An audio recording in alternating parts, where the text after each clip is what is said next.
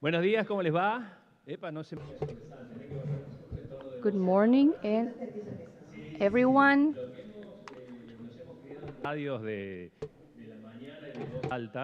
Welcome, everyone. We're so glad to have you here.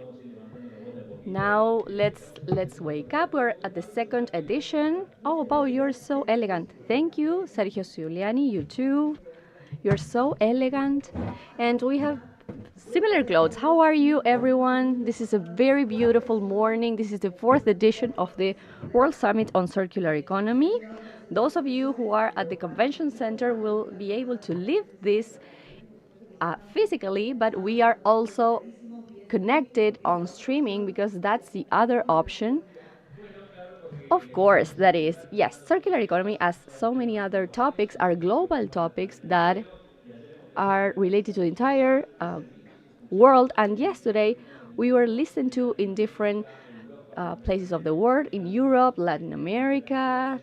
There were some interventions and responses from Australia and different countries and continents. So we'll be working for all of you who are here watching us and some other places in the world. Yes, would you like to do a summary of people who are watching us on streaming? But the amount of people who were here at the convention center, that was so amazing. Over 1,500 people during the entire day. And there were a lot of people who came here not only to listen to the speakers, but also to know, to visit and to see everything that people are doing. Today it is a little bit colder, and as you said before, 1,500 people came here on the mobility stand, 4,000 people on the fair for circular economy, 180 people could enjoy the test drives. I really, really encourage you to go and do that. And you can also post that on your social media with their hashtags to be able to share everything that you do. 820 people participated in circular experiences, and a lot of them in education too. We'll thank those of you who are the hosts and organizers, in a way, of this fourth edition of the World Summit on Circular Economy. There are Ente Municipal BIOCÓRDOBA, the Secretary of Circular Economy and the Environment, and also the Municipality of Córdoba, and there are main sponsors who have made this possible for us to meet again, and in a way that is more powered, because year by year it gets better. Yes, the government of the province of Córdoba, the Ministry of Environment of the province of Córdoba, the Ministry of Infrastructure, Córdoba Turismo, Bancor, that is the bank of the province, Lotería de Córdoba, EPEC, and Santander. And one thing that, not only for those of you who came here, but also those of you who are on streaming, they were shocked by the place. This venue, Juan Bautista Bustos, is so great and allows us to have such a great event and everything that surrounds this area, right? Yes, I would like to ask you, is this the second day you're here? So you came yesterday, right? And could you look around, go to circular experiences, something that caught your attention? I saw you at those stands, and I was asking for the price of the couches, the tables, for foundations, and for everything that is managed by the municipality. Maybe they are not on sale, but probably in the future. Well, you can take their cards. I'm an activist, as I said always. Well, the day after tomorrow is Father's Day, so maybe you can pick something here for them. If you're watching us all over the world, maybe you have a different Father's Day. This is not the world's Father's Day, but here we celebrate it this Sunday. So those of us who are fathers, we have the possibility to be with our families, and that's great. Well, we have 120 speakers, 1,200 meters of cardboards to be used, and all of the furniture that is made out of this, well, we are standing on those. Yes, these stands are made out of that living, those living pieces of furniture are made of that. We had a lot of mayors here, and the support of this furniture is very good. Yes, we have banks to sitting areas. 800 kilos of waste were used to decorate this stage, this venue. Yes, the word garbage or waste is connected to very beautiful elements for the decorations that make this venue so elegant. What caught your attention too was the amount of students, right, that we had yesterday. Yes, and they were planning to come today too. They are the drivers for this change to be complete and not only be a theory. Yes, it starts with them, with primary school students understanding what circular economy is, using games. There is a specific place for education that is wonderful, and we insist, because we were on a meeting for Telefe, and we insist on you to come here with children. You will have the entire space for the fair, for children to learn, to have fun, and to eat delicious food, of course. Do you have your cell phone ready? My cell phone, yes. Do you have it ready? Do you have it in your hands? What do you think if we take a picture of the scenario, of yourselves, and we use some of the hashtags to be able to share what's about to happen? Is that a selfie? Are you taking a selfie? No, I don't love myself that much. Well, maybe the two of us could appear here, right? And maybe use the hashtag. 1 second. Thank you. Córdoba Circular, or hashtag Economía Circular, Circular Economy, or hashtag Cumbre de Economía Circular, and we can upload our pictures and share. You can also tag the municipality. Okay, we should start now with the first panel of the day. Instruments of financial institutions We will have Tomas Mujica, specialist in public policies and management with external projects. He's from the Ministry of Science and Technology. A round of applause for him. We will also have here the speakers, Lucas Peverelli, virtually. He is the managing partner as Business and Sustainability. Facundo Sanchez Freites, investment officer of IFC of the World Bank. And Osvaldo Luis, assistant general manager of business intelligence at Bancor. A round of applause for them too. Come on, thank you. Good morning, everyone. Thank you so much for being with us today.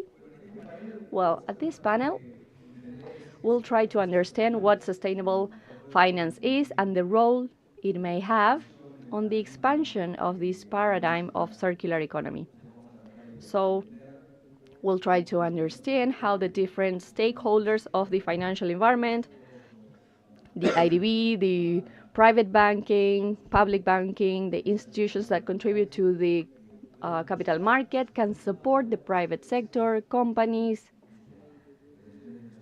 also civil society associations, for them to develop this transition into a new model of production and of consumption, and also to try to understand what's happening with sustainable finance in Argentina specifically, and the evolution of the area, the perspectives into the future, and also try to show you, to tell you the tools that are available for the private sector. So we have here the three experts that were already introduced. I really thank you for your participation, and maybe you can tell us a little bit about your experience and share your knowledge on the area.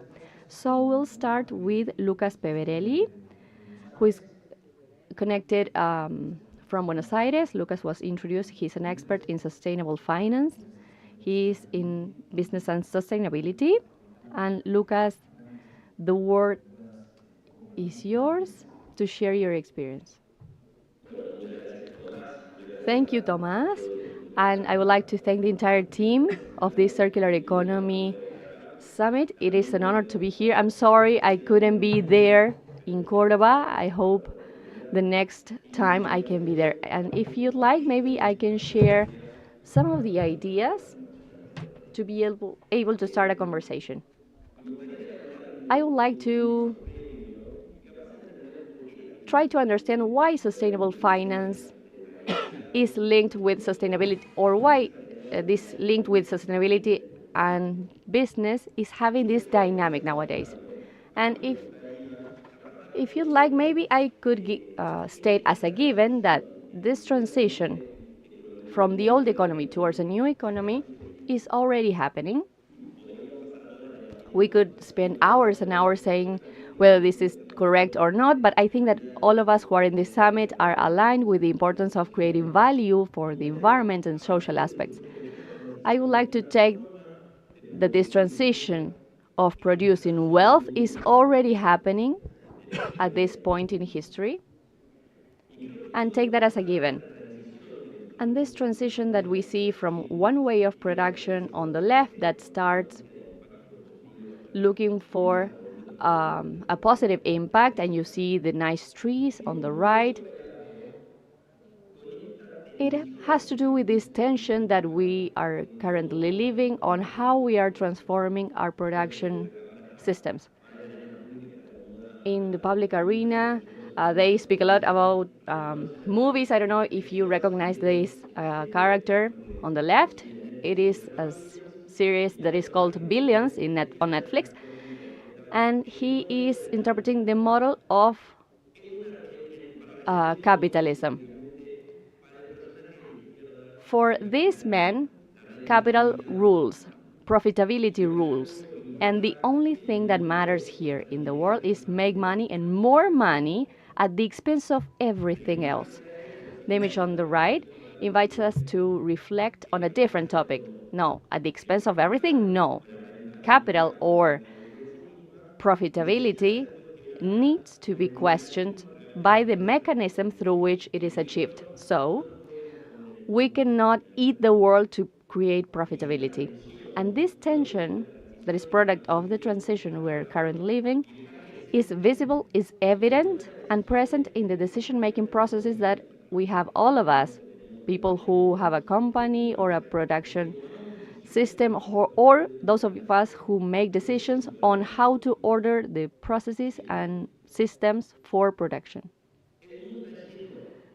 The world is filled with problems, that is obvious, and this picture shows three basic problems that we are currently facing as a society, and that has been happening for a long time. You may call it climate crisis, social crisis, or the look for social license to operate, but it shows that we need to look for new models of businesses that encourage sustainable development. Okay, so far we all of us have been talking about the same thing, but on this image you start seeing a new topic on why sustainable finance is getting more and more important in today's world. And well, this is an opinion. It has to do with the fact that at some point in this chaos that shows the image of the world, what's happening in some parts of the world too, there were some smart people of finance at that point who analyzed or identified that companies who could reasonably manage the environmental risks and the social risks that were behind their businesses could provide a better ROI or profitability than those companies who didn't use these management problems to address the social and environmental issues. So we start seeing a new concept on how the social and governance verticals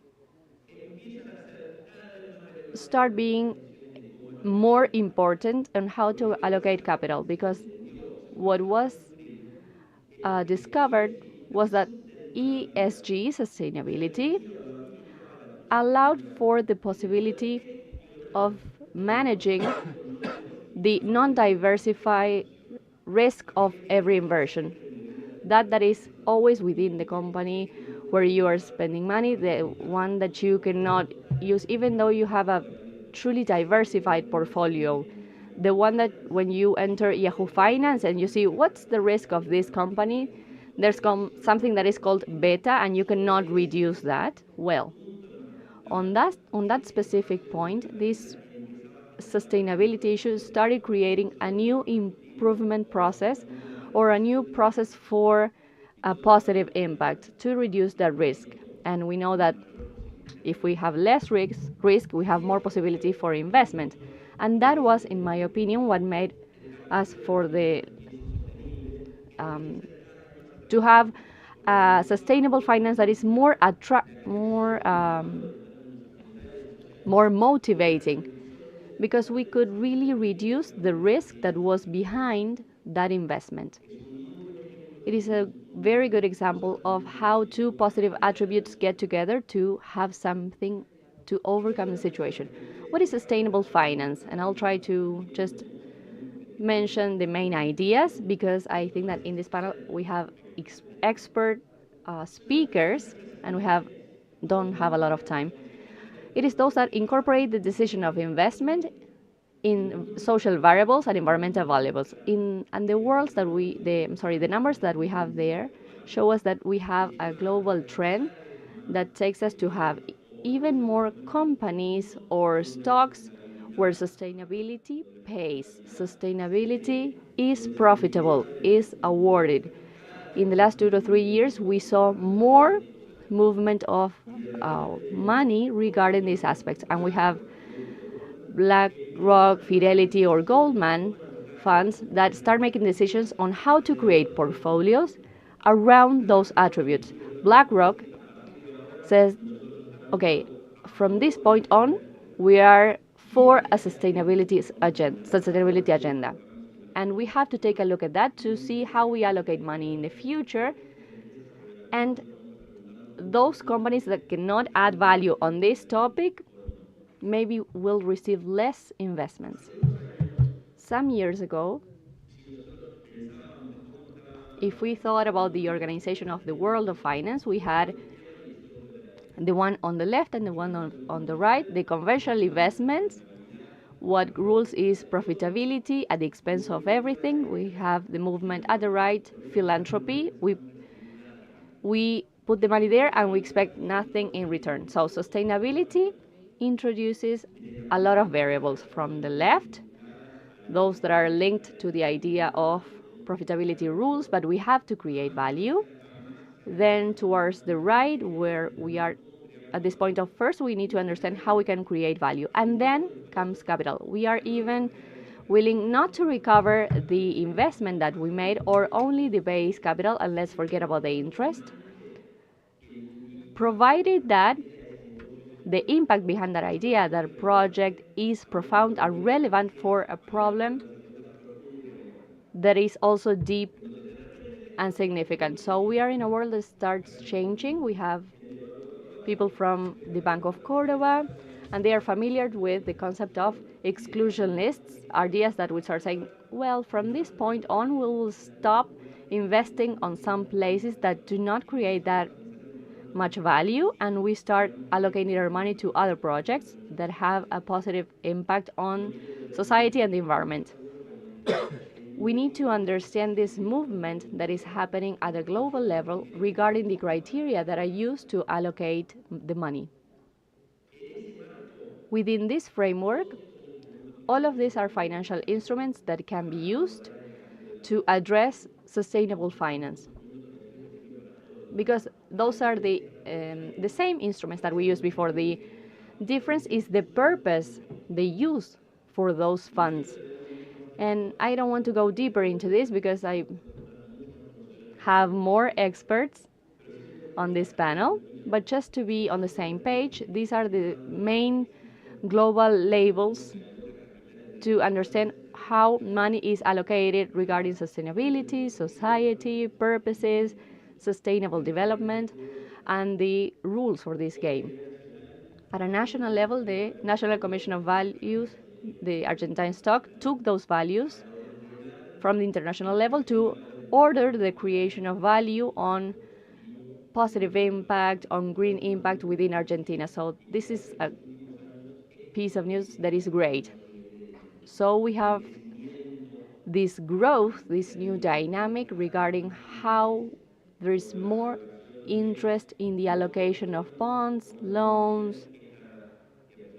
This slide only talks about bonds, but there is a growing interest in investing in businesses and projects that create processes that create value and generate a positive impact on the environment. They are closer to the market. So far in Argentina, and we also have some data on 2024 that we should add that are not here. We can see this growth exponentially. This is exponential growth. Even though we had so much problems within Argentina, as you know, this has been growing. So there is interest in this, and all of the companies that went to the market have been able to use this successfully. And why do I say this? We are at a summit of circular economy. Circular economy that I think that itself integrates with great clarity the two most important verticals we have talked about: the environment, the positive environmental aspect, and the creation of social value. Particularly in Argentina, those two topics are very integrated because most of the circular economy systems are very focused on the social value apart from the environmental aspects. Within this framework, most of the projects on circular economy are projects that, within these global principles we mentioned before, create or qualify or may be understood to create impact in green, in social, in sustainable development of the 2030 agenda areas. Within this context, we can see a great opportunity to go even deeper into these dynamics or these exercises to create value that are supported on the fact that capital is not so far away, or maybe that it is even closer now. And from that space, we can create with a strong link what we mentioned before regarding the links or associations on how we create a production process that creates profitability and that also creates a positive impact on the environment and society. Within this, we're working on this arena, and it's a great arena to work in the future as well. So with this, I I close my comments. I'm very thankful for the space you gave me to be able to talk about this, and I'd be willing to listening to the other speakers of this panel. Thank you, Lucas. Very interesting presentation. We'll continue now with Osvaldo from Bancor. Thank you. It is an honor to be here in this fourth World Summit on Circular Economy. Bancor is a leader regarding triple impact economy. We're a driving force. We're working within the organization where we learn about this transition we're going through from the traditional conventional production systems to circular economy, where we look after the environment, where we see the importance of driving social growth, and we're working on governance as well. That is to see how companies are working in this sense. Yesterday, there was a presentation on this. We have a specific framework, a structure in place, not only to assess the companies where we're going to allocate the loans, but we want to be the leaders in the sense of drivers, the driving force. So if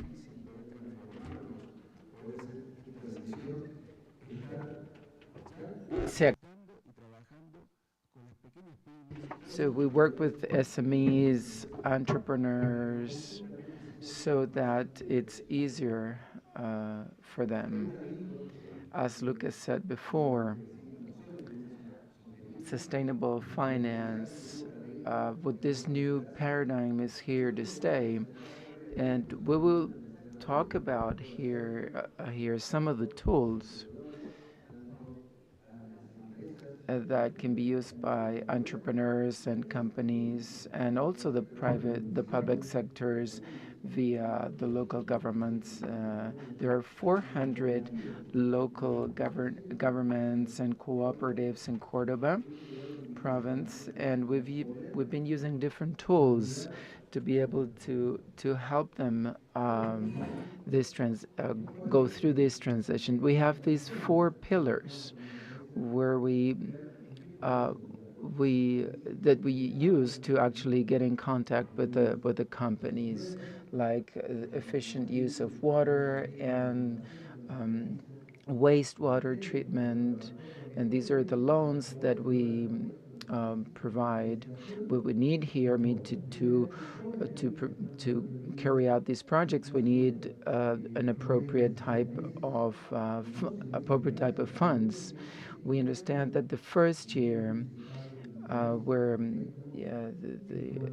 the companies only pay for the interest, and with the savings that are accumulated, then loans become more affordable. We have very specific actions, sustainable actions on production systems in order to actually take this circular economy to companies to go from exploitation, extraction, and waste to a sustainable system, so we can actually recover this waste and use it to manufacture new products. We are also working on renewable energies and reconversion and energy efficiency. Just, for your information, we have specific tools that support energy efficiency. We have some success stories. We're working on redistributed energy and the creation of redistributed energy. Córdoba produces 40% of the total of this energy that is produced, and the surplus can be turned into the national grid. And finally, we're working on different tools that have to do with climate change and how we can support climate change projects in order to improve the living conditions of our city. Our leading program is Dale Eco. The program aims at funding investment or acquisition projects, to acquire capital goods that aim at improving the efficiency of the energy efficiency and the energy distribution generation, so as to, these projects that lead to triple impact. This program, we were able to build partnerships with different companies. First, we trained customers or clients that were seeking for funds in order to improve energy efficiency, but we also got in contact with all of the company providers so that the loan is provided actually by the companies, advised by experts on the subject. And the synergy that was created in this ecosystem between clients that are looking for funds and the companies that can actually provide for those funds in the form of loans, and to be able to reach each of the to the whole province. And these are the interest rates and terms. 60 months and 12 months, and then a variable rate of interest, variable rate, and or a fixed rate that is quite negative considering all of the inflation rate we currently have. And I believe this is the most important slide. All of the strategic partnerships Bancor has with all of the companies from Córdoba and other provinces. Each of them, and we can see it here, there are many, we're increasingly contributing, we want to actually expand this so that we can have as many companies as possible. These are provincial programs. The province of the government of Córdoba has been fostering a lot of these programs. We have over 60 parks. And then we have these green warehouses, and these industrial parks are also complying with all of these standards. and contributing to carbon footprint.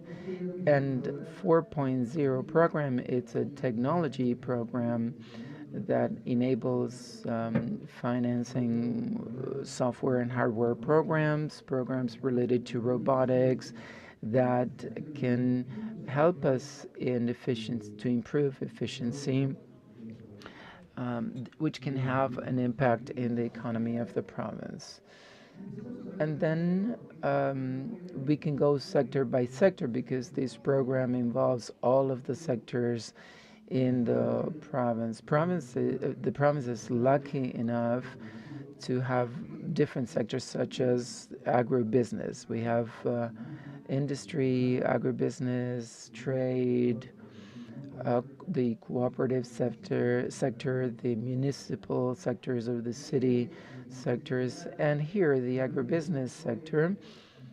We have different lines so that triple impact economy is increasingly present. We have different cases of using waste, and this waste is transformed into goods and materials of new projects. That is, this industry has diversified.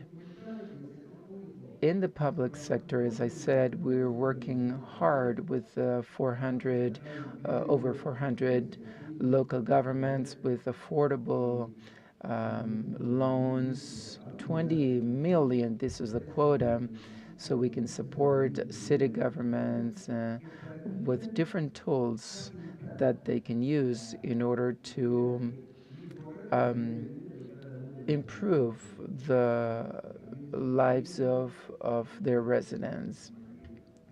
Different machinery, robotics that can be used, that can contribute to a more efficient use of water. In the same, along the same line, we have the different terms of interest rates to support cities.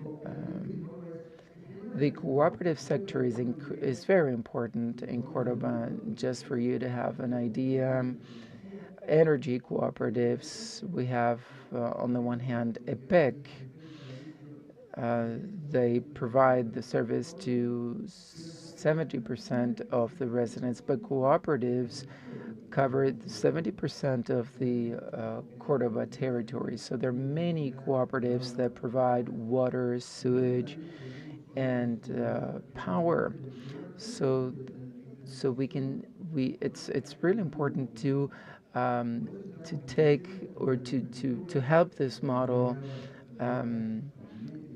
or to help them get on board of transition. So here, all of the tools that we provide improve the lives of the residents of these cities, but we want to also drive this change because people can learn about the different activities that allow them to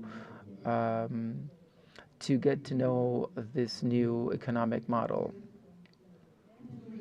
And these are real stories. For example, the Apugio Cooperative, where they changed all of the lighting, street lighting.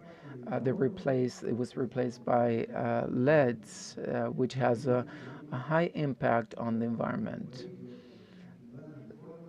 The Bar Association of Córdoba, where they have been able to build a green building. They use photovoltaic power that is used to, well, actually supply power to the whole building. And then a supermarket chain, Cordies, they're replacing also their lighting system by LEDs, and we have many more stories to support. And Bancor has a big challenge to design and think their products and processes. I mean, to change the way we do things, because before it was quite bureaucratic. We had to have clients come into our offices to get the loan. Now we, which is the loan that is, that is really difficult to get, that involves a lot of paperwork. For example, these loans that are used to buy property or houses, for example, because then we have to take a look at all the schematics and the drawings, if the people can afford the loan. And we decided to launch a platform, 100% digital loan. And if we could do this, we could do many more things. And for 2 years now, Bancor has this household loan where the client, they only go to the office to sign the agreement. Both the buyer and the seller use a platform that is called Apto, that is in our website. You can go take a look at it. And on the one hand, you have all of the buyers that enter all of their documentation that certifies that their house is in right conditions. And customers can actually request a qualification just to know how much they can afford. And this is how we match both the request for the loan and then the house that actually matches these conditions. And in 45 days, this request can become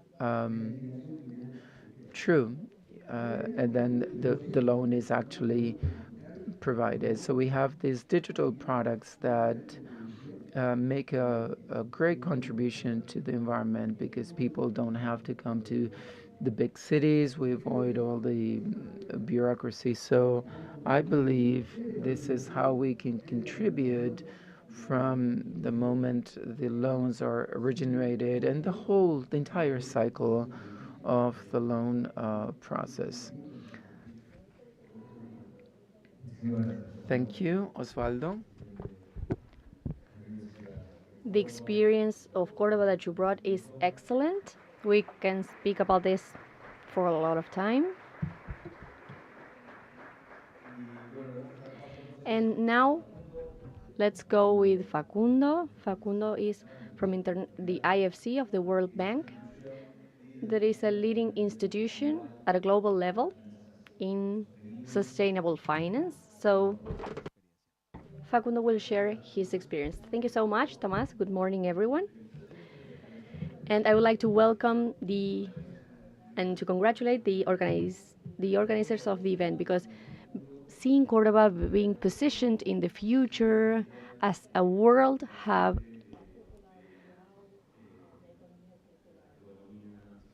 for circular economy is great. And the truth is that that future is already here, at least within the global architecture of finance and project financing. As Lucas said before, some years ago, the projects to fund economies that had less impact on climate change, that are more socially sustainable, particularly talking about circular economy, that was an added value, but that has been accelerated. And for during the last years, this is not an added value, but it's also a requirement. Global banks, the Multilateral Development Bank, too, they are start having indicators, goals that allow them to finance in a lesser degree those industries using fossil fuels. And there are some targets on minimum funding for projects that could not mitigate climate change. And now those that are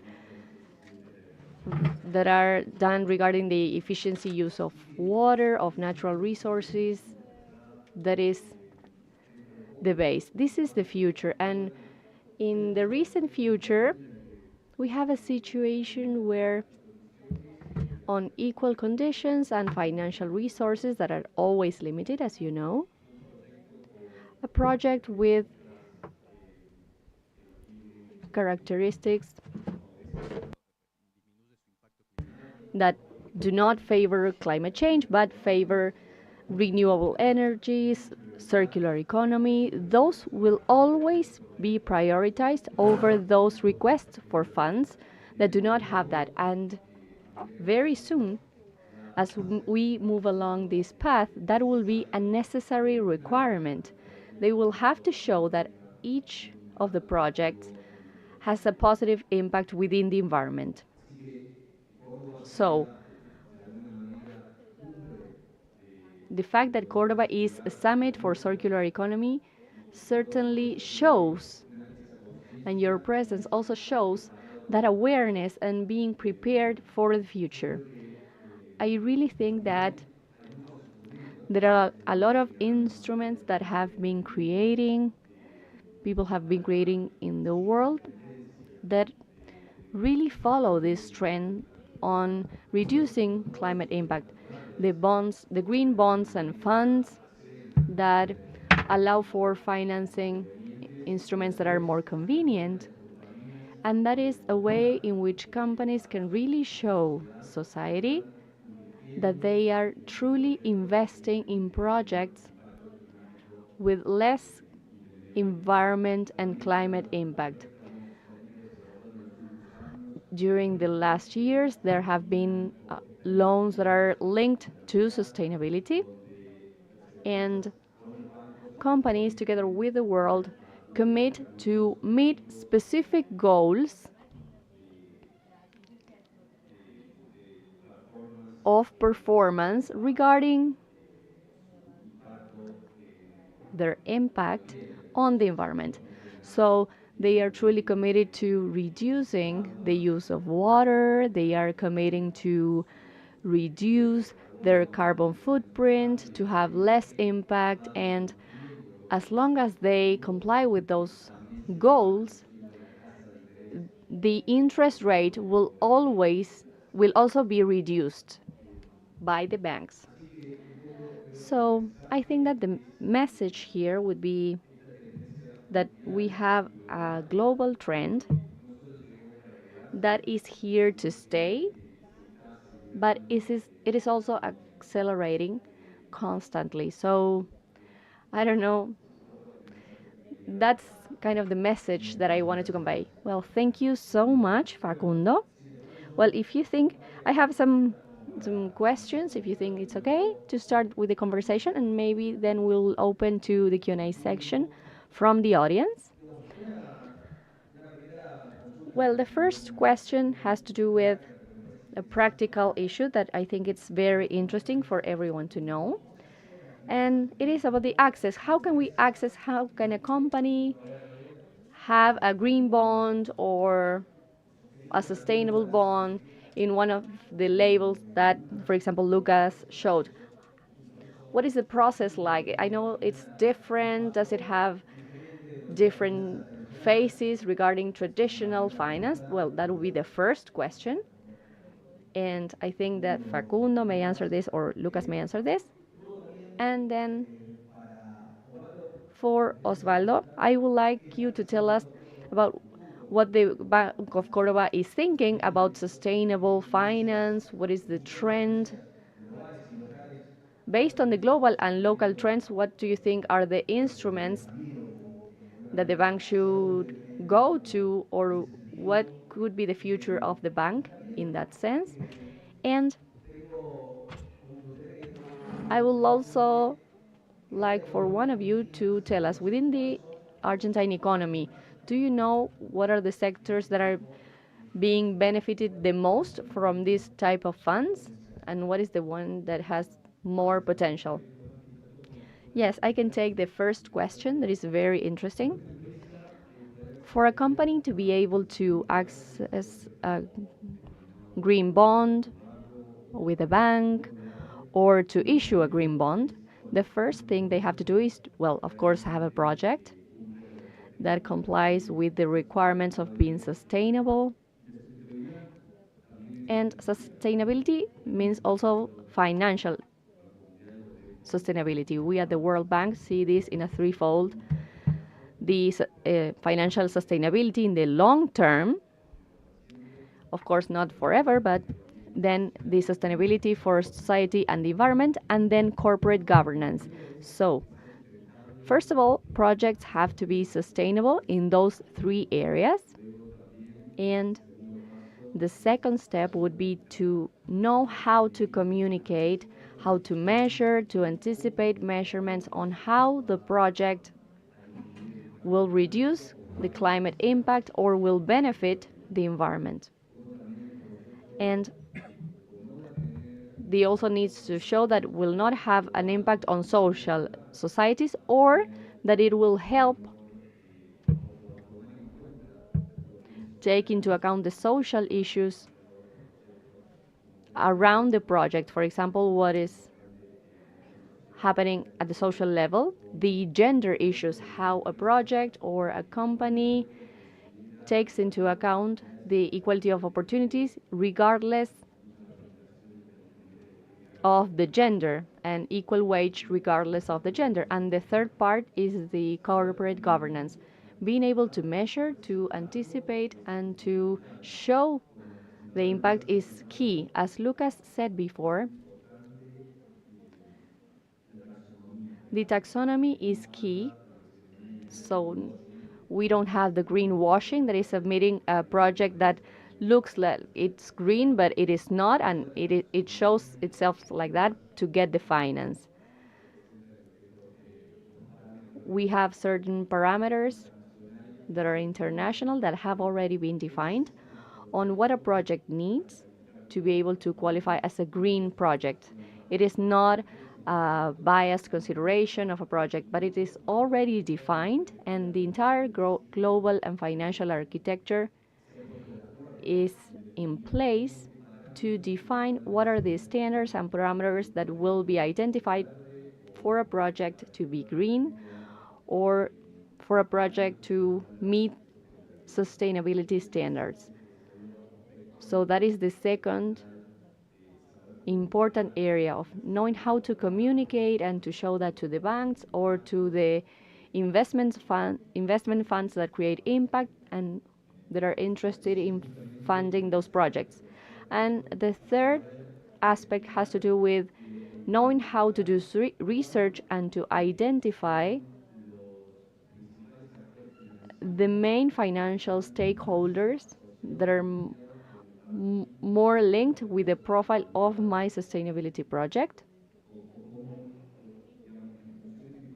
or how can my project reduce the climate change, what are the different stakeholders that may be more linked and interested in funding those types of projects, and doing research on that, then going to the public fund, in multilateral agencies for funding, public funding, and trying to identify those that can be more interested in funding that profile of the project that the company or person is interested in.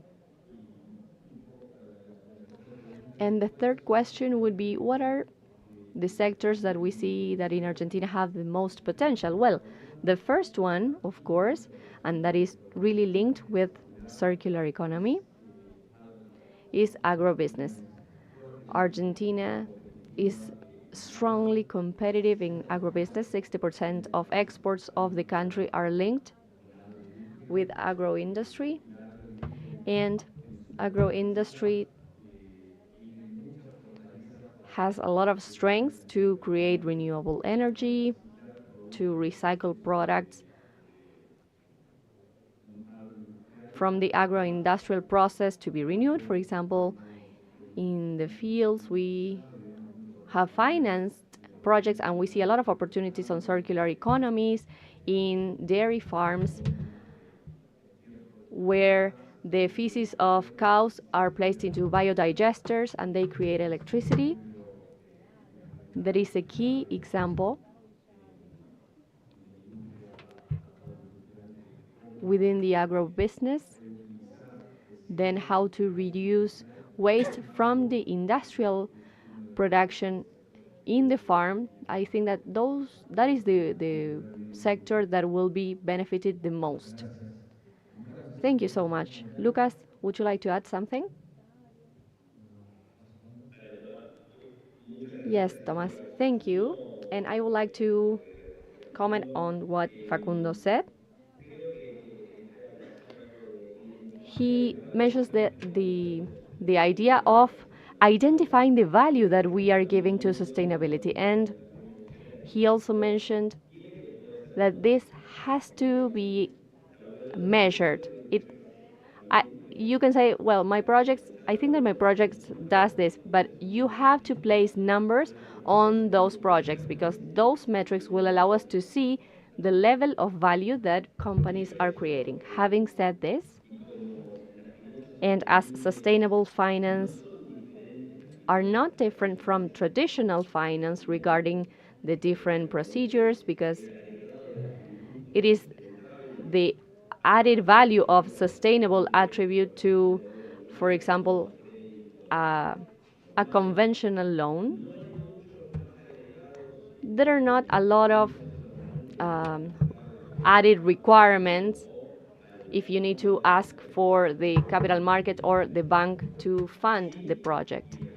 What is different, and this is very important that Facundo mentioned, to avoid greenwashing and for the market to fully understand how a specific project is creating value, there are some intermediaries, for example, those risk qualifiers or scoring agencies that also have an assessment of the sustainable attributes of a project. So, through this agency that scores risks, we can obtain this guarantee, this qualification that really shows how a specific project is creating value regarding sustainability, and that guarantees or serves as a certificate for a company to apply for a social bond or a green bond that is related to sustainability, because this intermediary truly verified that that was the case. So I think that is a great added value to be able to make these processes more transparent, also to promote those companies that are trying to get funds, and that's not always easy. And we need to understand, though, that recently they have been more accessible. The stocks market of Argentina has been promoting SMEs to go to the market and not to waste, not to, and to have the same opportunities that big companies. And that initiative is very interesting. So we are within a very exciting moment to address these issues. Thank you so much, Lucas. Now, Osvaldo. Well, adding on what Facundo and Lucas mentioned, I think that we are part of that intermediary unit. As we also said yesterday, within our management of credits, when we study a company that has requested a loan from the bank, what we also need to see is to identify how we can train the company for them to know that it is a time for a change in the production, and to be able to introduce those tools on the threefold impact company. We are being agents for this transformation. As the Bank of the Province, of course, as I said, we believe that being partnered with different allies, business allies that are devoted to supplying these tools to facilitate this change in the methodology is key. we need to have more capillarity. We need to continue working for this financing to be redirected to those projects. Specifically, in projects, regarding projects that we already have, we have launched sustainable mobility. Bancor has a special credit for everything that is related to mobility. We have funds on bicycles, electric bicycles, skates, and we have just signed the first electric car dealership, so that's why Córdoba is such an innovative province. The same line of credit for traditional cars includes the sale of the first electric cars, and that comes with the benefits of being able to choose between one energy and the other. I think that we need to be near the communities, and that's done through municipalities and cooperatives, for example. In 2022, we issued the first green bond of the Municipality of Córdoba, and from there we have the experience of the possibility of providing this instrument and to be agents of placement of these bonds. We are working with a lot of municipalities to try and multiply this venture. Last year, at the end of the year, Bancor got the best award, the awareness award, and this articulation with the bank and the different businesses and the client, that was awarded. And I think that's the main thing. We need to have a clear idea from Bancor that this is the way forward. We are thinking about a pricing policy that will also allow us to award this, to have a different pricing method if we have projects that collaborate with the improvement of the environment and of society. We understand that our commitment to benefit future generations is very significant. So we need to be convinced this is not something that comes from marketing of RSE that we need to comply with. This is something that came here to stay, and the value of the threefold impact will allow us to be sustainable. Thank you. Thank you, Osvaldo. So we'll start wrapping up.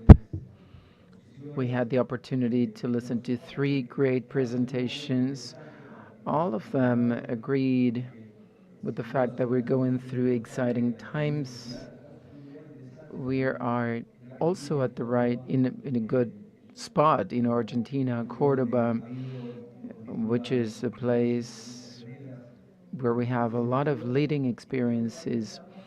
And I also believe that we're part of this event that contributes to something that it's really vital, that there's no separation between profitability and environment and our communities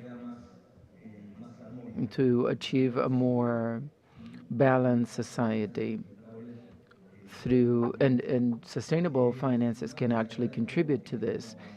Thank you very much to the three participants. It's been an honor to listen to your presentations, and I would also like to thank the audience for being with us.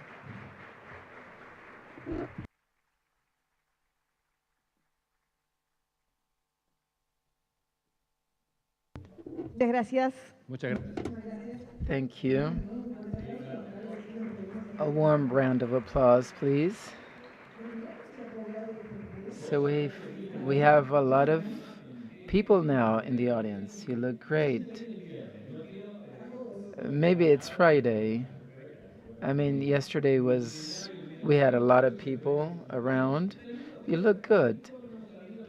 What's the weather like out there? It's nice. Great.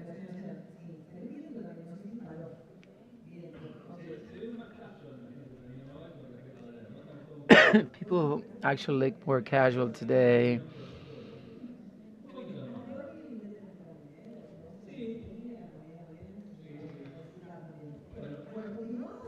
Okay, let's move ahead. Next panel, e-mobility, climate dialogue of the European Union and their relations with Latin America. This panel will be moderated by Claudio Puerteles, who's the president of APEC. Welcome, Claudio. And thank you. Speakers, Gaston Torturo, who's a European Union advisor in Argentina, and Alejandro Getting, who's a senior consultant of e-mobility for international agencies. Welcome. Good morning, and thank you. Thank you for this opportunity. Thank you to the summit organizers. It's always great to have, opportunities like this to engage in conversations with two experts, Gaston and Alejandro. E-mobility, which is a topic that it's an issue that is not heavily developed.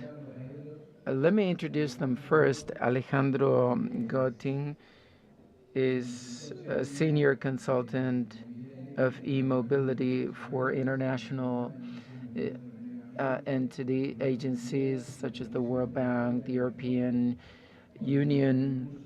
He is the coordinator of the e-mobility program at the University of Buenos Aires, facilitated of private public dialogues. He has a master's in social economy. He has experience over 20 years in climate action, e-mobility. I had the opportunity to share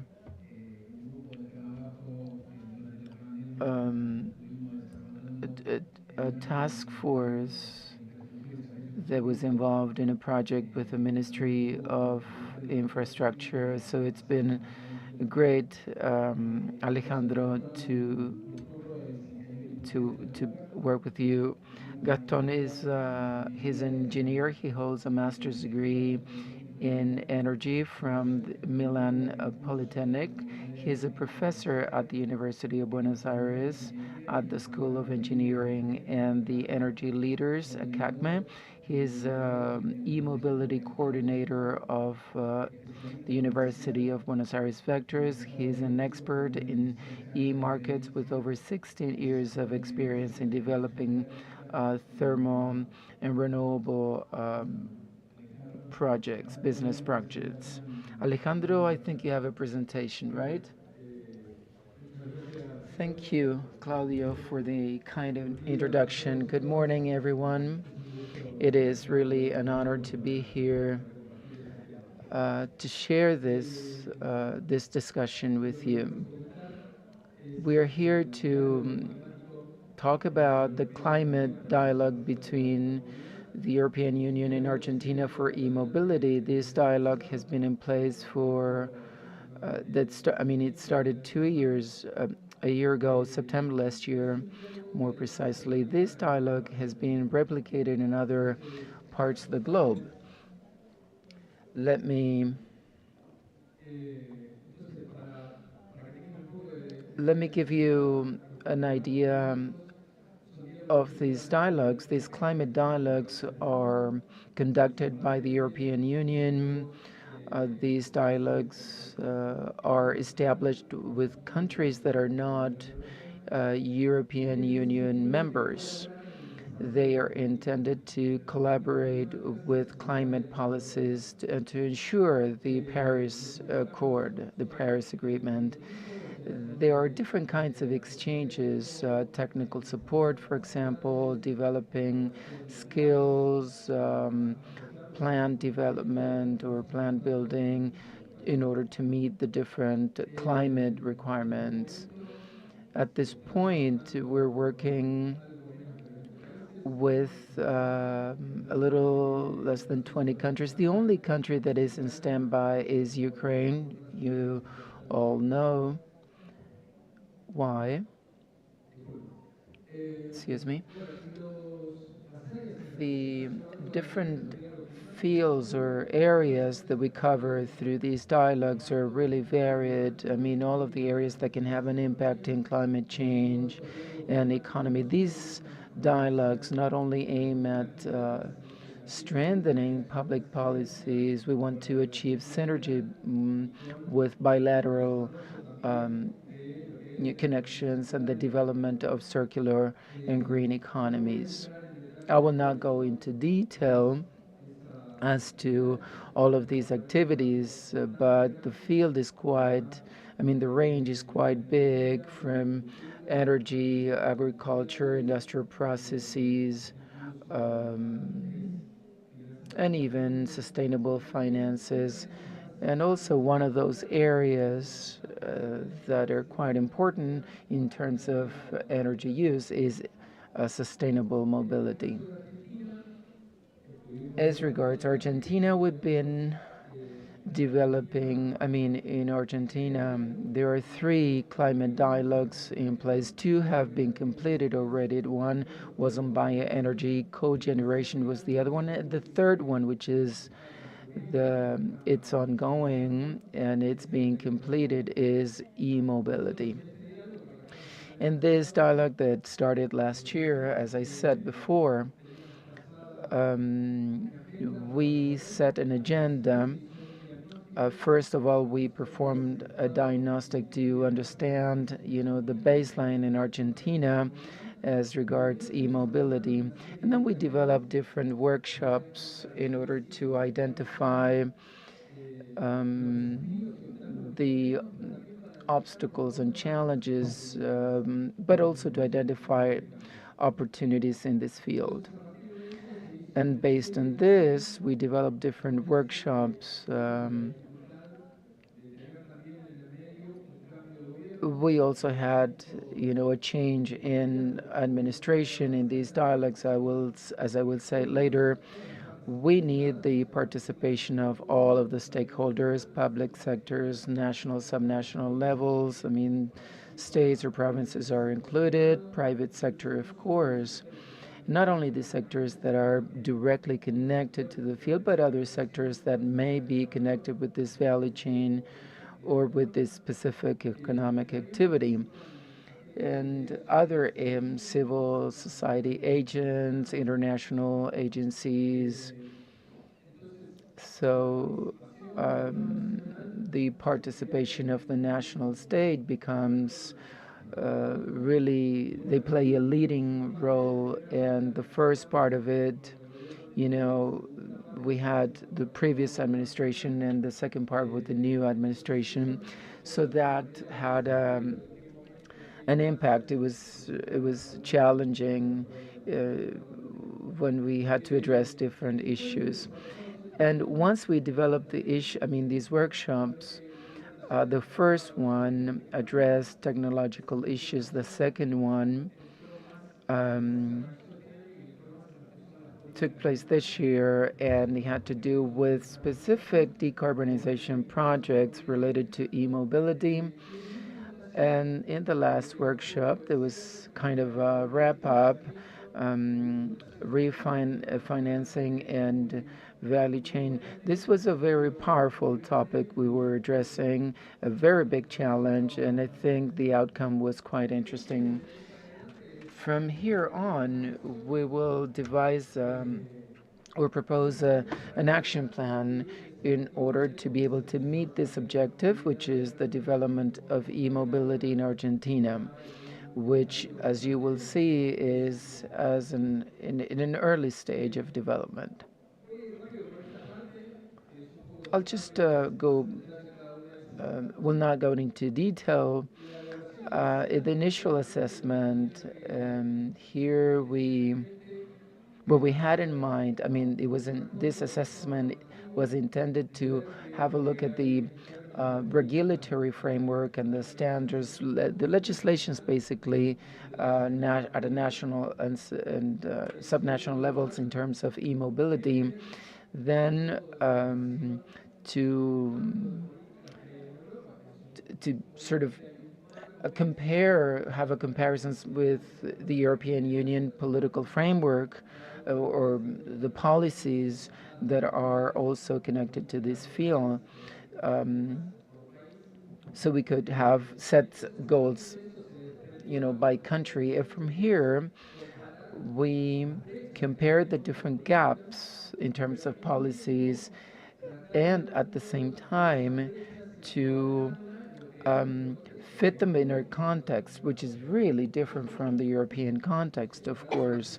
Let me just give you a quick example.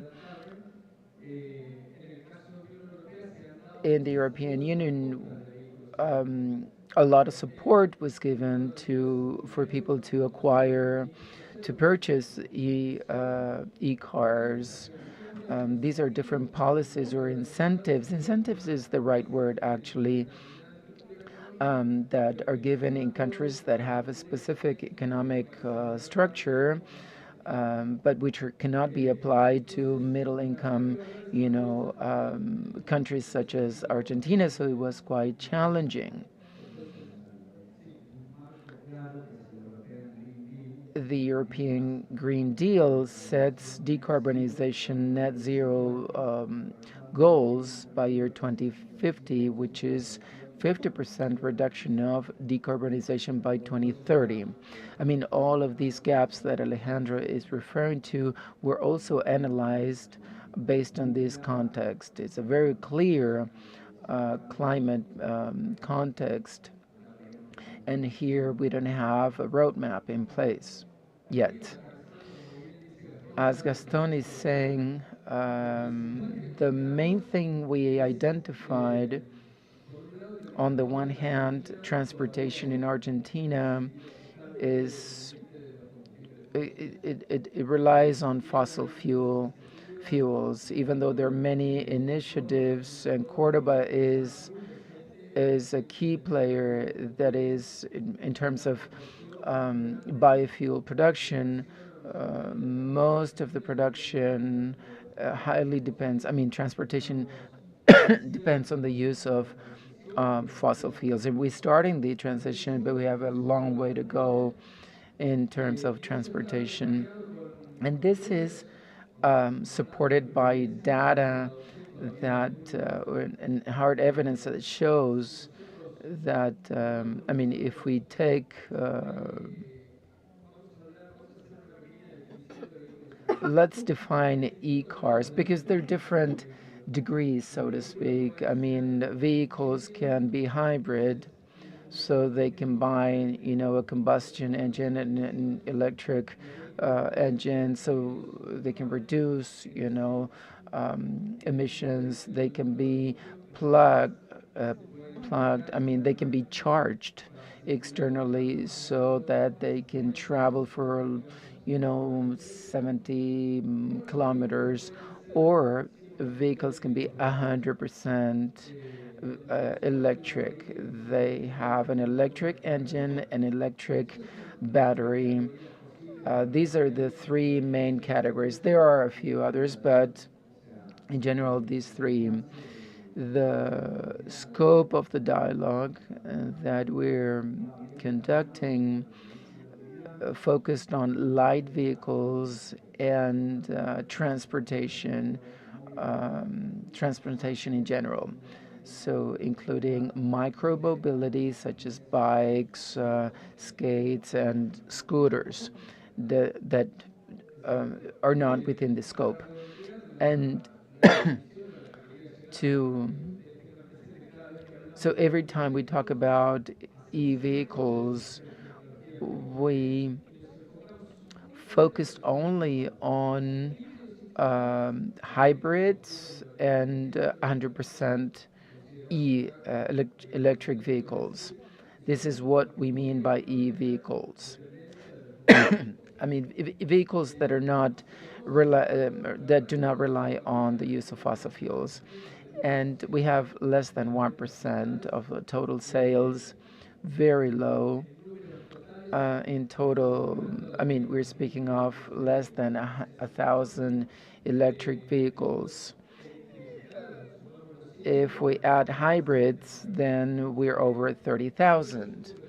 This is a very low figure at a global level, but it's a very low at a regional level, very low figure at a regional level too. It's less than what we have in Chile or Uruguay.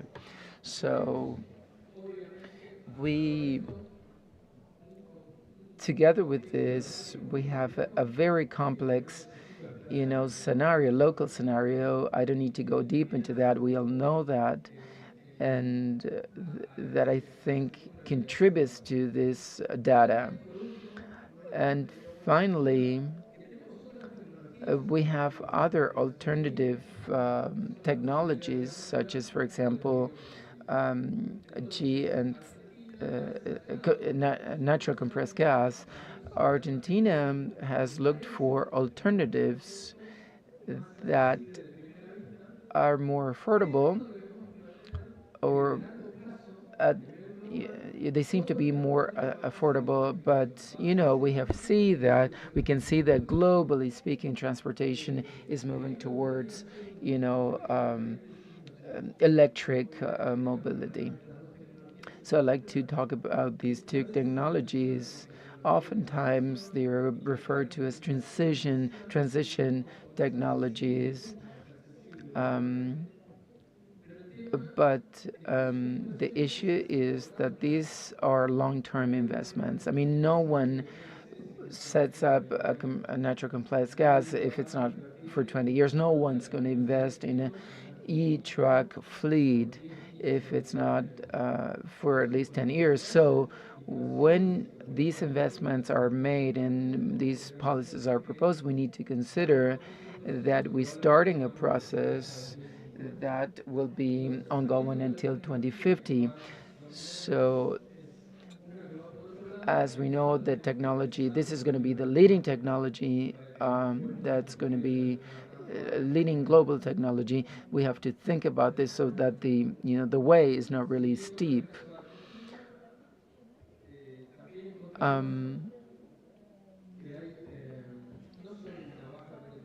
We not only have a low penetration of e-vehicles in Argentina, we haven't had policies that foster the acquisition of these vehicles. And I mean, these don't have to necessarily be, high costs. When we talked about the supports in Europe, they're more affordable measures, such as reducing, for example, the cost of the car maintenance, or maybe providing free parking for e-vehicles in the downtown areas, or having more chargers or charging spots. There are certain measures that can have a very low tax or fiscal impact, and these measures are not being taken. You can see this in section number 2 on the slide. For those of you who are interested, the National Adaptation and Mitigation Plan related to climate change in Argentina, this plan was passed in 2023, but it considers all of the mitigation and adaptation plans we had before. So all of them were brought into this sort of master plan that is fostered by legislation that was passed back in 2019. This plan is about over 1,000 pages long. You can find it at argentina.gov.ar. This plan involves a set of measures. These are not binding measures. These are proposals, a set of measures that deals with a gradual substitution or replacement of fossil fuels. This could lead to a volume of over 400,000 vehicles, including trucks and buses and vehicles in general. It also sets charging stations goal, because if we're going to have this number, this quantity of vehicles, we need the necessary, the specific infrastructure for all of the segments. As Alejandro was just saying, this plan is the first instrument that aims at landing specific measures for the Paris Agreement. I mean, this plan is supported by a specific piece of legislation, and number three is that the current national administration is supporting these measures, and they will be sustained for the next years. There's another plan, which is the Energy Transition National Plan, that has similar goals.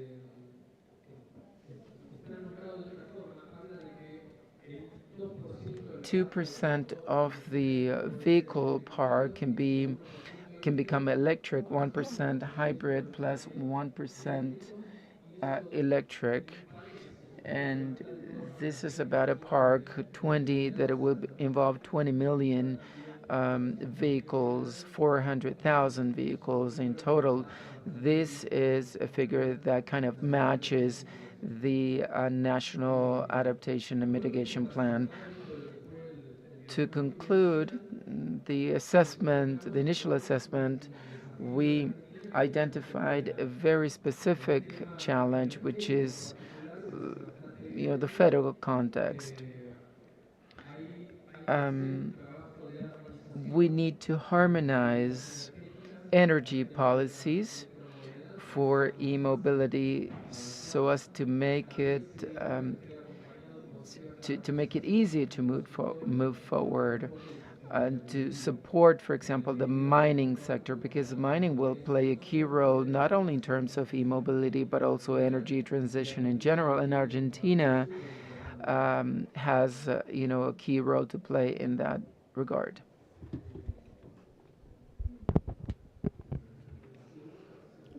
Let me go back to the other slide. There we go. These are some of the speakers in the 3 workshops. We had over 300 people participating, people from people throughout the country, of all the stakeholders, and the speakers, as you can see, came from the national public sector. For example, the Ministry of Environment, that now is the Secretary of Environment, was there, the Secretary of Energy, and subnational governments that are interested in mining. Córdoba also participated with the e-Bondi project. There is a project for electric buses between Juárez Tellman Station and the station of Córdoba. We also had international organisms, for example, the one of Biciclima, then the European Association of E-Vehicles, some chambers and associations of Argentina that are linked to energy. We had the private sector, both that are linked to infrastructure topics and also linked to vehicles in particular, and the supply of energy. And lastly, international banking for development.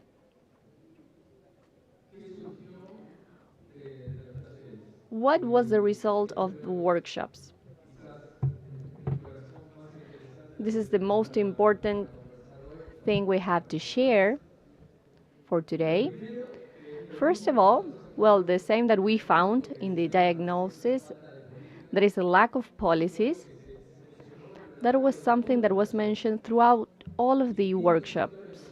Different stakeholders brought this to the table again. We need a clear strategy from the government to move forward on e-mobility, and sometimes it is not necessarily necessary to have some legislation that promotes this. We need to order the standards framework. We need to have very clear the standard of the connector of e-vehicles that Argentina will use. This is not defined yet. The countries of our region said that they will use the European connector. We want to use that connector or two connectors as Uruguay that also has the Chinese one, or maybe we would like to have the one of the US that is migrating to the Tesla connector. All of the dealerships in the US are adopting the Tesla one. At the beginning, it was the weird one. In the US, the biggest charging station is the one of Tesla, of course. We haven't defined this yet, but we need to have a definition to pave the way and reduces the levels of uncertainty for those who want to invest on e-mobility projects. So we need to have a framework. If we don't have a policy or incentives, maybe we should have a strategy and a framework for the rules. Then the second conclusion that was very evident was the difficulty to access funds.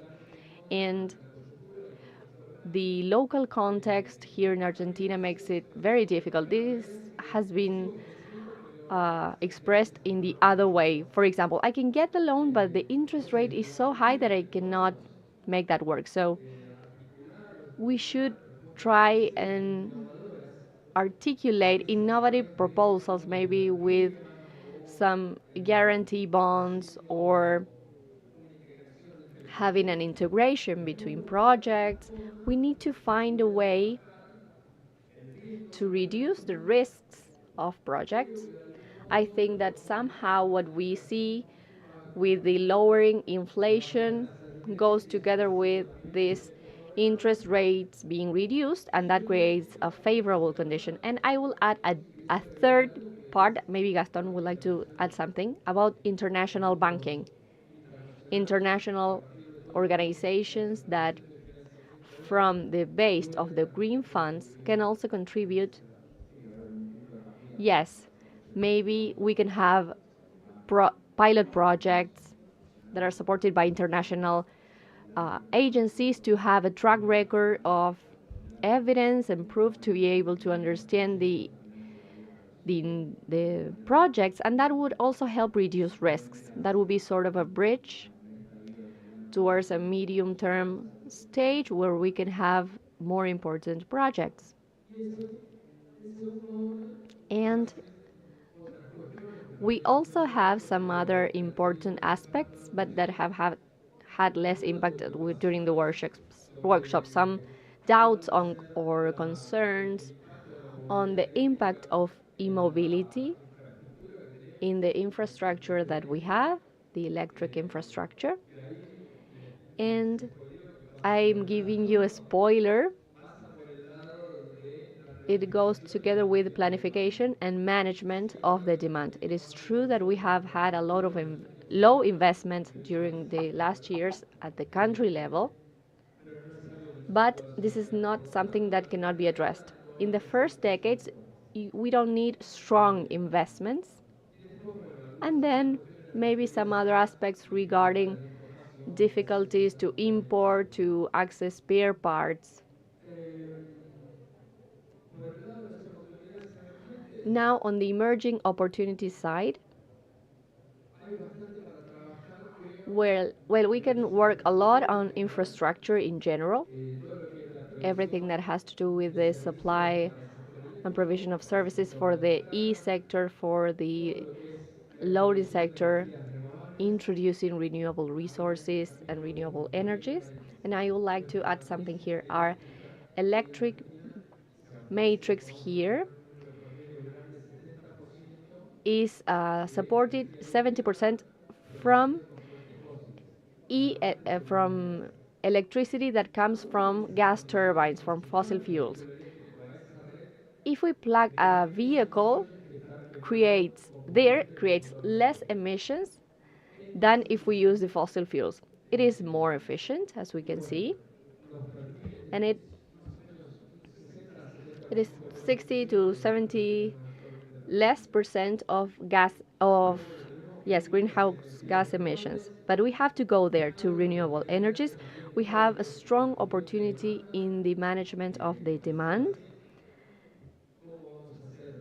As I said before, how can we make our distribution circuits absorb e-vehicles? At the beginning, we will have some hubs where electric vehicles will be first, and maybe in some other areas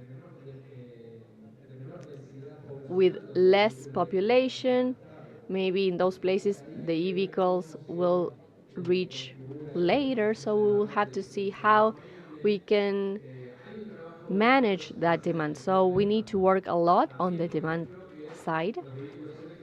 Electric vehicles should not be charged at the first thing in the morning or during the afternoon or at night, where we have the peaks of consumption, as it happens everywhere in the world.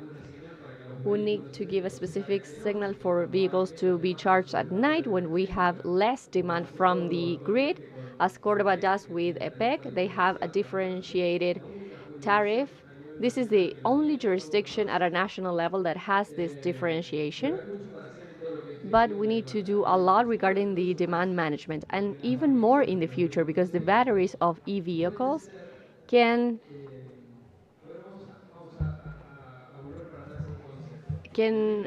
be different. E-vehicles has a battery of great dimensions, and it has a storing capacity that is huge. So let's imagine we had 500,000 e-vehicles in the country. That charge that I have in the battery that can be used to move, I could also plug the car to the grid and to deliver that energy to the grid. So electric vehicles are storing units for energy that is available within any part of the grid, and start being not only not an element that is risky for the energy, but it sort of works as a backup system for storing energy. This is in the development phases. Very few jurisdictions have this. For example, in Germany or in the US, they are testing them, but in the future, and particularly with the help of AI, the Internet of Things, this will happen, and we will be able to make these transactions. They are even talking about the energy market, where you as an individual can see and offer the energy from your card at a specific time for a specific price. So this is in the very long term, of course, but that might happen.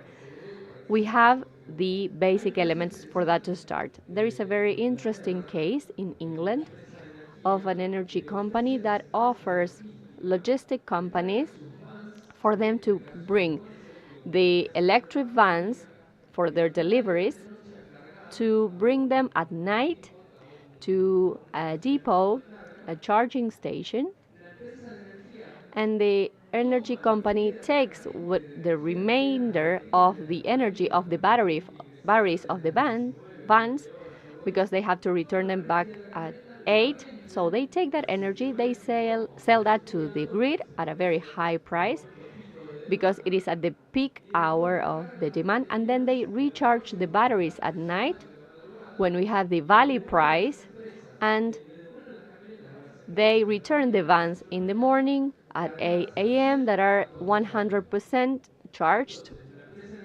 for $0. So the energy company does a business with that energy, and then the logistic companies also get the benefits because they have their batteries charged. We also have opportunities on lithium. Maybe you, Gaston, could speak about this. Sure.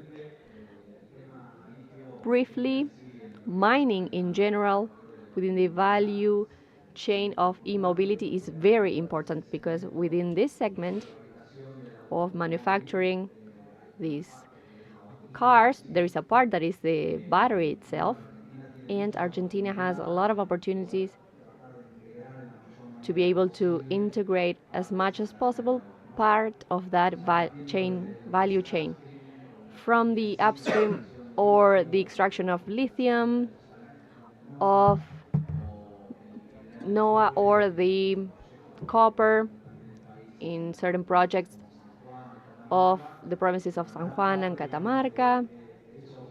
So those minerals are used in the entire value chain of e-mobility, not only in batteries. So this is very important to highlight.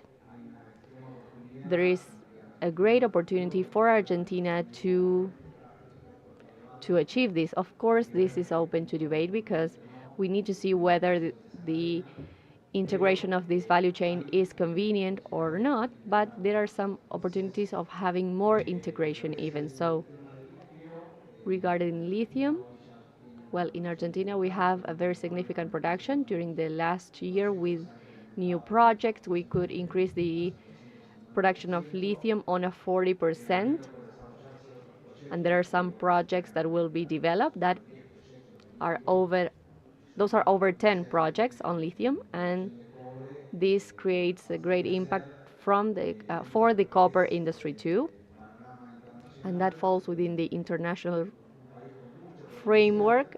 And Argentina has a lot of potential. The reserve has been evidenced, and now we have to move forward towards production. So within that segment, we think that in the e-mobility value chain, we have a lot of potential to be developed, and therefore a lot of policies to apply. And now we should give our closing remarks because I think it's getting quite long, and the idea is not to bore you. Well, the lessons learned from the European Union, this is what we can take from the policies that can be adapted.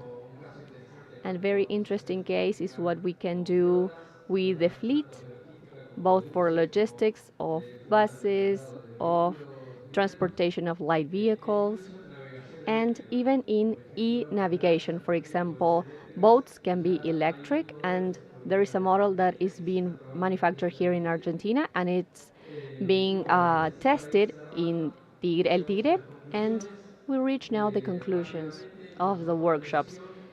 What caught our attention was the great interest on this, even if this is a new concept here in Argentina. The interest is so high on electric mobility. Then the two emerging factors that we have, the lack of a clear roadmap and the lack of access to finance or funds, then having a national strategy for e-mobility that is created in collaboration with the European Union is something that is very valued regarding the stakeholders because they are experienced on this, and we could leverage on those projects to get new funds.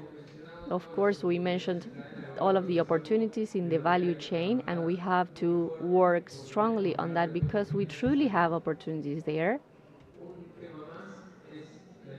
Then we have the automotive sector and the spare parts sector that we have in Argentina. What they requested specifically in one of the workshops was for them to be considered a strategic sector, and we truly believe they are. And lastly, we would like to mention the next steps. On the one hand, we will be working on an action plan, as I said at the beginning when I introduced all of the stages. We'll be focusing on these two guidelines, that is, being able to have specific policies and also to create and have access to funds, to financial instruments. And that has to be linked with the opportunities we have in the value chain, because that is the third important part for a sustainable system within our perspective. So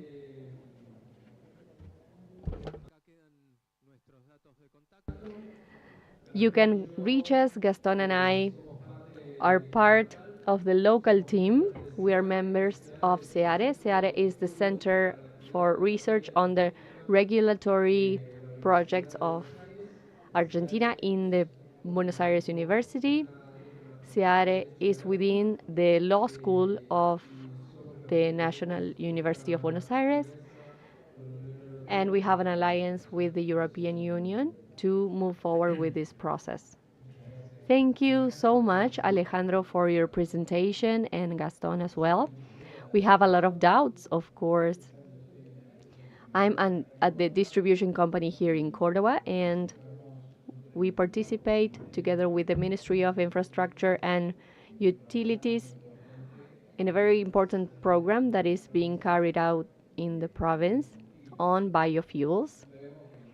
We see that biofuels come from the offer and e-mobility from the demand. Well, you need to buy the e-vehicle, but biofuel can already come from the charging station or the gas station. So that ramp that you mentioned before and what Brazil is doing, could you give us an opinion of the scenario you see as compared to that in the midterm? Well, the case of Brazil is very interesting because it has a specific configuration.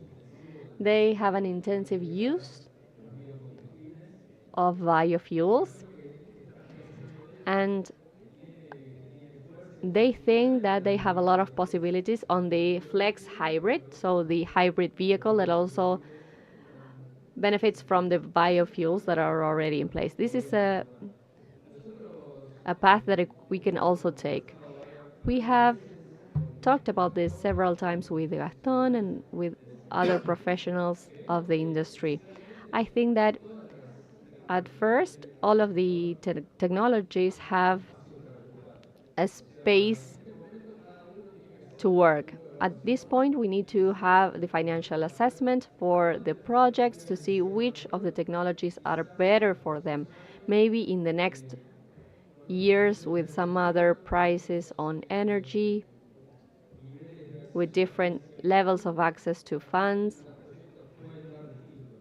maybe we can have different projects. So at the beginning,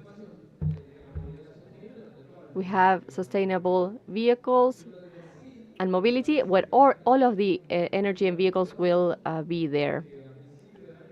In the case of Brazil, last year, 31st of December, and this first month, they launched Mover, that is a green mobility program that is framed within a more complete framework. They will invest $4,000 million within the next 5 years for tax incentives for new projects on sustainable mobility. And the assessment that they do, that is quite interesting, is it is not going for a specific technology, but they say we will measure the emissions of this technology from the beginning to the end. So measuring not only the emissions that come from the vehicle, but also the emissions for the production of energy, for the supply of that energy, for consumption, and later for the final disposition or recycling of the parts. And that is very, very interesting. Yes, and I would like to add something, Claudio. E-mobility has benefits from the systemic point of view. It is not only the vehicle what brings the reduction of emissions, but also given the volume or the deployment of fleets, the synergy that we can create with the grid with this new technology may be something to be assessed. When we talked about the moment when the vehicle will be charged, for example, the goal may be having a greater integration of renewable energies to the grid or the system. Well, part of the vehicle. Well, we know that an e-vehicle is a battery with wheels, and that can create this type of benefits. For example, storing renewable energy where we have an excess of the wind energy, for example. So when we evaluate those technologies, we also need to assess those benefits or opportunities for the grid. Yes, let me add on that point. There's a very interesting case of an island of the Caribbean. I can never remember the name, but they bid 2 years ago to include electric buses to the transportation within the island, and one of the conditions for bidders was for the batteries to be crilled to to crib cleaner energy, because otherwise they would be risking the energy supply. In the case of catastrophes, what they do is take buses to hospitals or health centers, and if they do not have electricity on the grid, they can take those buses, sort of a UPS. Well, Gaston, I will also like to ask you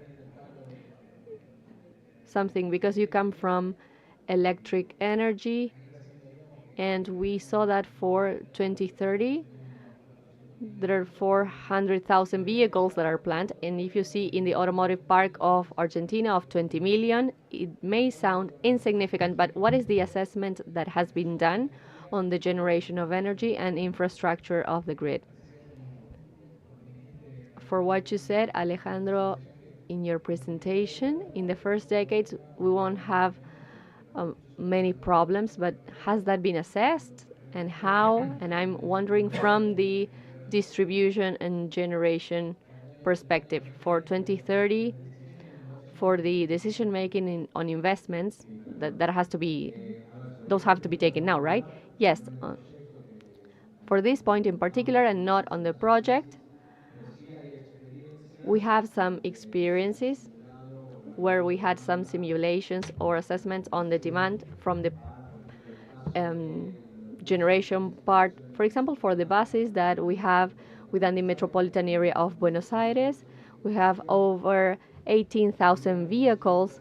If we took those emissions from the park to 2030, if we took the amount into account, it is not that significant for the generation park. We are talking about 2% of the national park or 5% of the demand in the metropolitan area of Buenos Aires. The main challenge regarding electric energy comes from distribution, as you said. So the infrastructure that has to support the application of the chargers, they have to be carefully studied and planned to allow for that segment to use electricity, a specific assessment to see where the charging stations should have. When we talk about light vehicles, we know that the vehicle is sent with a charger for the consumer to charge that at home during the night. But the problem for some of the first unit is non-existent. Maybe there is no problem during at night, where we have the valley of the curve with less demand for energy. But we need to be mindful of public charging, and that should be done during the day. We need to assess where those charges would be located depending on the power that they can create, and also to allow for infrastructures to extend the grid. But the great challenge is there in distribution. Yes, I think. Yes, and specifically with the chargers that have even more power to charge even faster. And we are also very interested in Córdoba on your opinion on the integration of the automotive industry here in Córdoba with combustion engines to the production of e-vehicles, specifically with the instruction of the main manufacturers that are not in line with the periphery countries. I think we need to move backwards in order to understand the global scenario. Most of the automobile industries that are set up in Argentina have their headquarters in the US or Europe. So, having a local decision made is quite difficult because the headquarter will determine where the highest demand is. In this case, at this point, most of it, the demand is in China, and then the rest, U.S. and Europe. And the other thing is that in order to manufacture the vehicle, not so much the vehicle, but the chain, the production chain, to manufacture batteries, they have to be close to the demand. So this issue hasn't been addressed in particular, but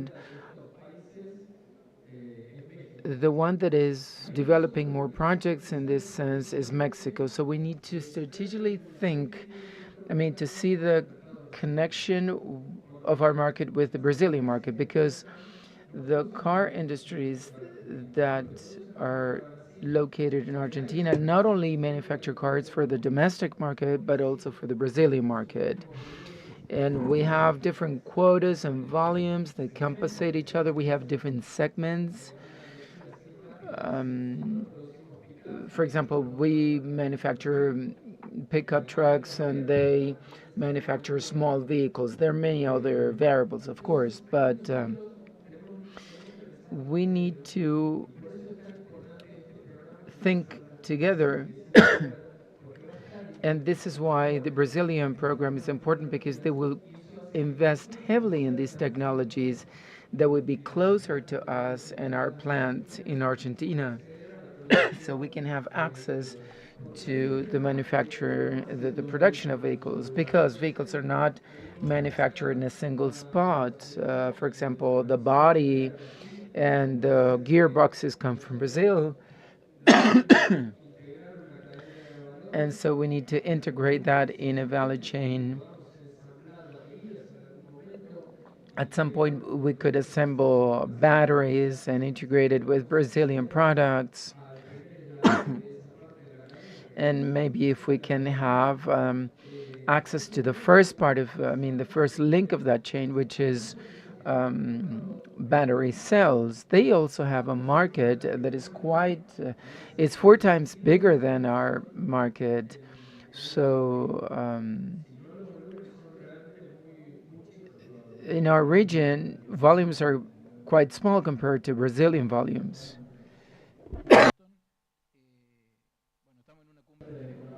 So we are in this circular economy summit, and one of the things that they say about the e-vehicle is the battery location.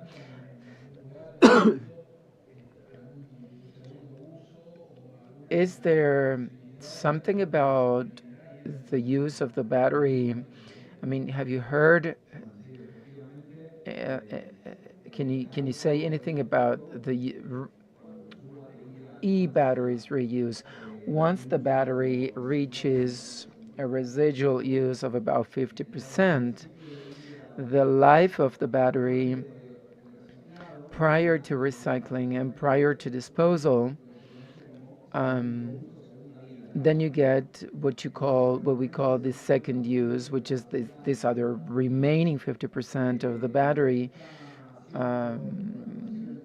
And this is what we're developing together with car industries and technology companies through different agreements, is to use those batteries to develop stationary banks to store grid power. And a lot of the pilot tests that are being conducted, these are quite large banks that enable to store high volumes of energy, and this energy is used for different kinds of services or public charging stations. So those vehicles that go to these charging stations and have stored energy in the second life batteries, they can be contributing to the circle of the economy of the batteries. And once the batteries are depleted, then the recycling process in Europe and other countries, they're conducting research in order to develop the recycling industry, because these minerals or raw materials that are used to manufacture the batteries, such as cobalt and lithium, these are minerals that can be recovered from the battery and can be reused for new batteries. When lithium market analysts predict future prices and volumes of the lithium market, they consider that in the medium and long term, the market will be supplied by lithium that comes from battery recycling processes. And then we have the final disposal. I mean, those batteries that for some reason could not be recycled or could not continue working. There is circular economy in the last chain, part of the value chain, and car manufacturing industries are looking closely at the beginning, the upstream of the batteries, battery production, for example, mining. So there are many companies that are developing agreements with mining companies. And this is part of, kind of what closes the loop or the circle. So there are many opportunities for e-mobility as part of the circular economy concept. And there are many others, of course. We're focusing on batteries. At some point, e-vehicles, do you think, will be as affordable as combustion engine vehicles? This is something that will happen once the cost of technology decreases. It will not take place the same way, it will not have the same impact in the markets. The cost of an e-vehicle, the batteries accounted for 60 to 60% of the cost of the vehicle. Today, it accounts for 30%. There is a measurement that is considered the cost of the kilowatt per hour of storage compared to what is required to build the battery. 12 years ago, 12 years ago, $1,000. Today, 100, maybe below $100. During the pandemics, there was a peak because of the price of lithium, but that kind of settled down. So this break-even point, maybe $70 per kilowatt, and that is going to be achieved in 2 hours. But that depends a lot on the markets. I mean, in China, you can buy a medium-sized vehicle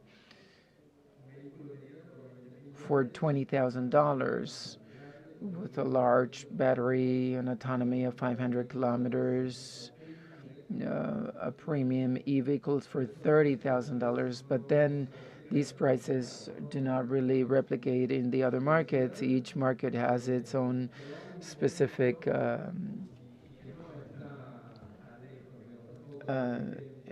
scenario. Maybe instead of looking at the cost of investment, it's capital intensive, so the cost of investment is high. I think we need to consider the use of the vehicle. That is, how many kilometers does the fleet or the car, can the fleet or the car go? Because then, I mean, there's saving in terms of maintenance because they have very few components compared to the other vehicles. Electricity is much more economical than fossil fuels. So I think what we need to assess is actually this, right?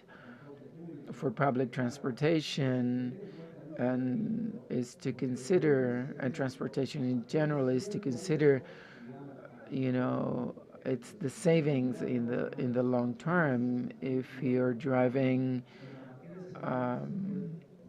70,000 kilometers per year, then you can say this is cheaper. It's what is needed is a flow analysis basically, but it is true that intensive capital is much higher at the start, but it can compensate later. Not long ago, there was this piece of information. I mean, savings and vehicle maintenance was about 80, 70, 80%. Is it still true? Yes. Thank you. Thank you very much for your presentation. Let's give them a warm round of applause. Thank you. Thank you.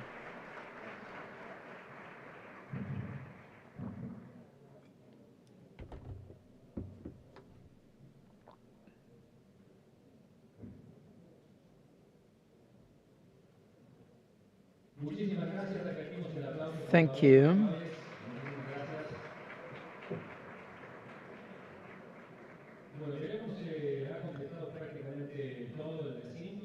So we have a lot of people in the main conference room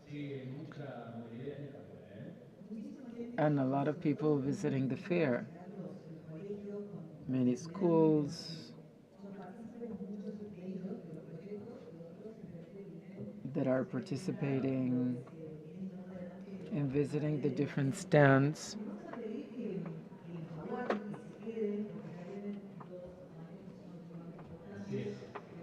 We'll be having two more panels moderated by Virginia Porcela. One of the panels,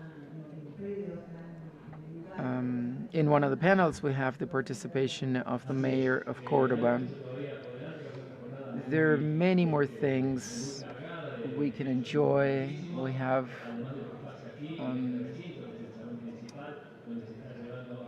many good presentations ahead of us. There are also other conference rooms, many activities for these 2 days. The convention center is really amazing. Not only the stage, the people here on site, the people that are listening to us on the internet, and the fair outside. I mean, the number of exhibitors that are out there in the fair.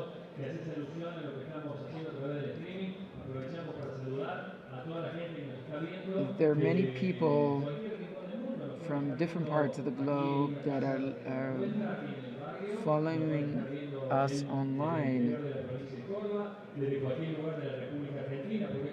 also from Argentina, because we're dealing with global concerns, Latin America, Europe, Africa. Today, you know that there are 30 projects that are in this contest.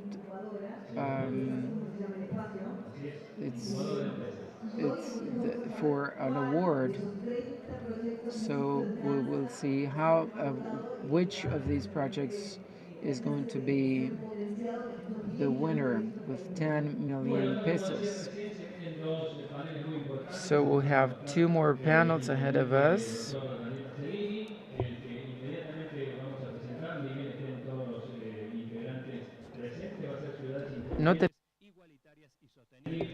So the next panel is smart, egalitarian, and sustainable cities. Okay, in 10 minutes, we'll have a break. Don't leave the room. Stay around because we're going to have a very interesting panel in this fourth edition of the World Summit on Circular Economy. Yesterday was a fabulous day, and I'm sure it's going to be the same today. So we'll resume in 10 minutes.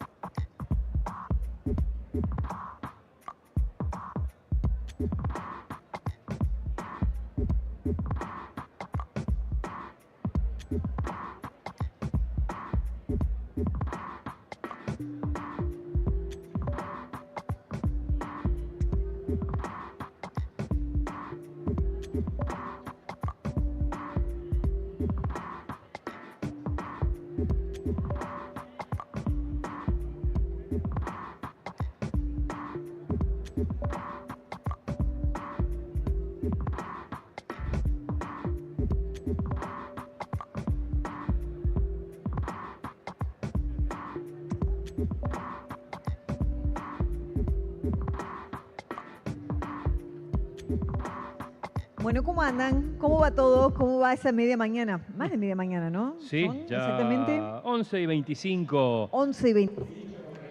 11:25. So we may start now. We invite you to have a seat because in a couple of minutes we'll start with the panel. We will introducing before. We invite you to take a seat because it will be very interesting. This is what we will have is key for Circular Economy Summit. In a couple of minutes we'll have Virginia Posela, that is the journalist for Infobae, and will be moderating two panels. One of them, that will be the most important one, is on smart, egalitarian, and sustainable cities. And then we'll have another one that is called Innovation and Science for Sustainable Development. And in a way that is connected to the other, because those are key aspects of the reason we are all here today. We are taking our places. This is a session that truly excites us. We can see all the people here. We haven't reached the peak hour yet on the audience because close to the midday we'll have a lot of more people. Yes. At this session, we didn't have the opportunity to take a look around yet to see what we discover, apart from everything that we discovered yesterday.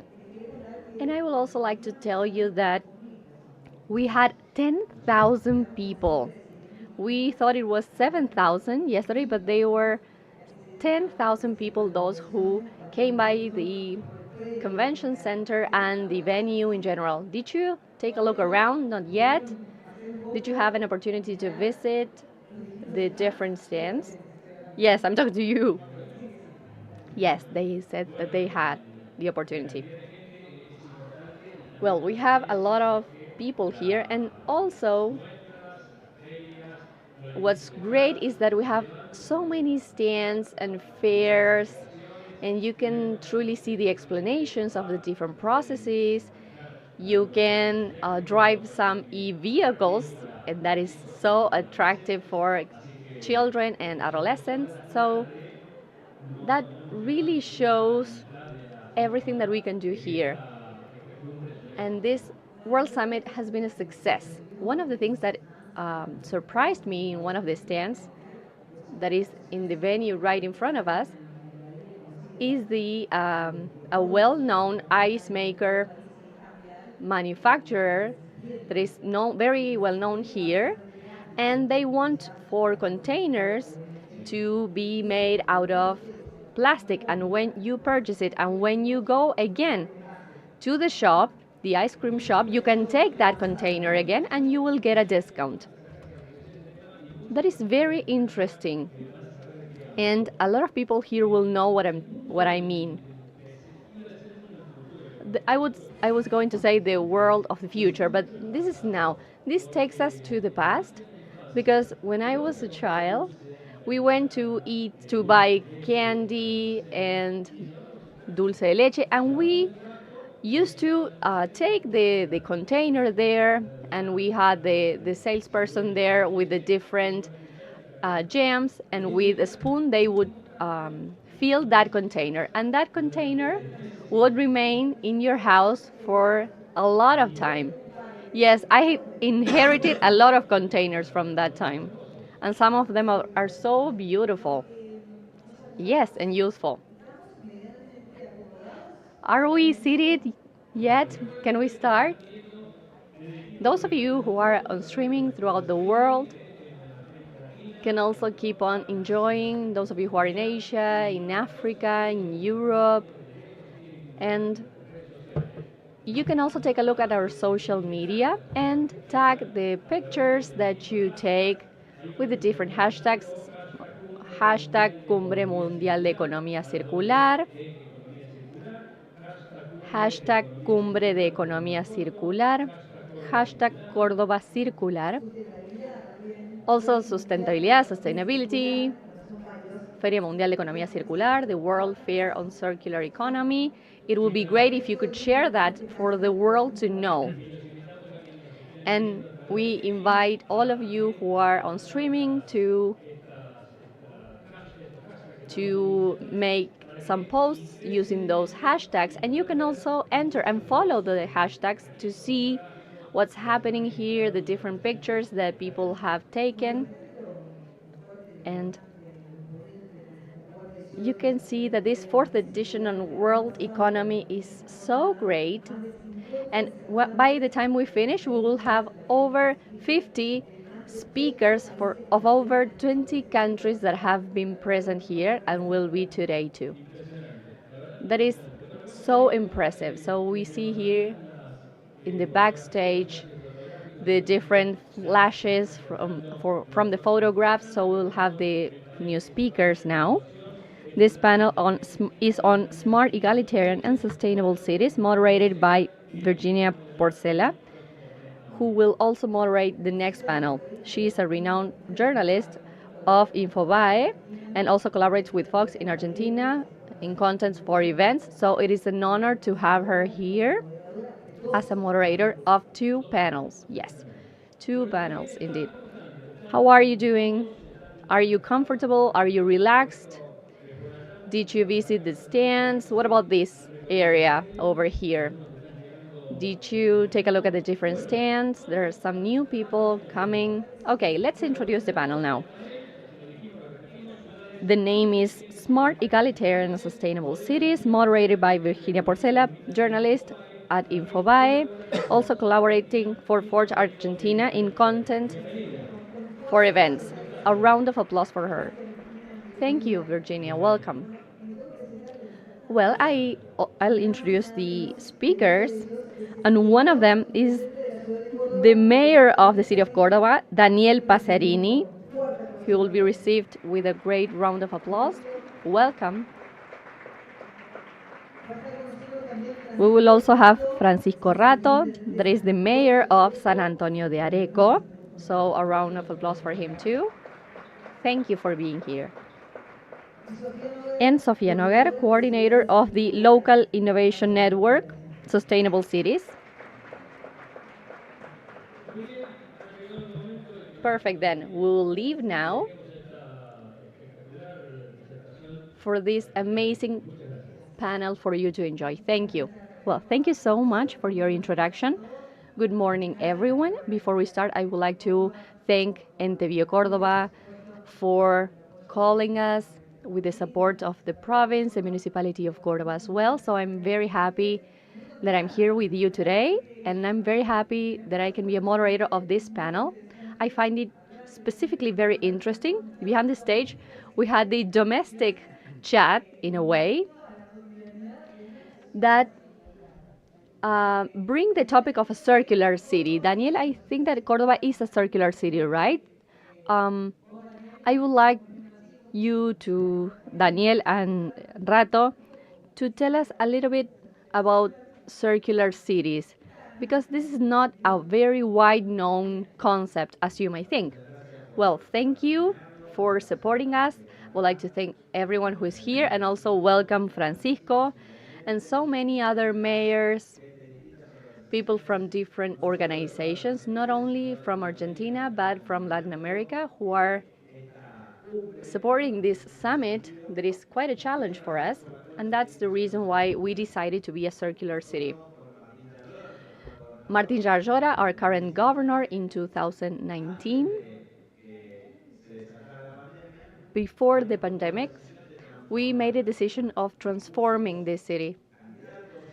A lot of candidates in the campaign talk about change, and change is a word that is sort of out of focus because it was proven that there were a lot of people who said that they would change and they changed nothing. So we understood that these times showed that we needed a transformation, and we decided to be a circular city. The pandemic did not stop us, it promoted our decision, and we also decided to be an inclusive city and also an innovative city.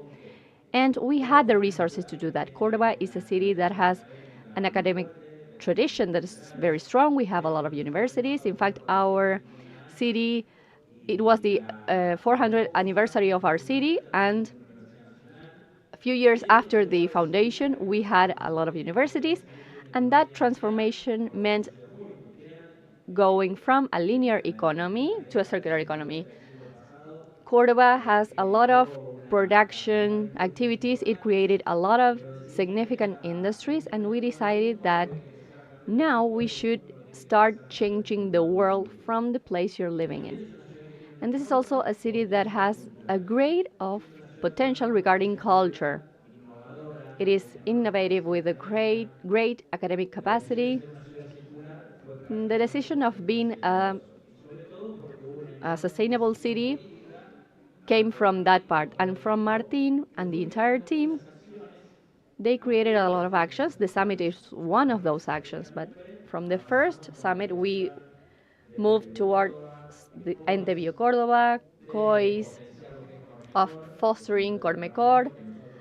That is an industrial park of circular economy that was before a burial site, then creating awareness, then creating an institute for the protection of animals, another one for energy, and all of those actions were made during the 4th years, and in acknowledgement that we were a circular economy that was perceived from different parts of the world. They talked about Córdoba as a circular city.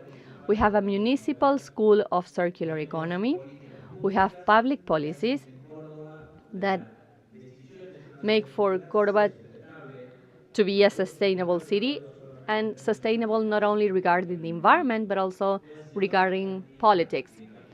All the amount of social capital that we have created have been favored with a lot of cooperatives. We have the creation of new cooperatives, and there are a lot of companies that are creating strong investments on circular economy. For example, in Cormecor, in our burial site that is now an industrial park, Holcim was one of the great investors.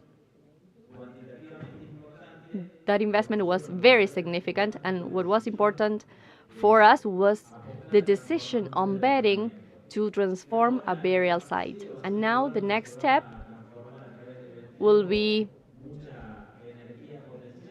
having a lot of potential energy from gas that will be used for public transportation. We are generating electricity at the sewage water treatment plant to create electricity for public transportation. Everything that I'm saying has not been done in isolation. It was not only the idea of one or two officers that wanted to create something to call the attention of the people, but it was the government who decided to be sustainable, and Córdoba is a circular city for all of those things. And maybe the cherry on top was nowadays that we're the Organization of American States said that we were an excellence center for circular economy. And the best part of this transformation is that this center will be carried out within a prison. Governor Schiaretti had transferred a part of the mayor of Jarjora, and now the governor Jarjora provided the jail of San Martin to be transformed into an excellent center of circular economy. So we are convinced we are a circular city. I'm very interested in that concept of sustainability, a political sustainability that you mentioned, but because that is something that has to be communicated not from generation to another, but from a political party to a different political party, right? And Cordoba City, as you mentioned, is a very industrial city, and San Antonio de Areco has very different characteristics and some peculiarities because this is the oldest locality of the province of Buenos Aires, for example. I understand that the challenges and the characteristics of a circular city are very different. So what are the concepts that describe circularity in your city? Hello, everyone. Thank you so much for the invitation. It is an honor for me being here with the mayor of our home, right? We got this certification with our IL, and we were together with Posadas, the city of Mendoza, Capital, Córdoba Capital, and San Antonio, a very small town there of 30,000 people in the north of the Buenos Aires province. It is the capital of tradition, the national capital of tradition, and one of the oldest towns in the country. We took office in the 2019, and one of the mottos that we had was that San Antonio de Areco was tradition and future. We didn't want to stay and be only an old town.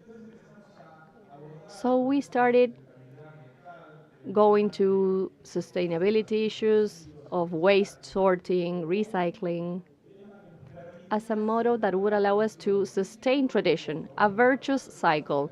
And now we have this circular economy, so we were on the right path.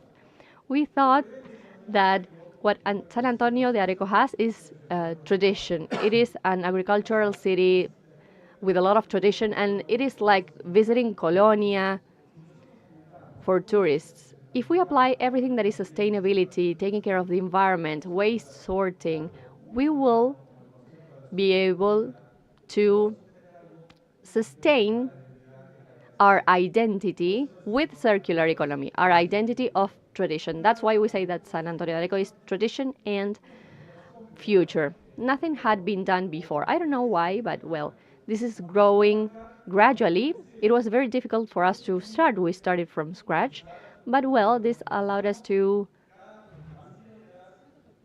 start with new energy, and that creates a lot of progress, and community will easily adopt this. We took advantage of the pandemics for that. As Daniel mentioned, that was not an obstacle for us. People were so bored that they started sorting at home, and we started having different green hoods. We have over 100 spots where people from San Antonio de Areco can sort over 10 different products. It has a differentiated cycle for treatment and for collecting.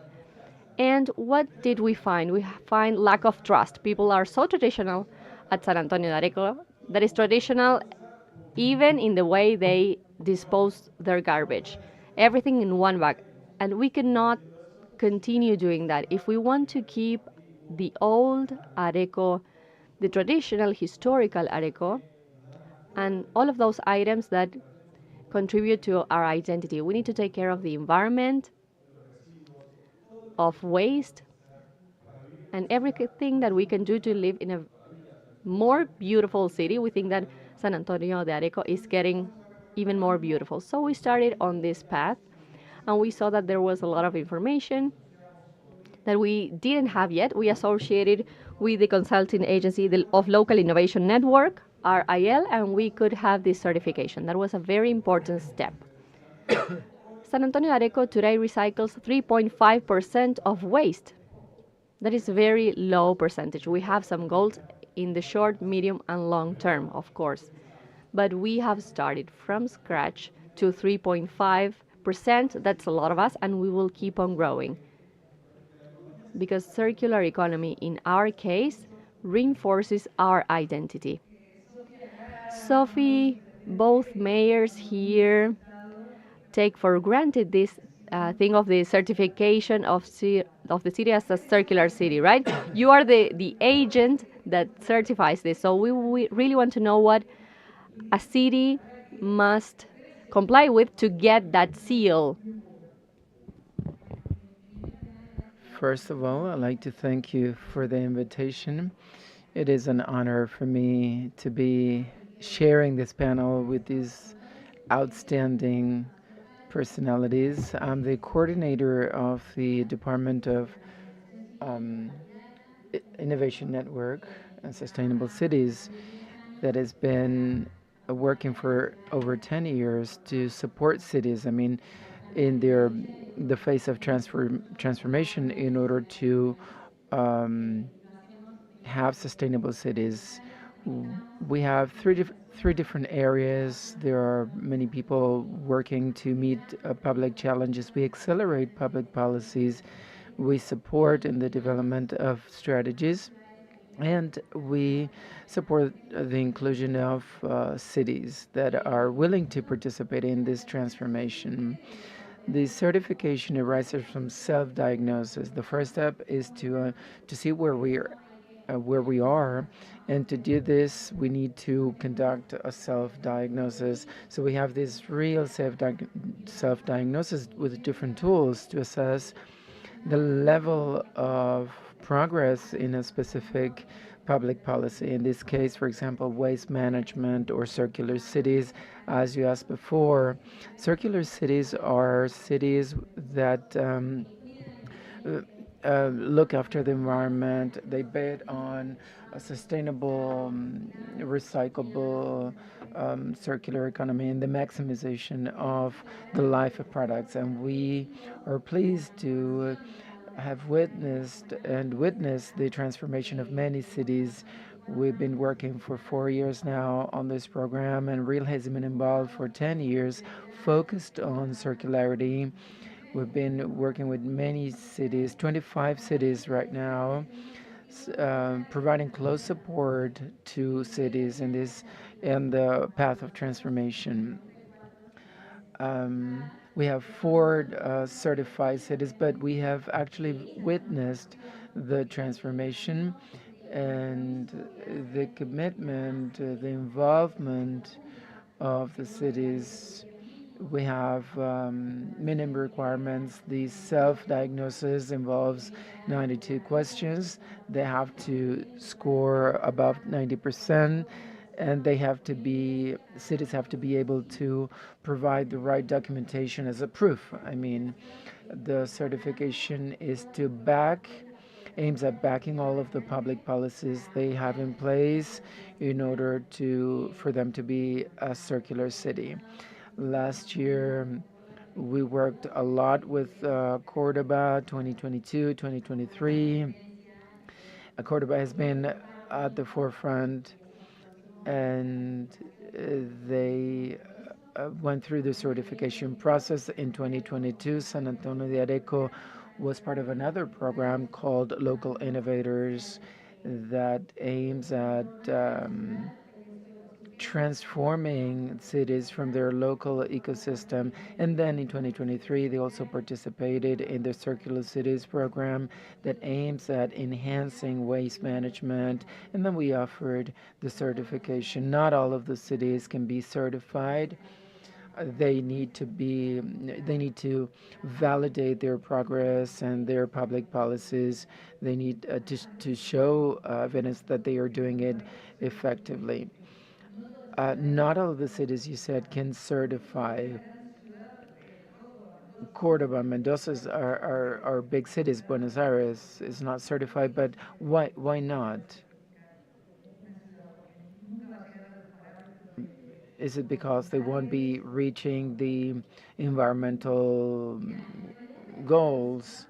Our goal is that all cities can certify their projects. I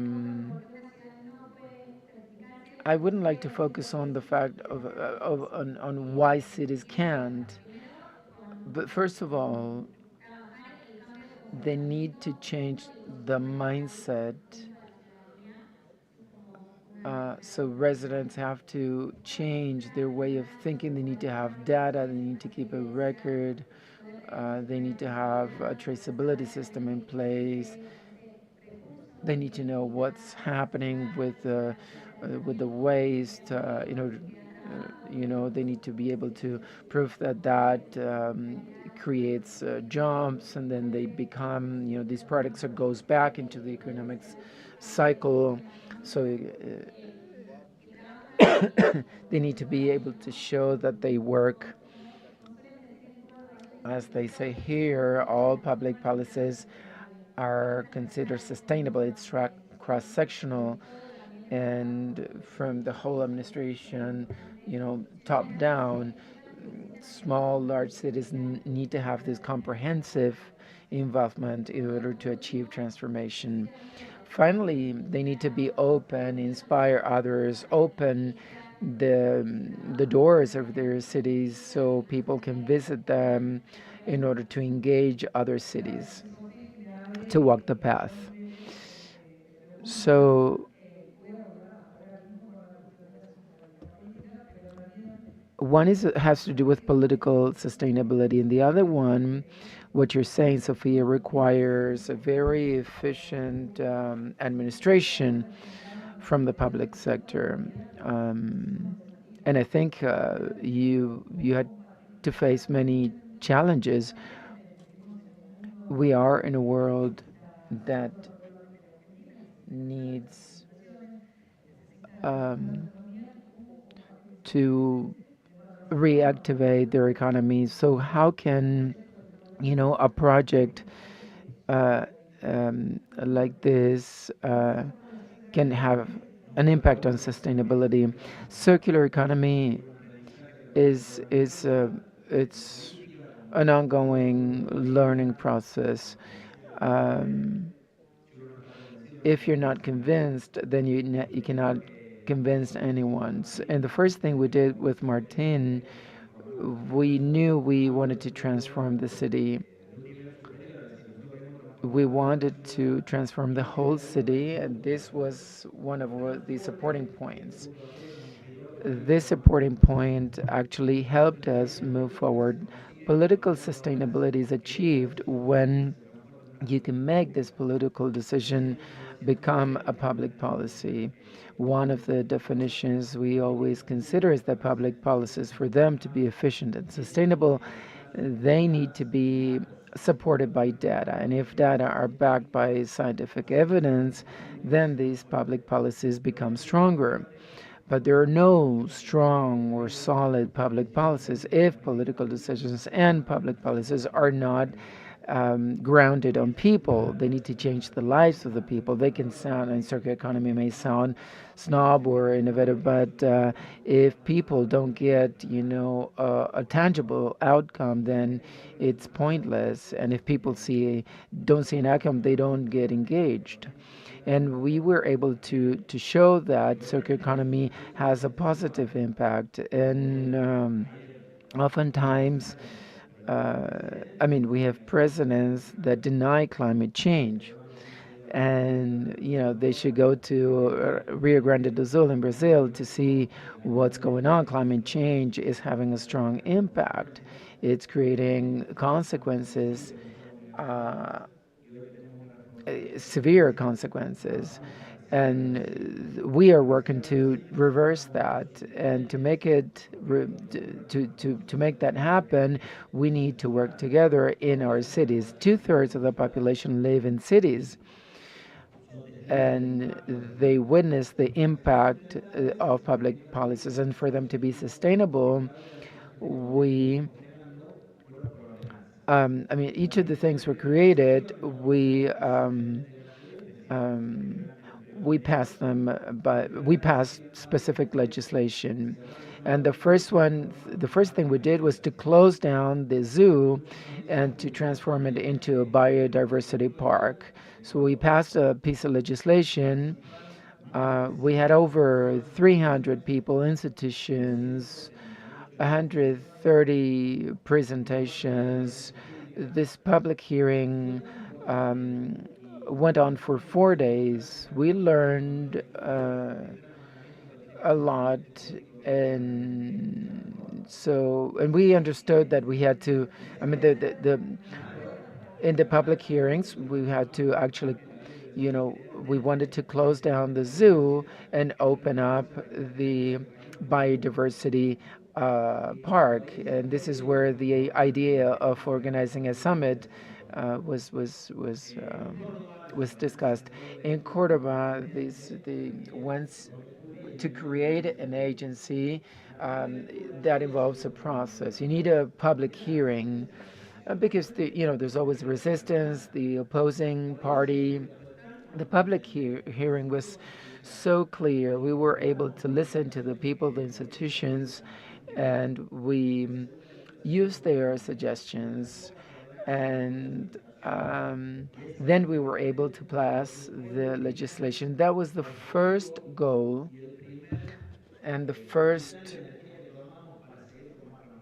step we took, and then we created other agencies, institutes, the environmental courts, and so on, and everything we did it this following the same process, and public policies become stronger once they are improved, and we have ensured this continuity.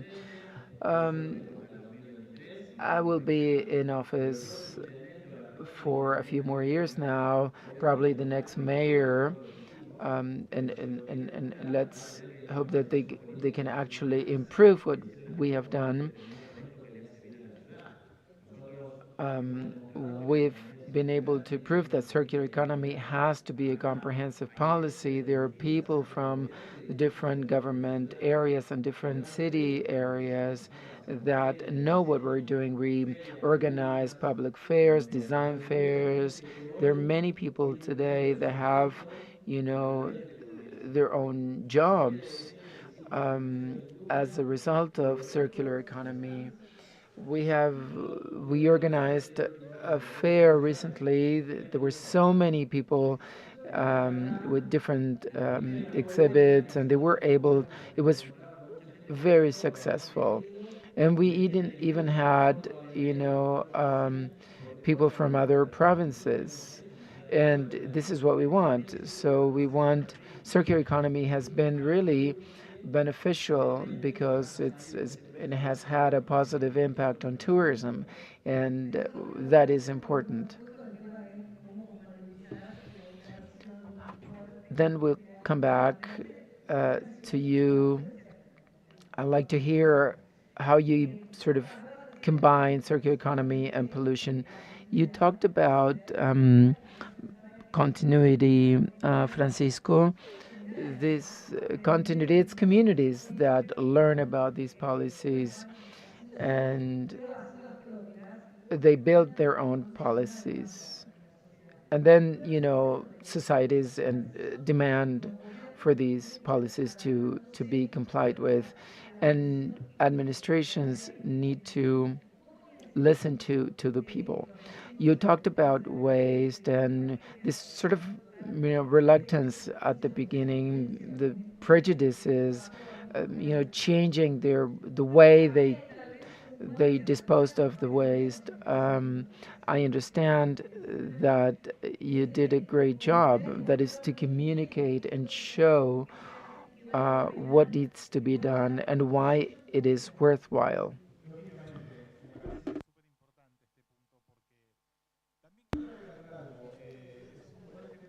It is a good example.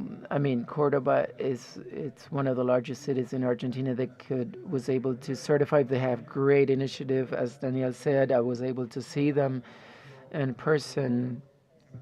And San Antonio de Areco is a small city. We can all be circular cities if we want to, but we need to be convinced about it. From the local government, um, I mean, sometimes it comes from the local government, other times from the community. We, this is why it's good, and we can build networks of institutions. In our case, for example, we had INTA, the National University, on board, many schools, many clubs that have a shared goal, and especially the younger generations, that they actually teach their parents, so as to, selective garbage or waste management, or animal welfare, you know. So we need to find partners everywhere. This is very positive because this, in a way, um, supports everything we do. If we have social consensus and a network of institutions that is always there, then it ends up being the property of the people, the community, and not of a political party.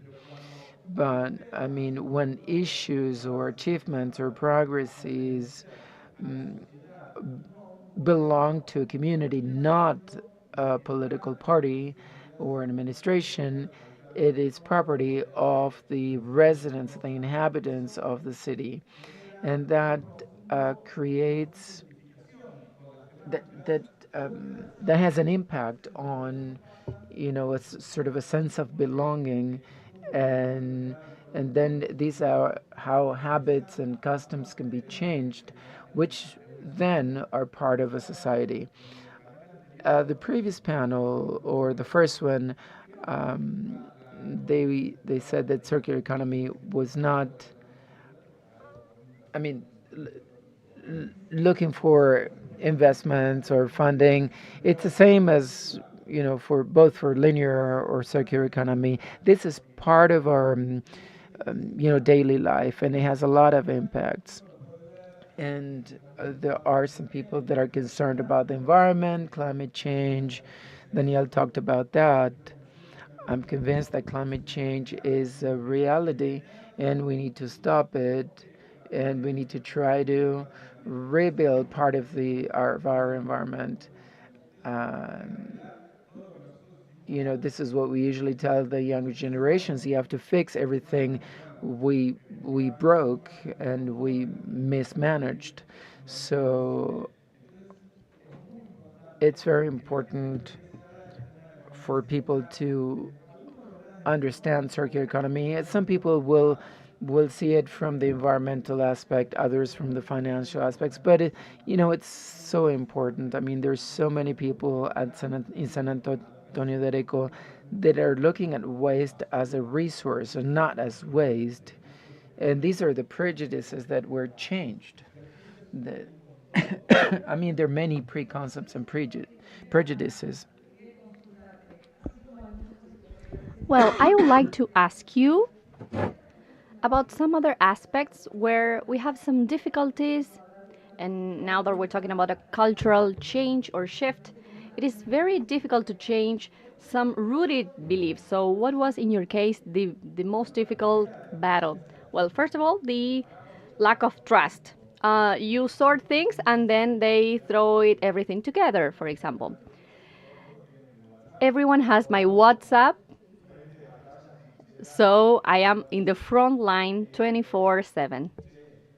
And they were asking me, is it true that they are sorting and that will be that will go to a different space? And then we started filming the different distributions for the waste. For example, the one for plastic in a specific place, we had to really document and to show that once again, once again. And that creates a lot of motivation. They own this concept. We have to place our waste in SEAMSE. We have to do that. But within this context, we cannot no longer afford this. So we have to make this 3.5% grow a lot because we have no money for the other, as I said before. And then we have the organic waste. We are taking water to SEAMSE. Great part of the SEAMSE is water that comes from food, and we cannot pay to get water there. That breaks every principle of sustainability. So we need to keep on growing. We need to try to have the least amount of waste possible. And we must think about Tetra Brick, paper, cardboard, glass as resources, not as waste. So taking a glass to SEAMSE is counterproductive and it's very costly. So it would be like throwing the money away. Yes, you can say that, and people have to start seeing that. I've done this with my meetings with friends, and I would use to take cans and bottles and sort them, and they really needed to see that we have to start sorting waste, and that goes from students to teachers, then the compost. Yes, when I was a kid, I never did that. You are younger, but yes, that is 50% of waste at home. That is a lot of money. And some people say that, well, this is good for the environment. I'm okay with it. Or they say maybe the municipality can earn some money and they don't have to pay for SEAMSE. Maybe I will have less rates. That would not be the case, but well, we all know that. Maybe another person says, I can provide for a lot of work to different people. We associated with a cooperative that makes the sorting, the manual sorting of the waste, and that is the possibility of having a job. So the person who puts everything together provides work for the other. No, we separate the different currents of different resources. We have to keep on working on that. We need to sort waste at home, and we need to do that more. We need to separate organic waste too. We have some compost areas in the parks, for example. Sophie, you said that there were 25 cities that were in the process of being certified, right? That is a great number. No, 25 cities that are part of the Sustainable Cities program. So they are being diagnosed, they need to understand the public strategy, in which level of the process they are, then the waste management of that city, then taking a look at the opportunities for improvement that are turned into an action plan in the short, medium, and long term that we support with the implementation. And I would like to add something that is very important.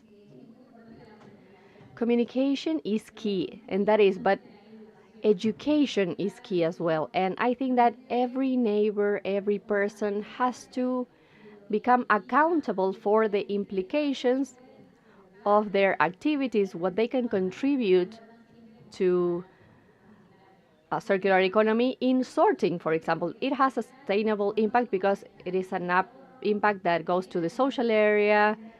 It creates a lot of jobs. It creates a good environmental impact because we are not bearing resources that we can reuse. That it would be the smart way of thinking, right? Exactly. And taking on the responsibility of saying, I can do something different. I can create change from home, and not thinking like, well, that's the responsibility of the municipality to do that, because it is the responsibility of everyone. Otherwise, no change will be possible. So we need to accept this. Every citizen needs to accept it. This. We need communication, but we also need education. And now children are bringing a lot to their homes, saying, we have to do this at home, mom. I see a lot of kids sorting waste, and that is future as well. Yes, that was what I wanted to say, because I'm very surprised of when we started talking about sorting waste, recycling, I don't know, 20 years ago maybe, or even less, but this is a debate that has been going on for several years now.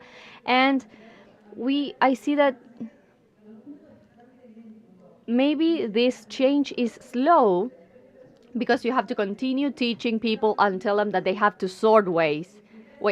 But I also see that there are a lot of cities who are already in part of these programs. What do you feel about this? Is this way too complicated? I'm very fortunate because I work at an organization that allows me to see every person who works for that. I work with officers that are committed with the change, that want to have a better Argentina. They want to transform their cities. So I live in a very optimistic world, and I'm very honored that my day-to-day work means being near people who want to transform the quality of people for their neighbors. And apart from that commitment, as you said, waste management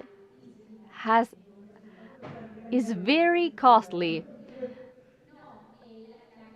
Waste management, whether circular or not, has a budget that takes over the 50% of the budget of the municipality. That is, I don't know, maybe Daniel could correct me if I'm wrong, but half of the budget goes there. So you can start saving that money that you have to pay, for example, for collecting waste, and you can create more jobs, more green ventures. You can change the focus and the end of that money to create even more jobs. I think that each local government is aware of the work that they have to do, and citizens make municipalities responsible for that. It is the responsibility of the municipality for the city to be clean. Yes, that's correct, but it's also our responsibility. Yes, exactly. So I think that there are a lot of cities that want to go through this change with more or less challenges. Of course, there is no ideal situation. We know that it's costly. There are some obstacles, and we need to work a lot, but it is a commitment with the local environment. And as they say in Areco, we need to work in the network for this to have a true impact.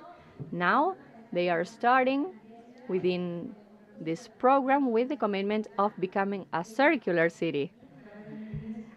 Well, we hope next year this is even more strong, even stronger, right? Yes.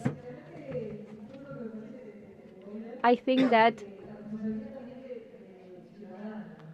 that issue of each individual being accountable for that is key. Of course, we can have the different policies from the government, but we need to abide by them. How difficult are Cordoba people? Here in Cordoba, we have some peculiarities, as with every city, but we truly know that the city is very important, and we cannot leave it just in the hands of the government. So Cordoba has a great development of social organizations, of social societies. I said that at the end of my speech yesterday, and that's one of the main pillars of how the city and the province should work, with a state that is present and with the participation of the city.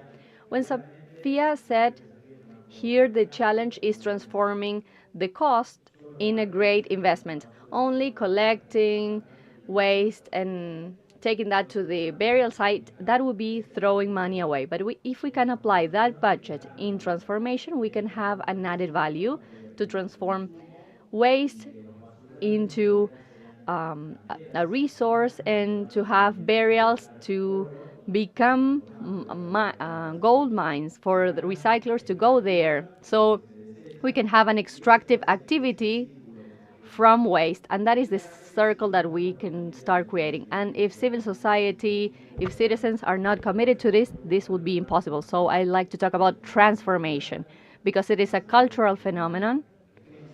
We can have different examples. For example, with a wooden box, we can create furniture for a school.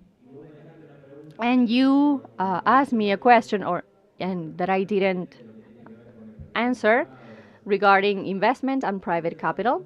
I will give you the name of two big companies. Well, they don't need any marketing, but we had two experiences.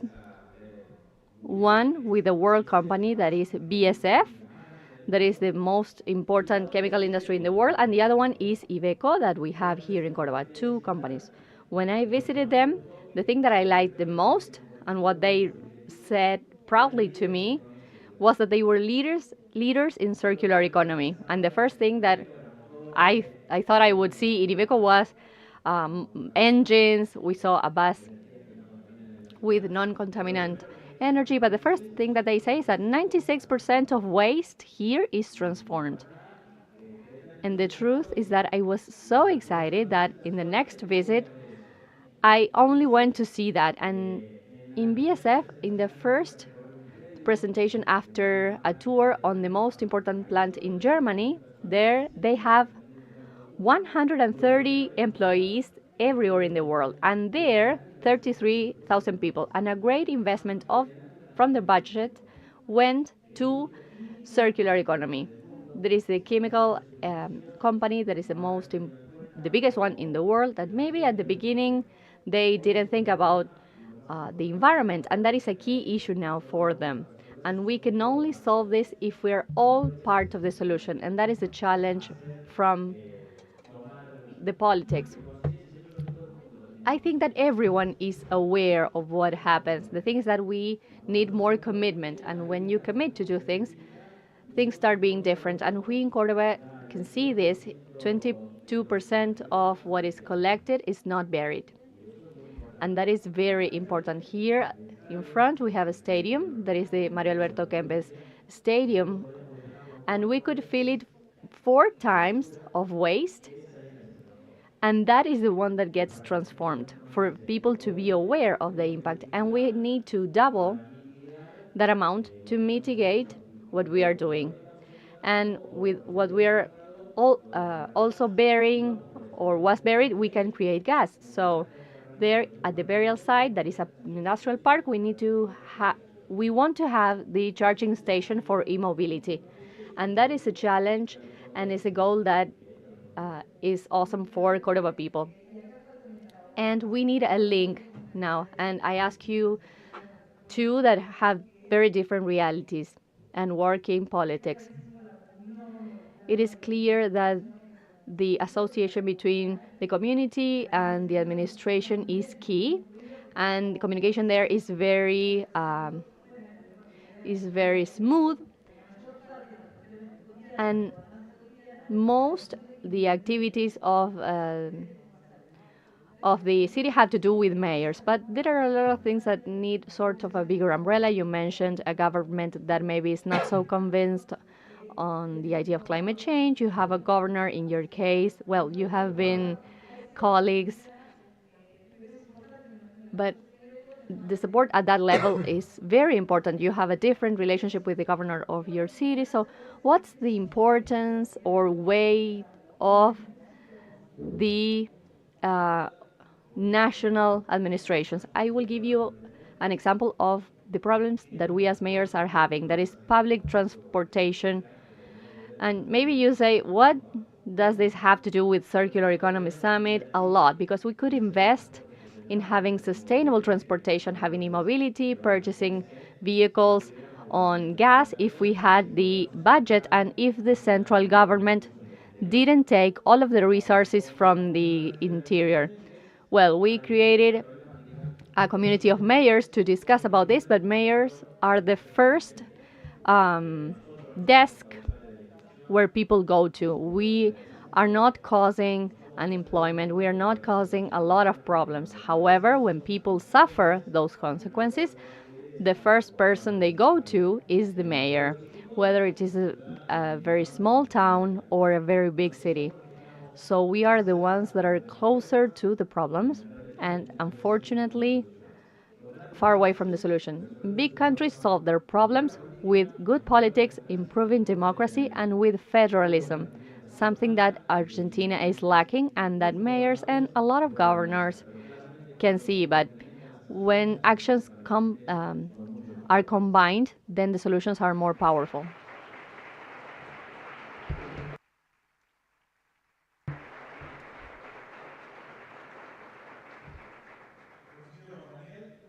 Yes, I completely agree with Daniel, and I understand that we need to start at home.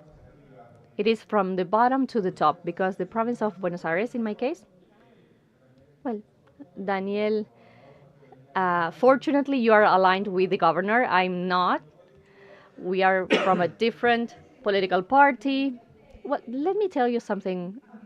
In the environment and circular economy, that is cross-sectional, right? That goes beyond different political parties, right? Yes. In Arreco, in the government and in the nation, we have different political parties ruling. The province of Buenos Aires is a so big province and that is very heterogeneous. It has 135 districts. In some of them have a lot of population. We have San Vicente that is very small, for example. Then we have an acceptable population, or some of them are overpopulated. So I think that each district has to start from bottom to the top. I mean, how many people do I have here? Then the amount of waste that I create. And the governors cannot see this. Governors can offer programs, investments, and sometimes they go to the cities and they are taken advantage of. But plans come from the bottom. You have to convince the community, you have to convince the intermediaries.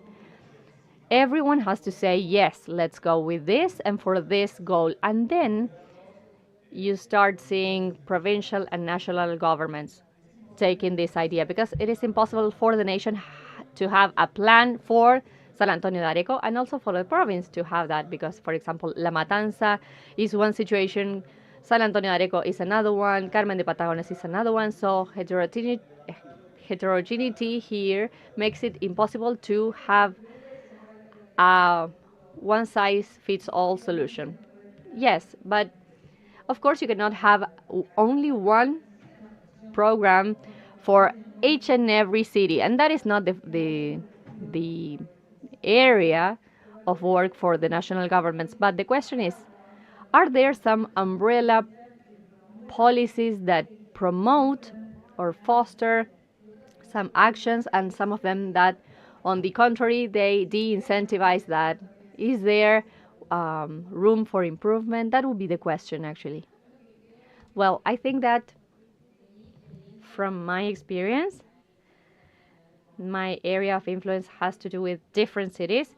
What we can see is that cities can inspire one from the other, and at the level of the province and the government, they can support the development of those public policies. However, it is very important to focus on the local aspects. Even if a public policy works perfectly in a city, you cannot copy and paste that solution, because we have different cultures, different interests, so we cannot cut and paste when realities are so different. So we have to focus on the obstacles, the opportunities for improvement, the virtues of that city in particular, and get inspiration from public policies to transform them to a local level. Because if we copy something from the outside and we bring it here, maybe it won't work. So there are some umbrella policies that have to do with financing. Of course, it would be great to have acts and legislation supporting this. Education policies, maybe. Yes, for example, each city has the specific act on great generators that has to do with the generators of waste uh, by the companies. So we need to have something that is more adapted to our reality. But each city has their own act because they need to adapt that to their own reality. So legislation in Córdoba is not the same as the legislation in San Antonio de Areco. So solutions come from the local environment. So, for example, the neighbor goes to the municipality, the town hall for solutions. The future is the empowerment of cities to be able to solve those solutions, and of course, being supported by the entire government. Perfect. We are within the last minutes of this panel. Francisco, I would like to ask you, what is the policy you feel most proud of?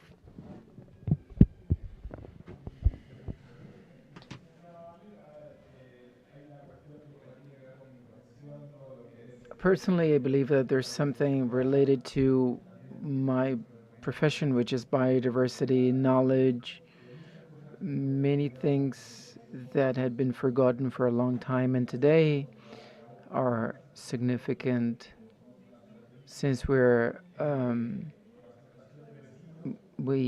touristic city, then these things are very appealing. When people become aware of how valuable our environment is really important, and having people on board is so important.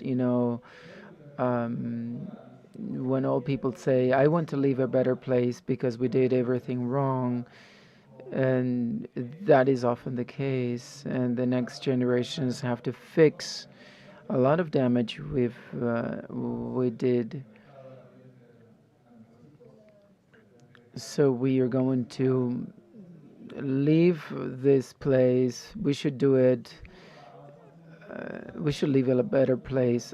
I have a positive outlook. I think that 10 years ago, 15 years ago, we had no public policies.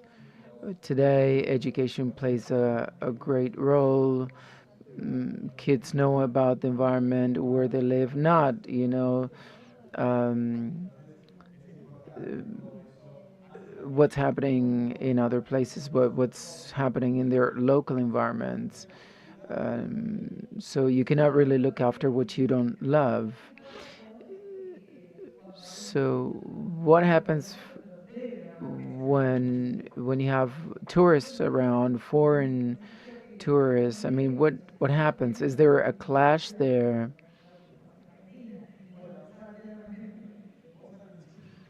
You talked about the demands from society, and oftentimes these demands, I mean, foreign tourists actually demanded this before many people from Europe. So they actually demanded, where can I throw this? Where can I dispose of this? And then, besides, we need to be a sustainable destination, and it is important because there are many people that choose that. That is how environmentally friendly the destination is, and if you're not, then you're not picked. That is, can be seen in Google reviews, for example. So if you look at it from the economic perspective, there are tourists that come to San Antonio del Areco. It's not just they don't come to just spend their money. It accounts for 25% of the GDP. I mean tourism, but we need to change the production paradigm, and it's the same. We asked Daniel before. I think it's slow, but I think it's people are beginning to understand, and farmers are beginning to understand that, well, it's not only about profits.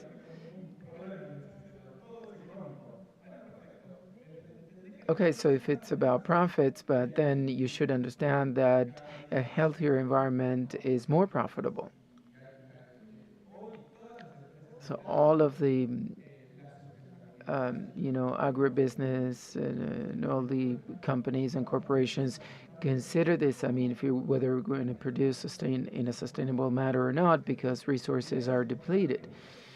So it's important for them to be part of these roundtables and discussions and forums. The university, the National Institute for Research.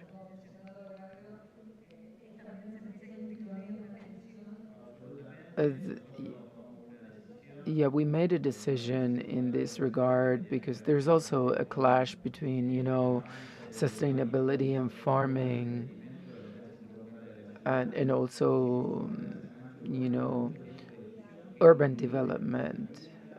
Too, we included many organizations, and from this legislation, we determined that cities should not grow beyond these specific borders. So we want it to become more dense, sort of inwards instead of moving outwards, so as to recover, these green belt areas. There are two big multinational companies that are proving that it's absolutely compatible. I mean, to produce and to look after the environment. You can actually, if we take care of the land, then you can even be more profitable. So I believe that looking after biodiversity,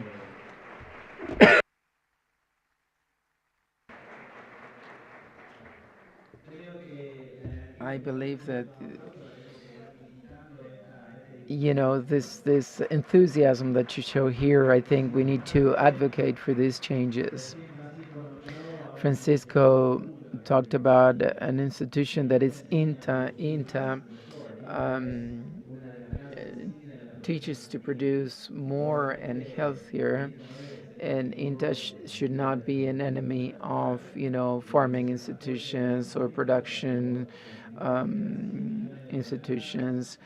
They should actually support production. We have enough amount of land to have good yields and production, and to have these yields, we need to look after our earth, our land. Pope Francis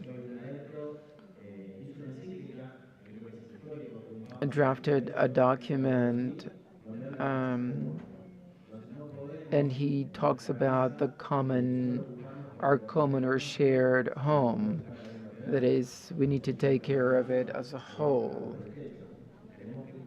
We need to look after our shared home, and this is the message in this fourth edition. Martin said yesterday we have many more sponsors than we had in the other editions, and this is great news, right? Because it's easier for the local government to organize these events, but mainly because the private sector can see that circular economy is actually profitable. Looking after the environment is something profitable. And political sustainability. There was a mayor that actually was really in favor of the environment, Rubén Martí. It was from an opposing party. Unfortunately, then the other mayors from the same political party forgot his legacy, and we reconsidered his legacy. We recovered the University of the Environment that he started, and a few other projects. And Cordoba has an agenda in place. Both in provincial and municipal schools, and so we sort of, because this is usually our mistake, as governors, what we need to do, we are really insignificant. We need to fight for continuity, and we need to enhance what has been done, what was done previously. If someone has a good idea from an opposing party, okay, welcome. What is the public policy that you're most proud of? And or what is the public policy that you want to feel proud of in the next 3 years? I want, the city to be better, and I want people living in the city to feel better. I believe that you need to have a sense of belonging first, and then everything else. You need to stand up for the people. You need to protect them. Francisco has been a mayor since 2019, and that was a great opportunity.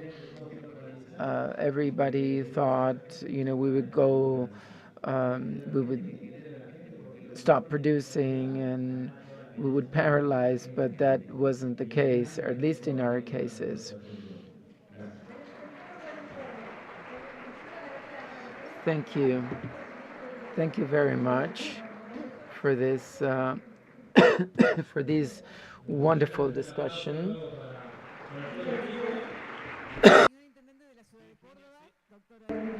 Dr. Pasarini, Mr. Rato, and Sofia Noguer, thank you very much for participating in this panel. Virginia, please stay with us because we're going to go on to the next panel.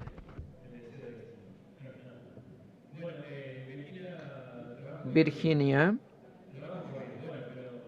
will be moderating then our next panel.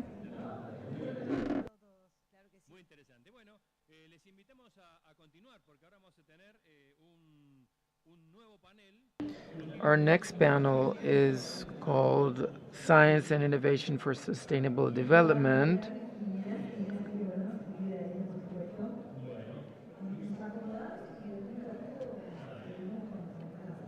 Okay, so we're gonna set everything up for the next panel and then we'll continue. We're happy and proud to be part of this summit. The mayor talked about some of the ideas that were, some messages that were conveyed by our governor. And so not only the number of speakers, but the number of sponsors we have in this fourth edition, many more sponsors compared to other previous editions. And this accounts for this awareness that is being created. This is the fourth edition of the World Summit on Circular Economy. Virginia is ready, so she's going to introduce the next panel on innovation and science for sustainable development. We will have two virtual speakers. We are trying to get in contact with them. And we have Quang Nguyen, Director of the Institute for Circular Economy Development, ICED, National University of Vietnam. We are trying to connect with him. Then we'll also have Claudia Kembel, Associate Researcher at the Institute for Social, Territorial and Educational Research, ISTE, CONICET, the University of Rio Cuarto. We would like to welcome you and a great round of applause. Thank you, Claudia. And also, virtually, we'll have Michael Kant, Director of the Collaborating Center on Sustainable Consumption and Production, CSCP. He's already here with us, so we'll wait for the other speaker, but we can start. Hello, Claudia. Well, we were speaking a lot in the previous panel on what the local governments can do to have circular economy within their territory. And in the analysis, there was a specific point that we didn't address, but seems crucial, that is the role of innovation in all this. And innovation not always depend, or the least amount of times depends on the government and local governments particularly. So to start, I will ask you the same question. What is the diagnosis of the situation that you are doing from your spaces? Michael from production, you from research and science. Well, good morning, good afternoon, everyone. I would like to thank the organization for inviting me. For me, it is very important to be in this event because we have been working on those topics. From my side, from social sciences and communication. This is my area of expertise, and I can tell you what we have been seeing. When I was called to the panel, one of the main things that I looked was the meaning of innovation. One of them is the most common definition for innovation, that means discovering something to that something becomes a product, and that product creates improvement. So working with avant-garde technologies, production developments, laboratories, and the other idea is the one of social innovation. There is a concept that is not a new concept. It is something so beautiful that research has. Research in general, social research in particular, that provides history for innovation. Because innovation seems to start from scratch. No one worked on the environment before us, no one recycled before us, and when you go and do some research, you can see that that's not the case, that maybe that was called differently in the past, but when we had cities, we had someone who was working on the things that the other people disposed of, for example.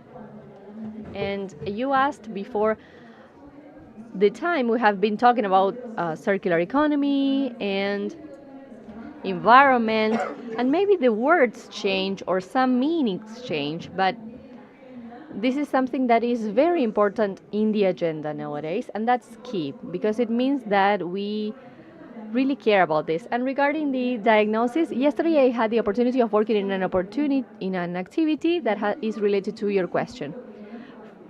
The Institution for the Technological Research Institute, that is CONICET, Córdoba in particular has 42 institutes of double dependency that are distributed in several areas of knowledge: social sciences and human sciences, agricultural sciences, engineering, technology.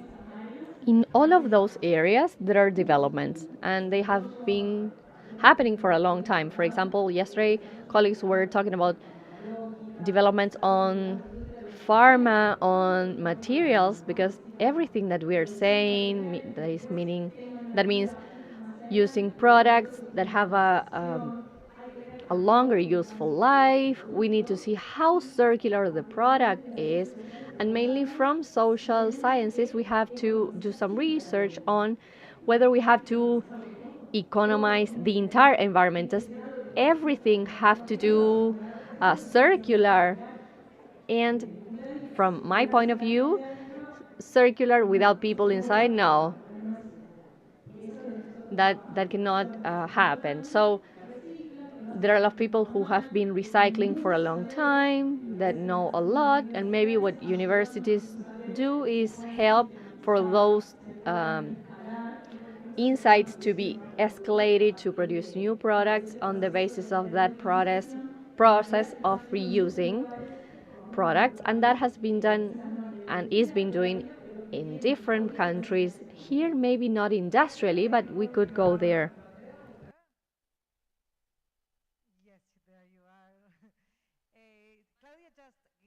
Her definition of innovation, she defined.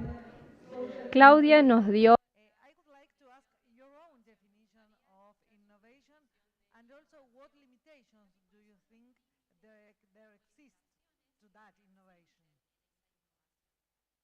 Yeah, first of all, I think also, like Claudia, innovation is very core, and probably we need to look even more holistically on innovation, like from a systemic level. So we need to ask not only like today what cities can do, but we also need to ask actually what the financial framework can do about sustainability and how to embed innovations in financial frameworks as well. Then I guess today we discussed also the policy framework, but also we need to look on the behavior component. So in a way, we need a society that is innovating as well. And we need to see how to bring people wanting to be part, for example, on our circular economy. So all this calls for a systemic view. You cannot go just for one and forget about the other one. So you need a combination out of all of this different parameter, from finance policy to behavior to technology. But then there's another element which I see, and I think it was also addressed yesterday by the governor. Are we looking on the right type of innovations? So are we rather still in the stage of incremental innovation, doing a little bit better, trying to lower the footprint, or do we need to be more bold? Do we need to go into more radical innovations? And what I mean with it, maybe just as an example on the challenge we have ahead of us. If you go into the textile sector, by now we have actually 300 times more textiles on the planet than the human society can wear. 300 more times than we can wear.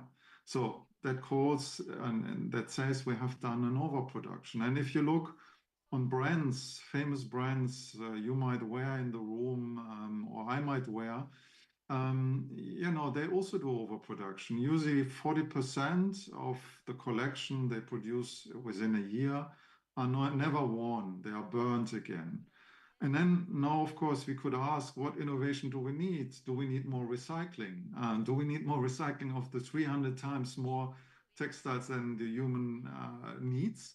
Do we need more innovation on not burning textiles? Or do we need to consider different ideas? Do we need to rethink the whole textile system systemically? We need policy changes. We need financial changes to the system. And I guess you see already where I'm hinting, yes, we need more radical innovation. So what if in future, if we lease textiles instead of buying? There are companies now starting this endeavor. There's a famous one in the Netherlands called Mud Jeans. They're now also on the German market. And they start to lease textiles. And, it's a behavioral question. Have you ever leased textiles? Yes, probably. If you work in a factory, then anyhow, the textiles don't belong to you, and then you just lease them in a way. But privately, probably you haven't done so. So you see, there are quite some challenges still which needs to be prepared. And otherwise, we stay in this very small loop of circular economy, and probably we need to look more systemically. I think it's a very interesting point. Es un punto interesante acá el que marca Michael, porque en definitiva lo que está preguntando, según entiendo, es, bueno, si necesitamos más innovación, preguntémonos qué tipo de innovación estamos necesitando. Y es la pregunta que yo te quiero hacer a vos, ¿qué crees, qué tipo de innovación estamos necesitando? Bueno, a mí, por ejemplo, una cuestión que me parece importante es marcar o lo que tiene que ver con el mundo del trabajo. Bueno, ¿no? ¿Qué trabajos? ¿Cómo van a ser esos trabajos? En términos de si nosotros queremos, no sé, está bien, cada uno va a referenciar su experiencia, creo que es lo más palpable.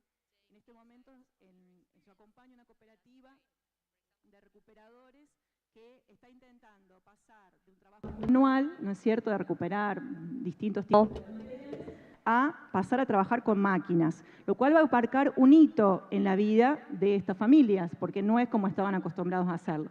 Pasar ese pasaje, también cuando uno narrativamente cuenta sobre la innovación o cuenta sobre la economía circular, parece que uno emprende algo y ya está el producto. Y bueno, lleva todo un tiempo. Entonces, y además la palabra innovación, sí, hay que decir, tiene una connotación algo como algo lejano, como rocket science.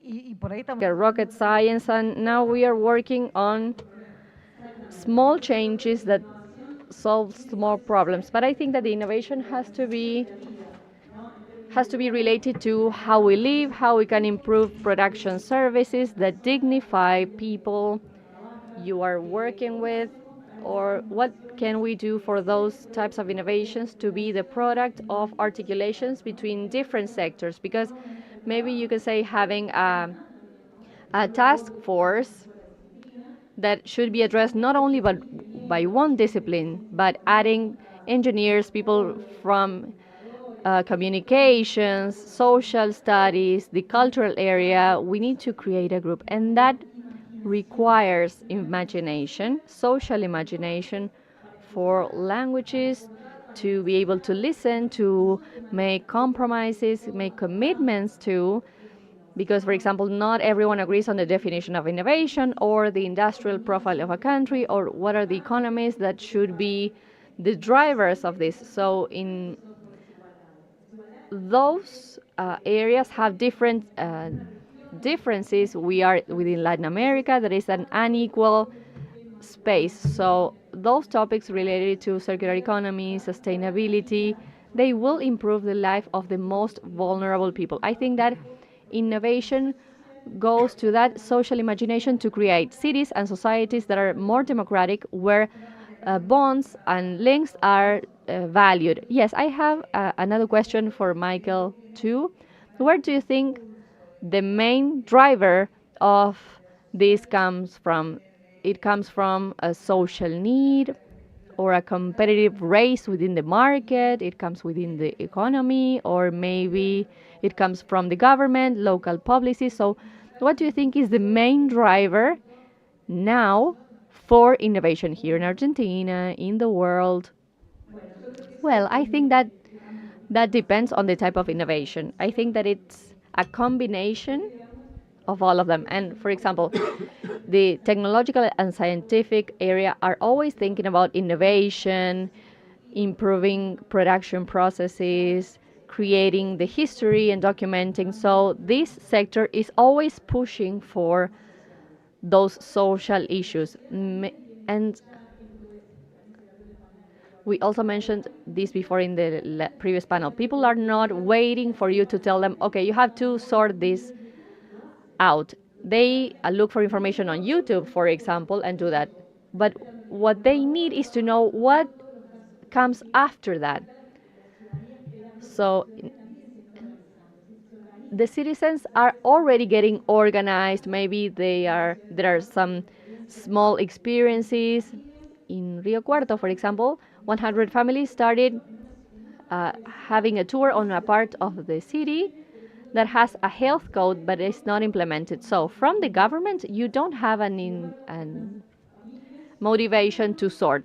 And those families organize themselves and they study, they create data of the amount that is collected, for example, and there is social learning that cannot be attributed to a stakeholder. For example, how can we improve monthly what I'm sorting?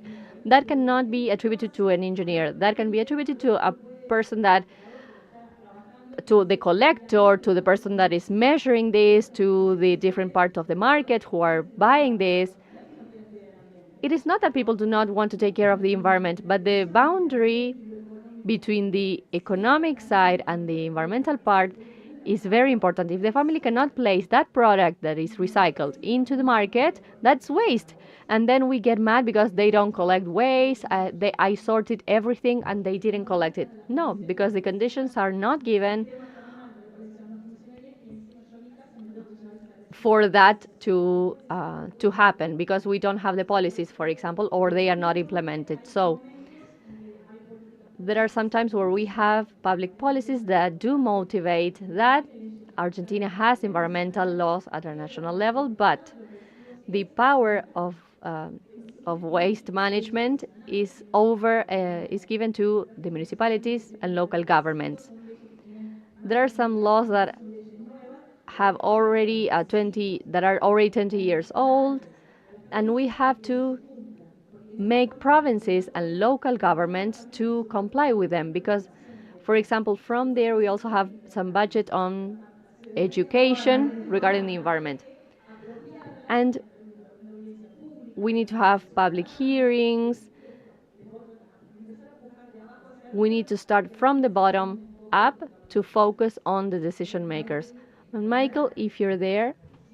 In the previous panel, the mayor of Córdoba city, he told us about very big companies that have circular policies that are very environmentally conscious. Well, he was so proud and so on. But my question for you is more or less the same that for Claudia, which is for you the main promoter in companies specifically to get involved in these policies. It is a real conscious. It is a real need to not lose markets. Yeah, I guess similar like Claudia said, it's a combination probably of all those different factors. I see that policy is stimulating more and more even broad thinking about innovation, but still, even governments only help to do things less bad. And in the end, to lower the footprint of a product, because it's very difficult also to create a framework. And of course, circular economy in a way is a framework to rethink the system. And with this, of course, companies are challenged. I see that companies are trying to address this circular economy, but you know, it's very fragmented. You need to talk to your whole value chain. You need to build trust in your whole value chain. You need to inspire your employees on it.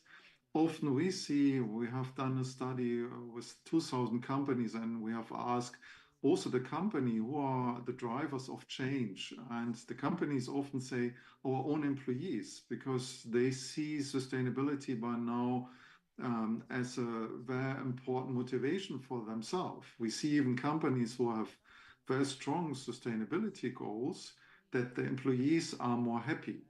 And then, of course, you can also go to the customer base. Of course, you know, we are all customer. We are not stupid. We see that the weather is changing, that the conditions are changing. We are adjusting here and there, maybe slightly our consumption habits even so much more also there needs to be done. Like just said, I mean, I don't know if you know many people who lease jeans, probably not so many. And, you know, but of course, it makes more sense to say, you know, I don't need every day and every, I don't know, months or every quarter new textiles and buy them and then I hang them in the wardrobe. But it makes maybe more sense to wear them for a certain time. And, you know, if you lease, you pay a flat rate for the trousers. And after a certain time, you give them back and you get new ones. So you don't lose anything, but you're actually starting to be part of the transaction. And again, I think we need to see innovation from a very bold commitment. If you look now, those companies who have done their climate assessment, they see often that the scope 3 emissions are very large, sometimes 40 to 50% of all the emissions the company is producing. So that means, you know, they need to innovate also towards their consumer, towards lifestyles. And just to give you an example of a retailer who did this assessment, it's a major retailer in the food sector. And, you know, they also found 40% of our climate emission are coming from scope 3. So coming from the products we sell to our consumer. And if you then look further down, where are the emissions coming from, you see meat and dairy. And of course, the conclusion is almost for the retailer, well, we have to go away from meat and we have to go away from dairy because otherwise we will never get as a retailer and become climate neutral. And now the discussion starts. We actually are part of a transformation board of this retailer. We talk to the CEO. What can we do about it? Do we want to list more alternative products in the future, alternative proteins? Do we want to list more cell cultured meats? And will consumers buy into it? We actually see now in Europe, in many countries, meat consumption starts to go down. And I'm coming from Germany, so a very meat like Argentina, I think a very meat-based country. We love our sausages, we love our meat. And now suddenly we engage in a discussion, even in the media, at home, with the kids, you know, that meat consumption is not healthy for the planet, and we need to do something about it. And suddenly the kid starts to be vegan, while the rest of the family still likes the barbecue with the big sausages at home. And these are all the, you know, the challenges we have now to go into and see who takes this bold commitment. And the retailer, for example, says, yes, we want to delist meat slowly. Of course, we don't want to be put out of the market because there are competitors around us which sell meat, you know, well. But we start to sell alternative proteins at a lower price than meat. And you know, consumers are price sensitive, and we bring alternative proteins to the market that have an excellent taste as well. So we catch you with the price and the taste. And let's see if this will work out. Small signals, as I said, meat consumption is going down. But of course, it's a huge change we still need to go for. Michael, let me tell you, meat is a sensitive point here in Argentina. Very Of sensitive. course. Yeah, same in Germany. I know. Yeah. Pero es muy bueno porque es un gran But this is a great example of how we can connect science, circular economy, and habits and economy. At some point, there's a lot of scientific evidence that shows that human beings need to eat meat, and this is shared knowledge. Maybe not in other countries, but this is shared knowledge, at least in Argentina. How does science, what role does science play? Because science seems to be more, leaning to hard sciences rather than circular economy. I believe that scientific development has a broad picture, and um, I believe there are technologies in place and developments that are leaning towards circularity in our country. We're developing some projects in this sense. But science, you know, there are scientists that are more aligned with circularity. We see this in our research centers. They work with companies that have an industrial profile, that are focused on processes, and other scientists of health and medical sciences that, yesterday they were telling me that they work on, diseases and disorders that nobody looks after, or at least traditional medicine. So they're developing different. Back to the issue of meat, there is studies also that are related to the way of producing. How are we producing meat? How are we producing grains? Are we? There is a very big network in our country of social economy or cooperatives that have a different kind of thinking on the environment, a different vision of how to produce agro, the green practices. For example, here we have this fair on the conference and this venue. So science is actually making their choices about this. If it's not discussed, then for me, this is empty because it's not economy itself. How the lives of the peoples are improved through health and work. Otherwise, we end up coming up with processes that have an impact on our health or our planet. So I think that there are scientific developments that are more aligned with circularity.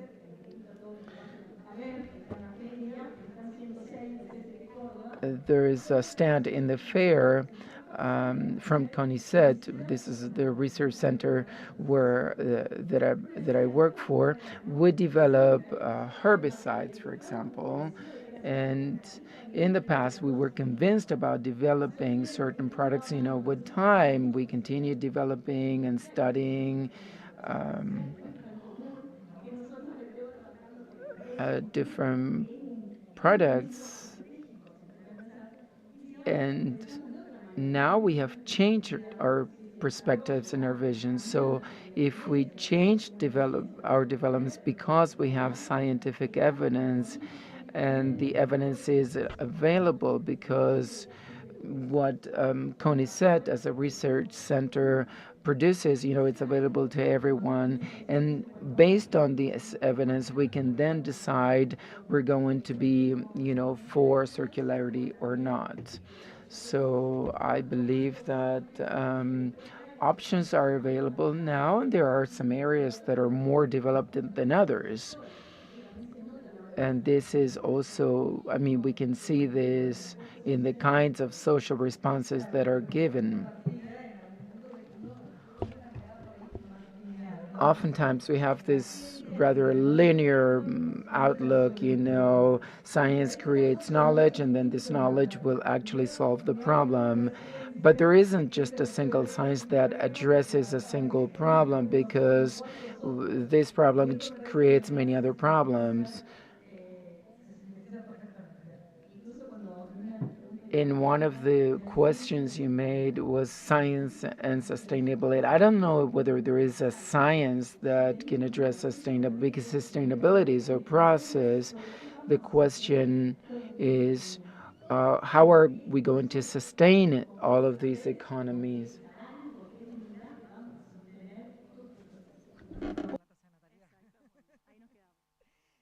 Michael, I'm going to read this. You've been working Michael, with these issues, you've been working with sustainability and circular economy for more than 20 years, and this is the part that I'm going to read. You are in the advisory board of the European Commission on Circular Economy, and I want to ask you precisely that. What is and how does it work, this commission, the European Commission? Which is its approach to circular economy? Thank you. First of all, I have to say I was actually working for the Commission for quite some time. And I left the Commission because I didn't feel that they really wanted to push some of the questions we are just discussing. This was 10 years ago. But I have to say, in the meantime, I'm not working there anymore. But in the meantime, I really find that the European Commission became a hero, at least on transformation, really to set a tone with the European Green Deal and looking on biodiversity, circularity, climate change, not in a separate way anymore, but in a collective manner. And trying to see all, what are the connection points, trying to stimulate circular cities, the panel you just have had before.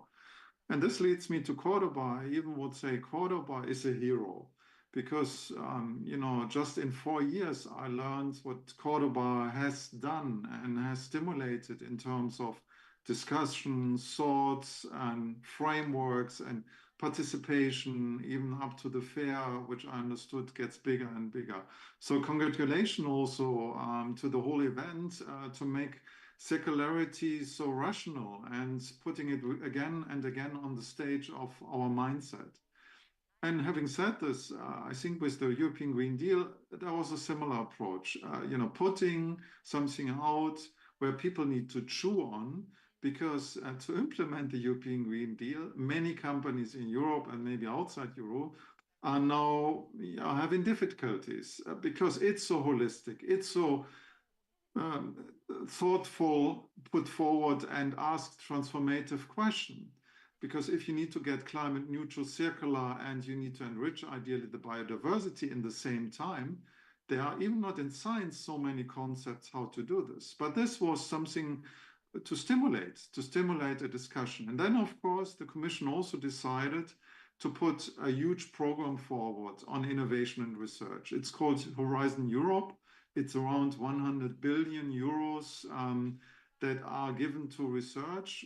Some of the work I just mentioned on alternative proteins, on cell cultured meat, so meat from the laboratory, are part of this huge program. And now researchers need to prototype. They need to prototype things that are circular, that are biodiverse, that are climate neutral. And I think with this, there is a strong stimulation also, not only in research, but usually it's applied as well. There are different missions the Commission has put forward, for example, on soil, for example, on ocean, on water, and these are very applied. And you need to work with the whole sector, with the companies, with cities on implementing and finding a rationale for implementation. And I think this is really needed, and this is very helpful, now to create the prototypes, to create also the scale which we need to have, because it's easy in research terms to find a good prototype, but then the question is always how basically also to scale it. And then the financial market is coming in. I don't know if you heard about the European taxation towards sustainability. So now banks and many other investors are asked to even ask everyone who wants to have a credit on their sustainability performance. And this was a game changer. I remember research said this for many years. We need the financial market also looking into all this type of future investments. And now it's for commercial, and it becomes also in the future for business credits. So, and it's interesting because now the chief financial officer, which usually didn't attend so much the sustainability meeting because it was a different thing for him, sustainability, and it was more voluntary. Suddenly, the chief financial officers, you find them in all types of sustainability meetings, and they would usually ask their own staff to be faster in the company on sustainability, because there might be just a small change in the credit margin and he might get if he or she wants to go for a new investment. And this combination from research, policy framework, and the financial market, I think is very helpful to set the tone for the transition we need. Actually, I think regulation can promote or can stop changes in our society. How do you think, this is a very good example you've given, but how do you think in general governments are doing on this? Well, it's very difficult to say world view, of course. I think very diverse. I see governments rather approaching it very bureaucratic. In Europe, okay, yeah. I think, well, my assessment would be, and probably if you would have somebody from business, he would say the total opposite, just to say as a disclaimer. But my view is that the government is putting all the challenges out there we need to answer. So it is asking for a new type of business. And then the chemical industry in Europe will even say, wait a moment, this is so difficult to all go for, we might go to another country. And of course, this is difficult for the government then to say, well, yeah, this was not what we asked for, but we asked for changes, what you asked for a long time. Business usually would say, we need a level playing field. We need same conditions in order to operate and in order to get more sustainable. Now, I think, at least from the European side, we have a similar playing field. It's asking for a lot, the companies, but now it's up to you to innovate. And for example, for the chemical sector, we had discussions already that they cannot be crude oil based in the future anymore with their base materials. They need to innovate. And the discussion which is out there with the chemical sector is even, can we use waste as resources? We haven't done this systematically in the past, but why not to do urban mining and see this in the future as the main resource which we handle in the chemical sector? So we are closing the loop suddenly. And I think this stimulus is really something I'm looking for, similar to the textile sector. There is now a strong discussion with the textile sector about the overproduction. So overproduction in the future might be taxed. And I think it's right. Of course, you can argue back and forth, on economic parameter. But if we produce over, and we know that 40% of the textiles we produce will be burned, and every brand will say in a closed room, informally, yeah, you're right. Yeah, we also burn 40% of the stuff we produce. I think then we have to be more radical also in policy terms, and we have to set the framework conditions right.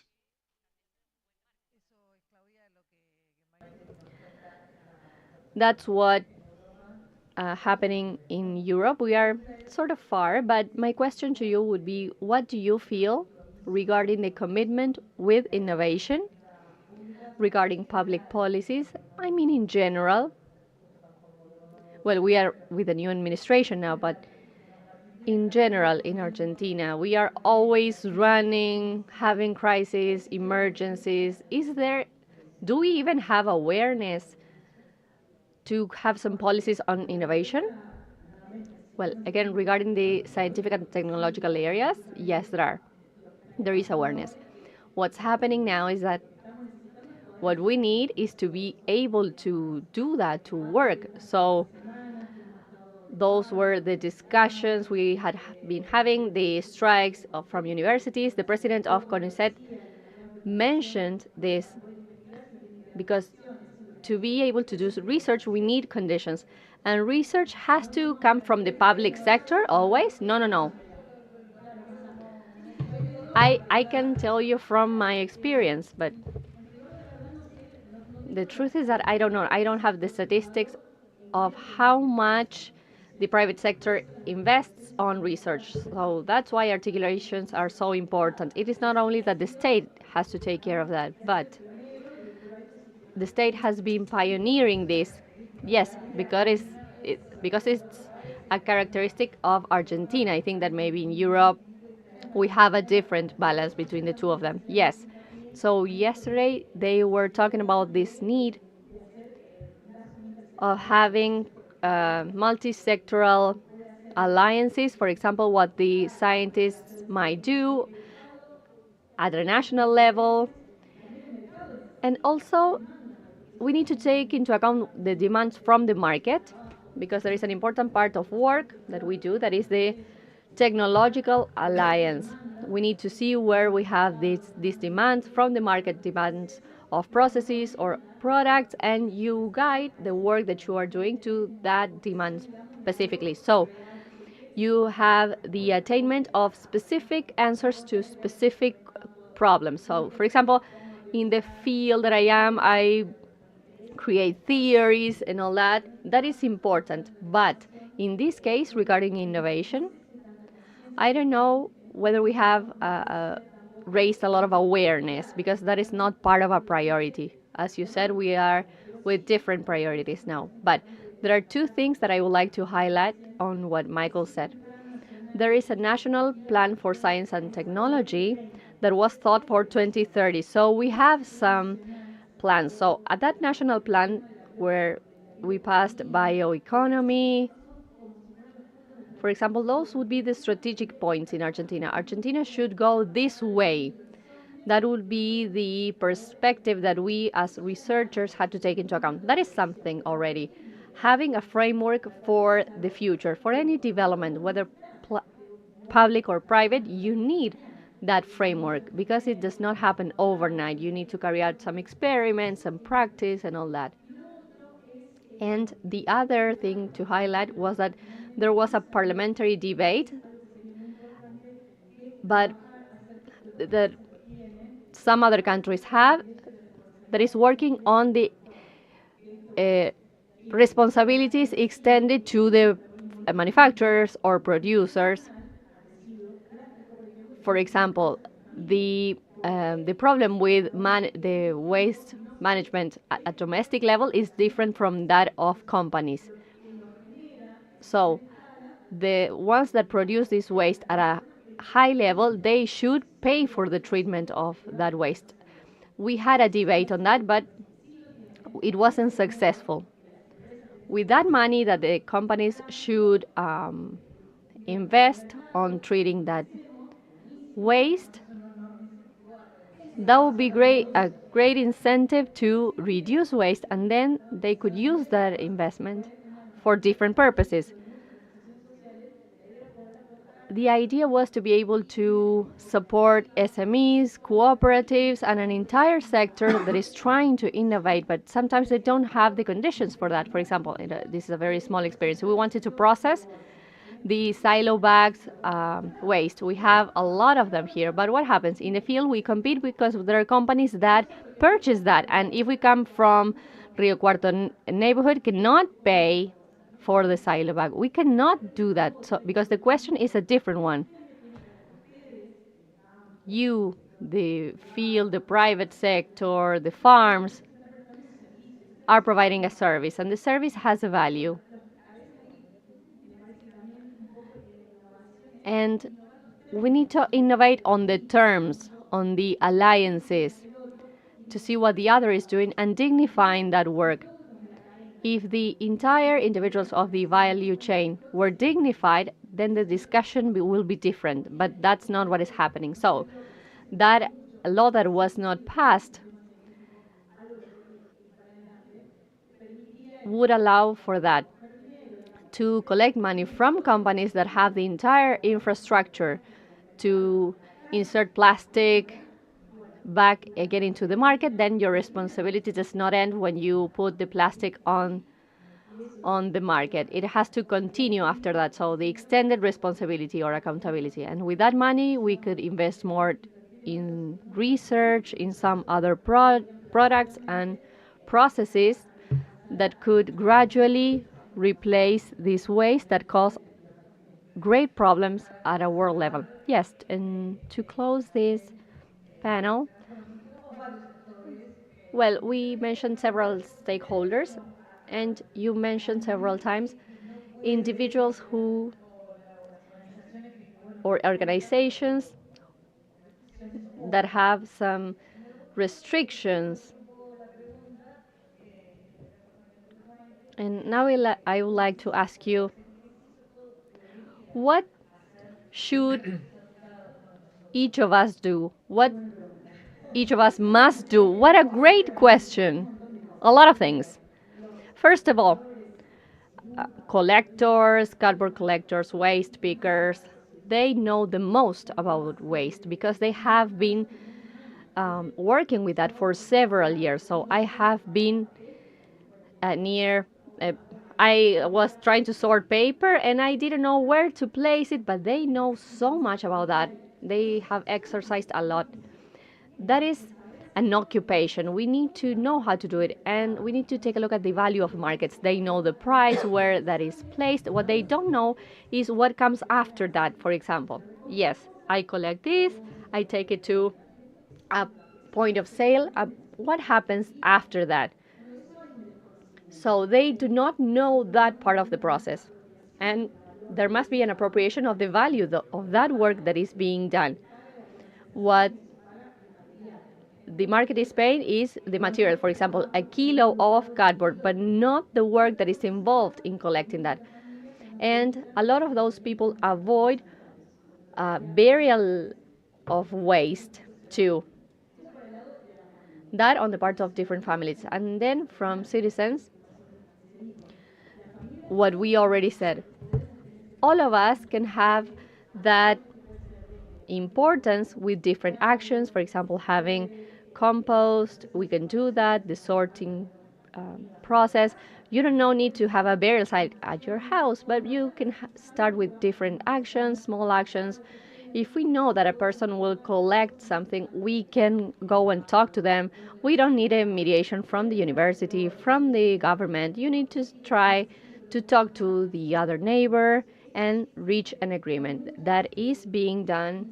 There are a lot of citizens' initiatives, and we need to systematize this, and the government would benefit if they knew this. If there is not a trend, because otherwise there is a trend of starting from scratch again, as the mayor said. We need to leverage on that social knowledge because we can use resources in a more efficient way, and campaigns have to do not on what to sort, but where to take it or how to improve the product. Sometimes collectors say, no, I have everything together. For example, I don't know, when they take that collection to the collection center, that is not taken, and that goes back to the person that collects that material, and they have a micro waste land. So there are a lot of occupations that have to do with waste, with collection. We have to dignify them, to acknowledge that they exist, to acknowledge that it can be improved, and move to a different section, different part of the process. For example, working with machinery. And then citizens have the incentives, have the initiative because of the youth, of the children, of the revalue process of public spaces. So we need to take this to have egalitarian cities, more inclusive cities, more cities that are solidary.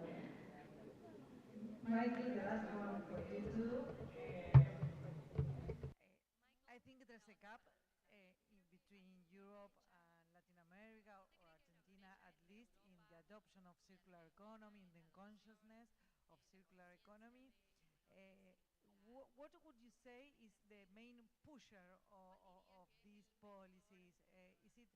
Is it are they citizens who want this, who demand this, or governments, authorities, cities are really on it? Who is the main actor in all this story? Well, sometimes I feel even media is the main actor because what you see now almost on everyday level, you watch the news, you watch a documentary, you watch a daily soap even. Climate change, circularity are part of it, part of the storytelling already through media. And I was part of a media initiative where the main TV stations also came together and they asked themselves, okay, how, if we know all this evidence from science, what is our role to tell a story in an engaging way? And of course, I think that leaves something. It leaves something in the society. If I take a cab now to go somewhere, you know, the cab driver will talk to me about climate change because we are just driving through a time where there's harsh rain. We have a lousy summer this summer, for example, with lots of rain, which we usually don't have. So there is already a participation and a perception in society, something is changing. And with this, I think it's not anymore that, you know, you need to say, are the people in policy, are they in business? I think those who listen, who feel, who have a feeling that something is changing are afraid. More and more, I have the feeling I need to encourage people and to say, you know, because the feeling is sometimes the world is going under and it's just a matter of time. No, it's not a matter that the world is going under. We still have it in our hands if we engage. And I heard this yesterday from the mayor and the governor as well. If you have a vision, if you go for it, of course, human society has been always made to solve problems, and we have huge problems ahead of us, no doubt. You know, if I'm coming from a country where a lot of cars are produced, and similar question I ask on meat, you can ask on cars on the road. It makes no sense that we produce cars that stand for 23 hours in a parking lot and are in average driven for 1 hour.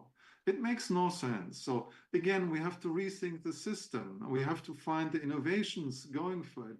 And my feeling is we have, at least in the younger generation, a bond already. We have an alliance, a movement. We see Fridays for Future really going onto the street, asking for this change. We have people going to the court and saying, we know that climate change is happening. How can you not do something about it? And the court in Germany, at least, and probably other countries said, yeah, it's right. You have an obligation. We have this yet on board level in companies that NGOs are saying, okay, the board did know that climate change is happening. They didn't ask anything the company to do on it. So are they not responsible? So, you know, and lately, I think that the biggest target group we have, who's knocking on our door, we have not talked for them for the last 17 years, are lawyers. Because they see a lot of cases now to go for, because you cannot ignore the science anymore. You know the evidence, you know potentially responsibility, you know something will happen, and with this you are asked really to act. And that sounds all scary, but you know, it's fun. I always see sustainability as something very adventurous. If you just look from an economic point of view on innovation, you know, you just get a very small glimpse on it. If you look from a systemic innovation, from social environmental facts, you have a really broad perspective and you can innovate in many, many directions. And I think, you know, we're just in front of the next revolution, and the next revolution will be caused through sustainability, because the factors probably are all there. And then, we need the creative sector, we need the cities. But, I'm beside all the challenges, very hopeful that we can align. And, it needs international cooperation. Look how Córdoba is doing, how great that they open up all the ties in all directions. Look on the panels you had over the last 2 days. And I think that's the absolute right direction to go for. And I hope more cities are joining to have the same courage as Córdoba.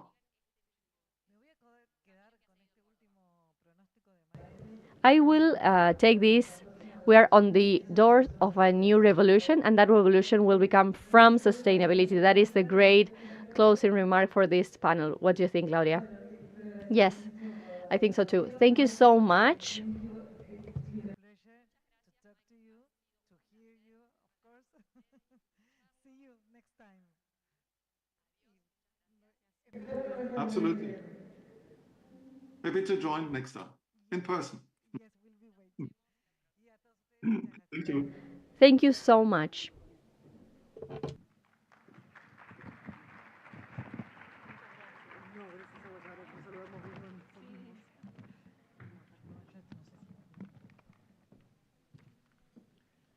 Muchísimas gracias. Thank you. And thank you for your kind participation. Let's give him a warm round of applause.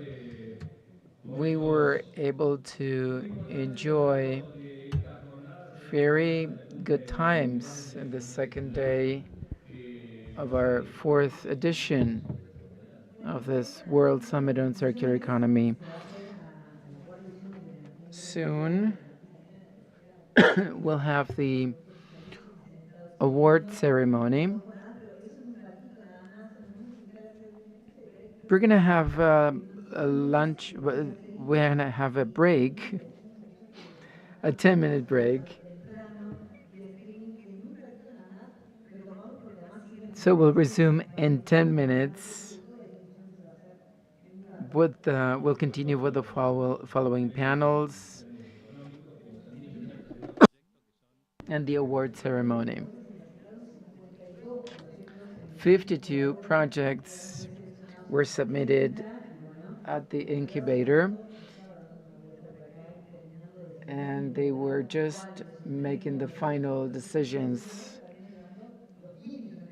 to choose the best project that will be awarded with 10 million pesos. We'll resume in 10 minutes, and thank you.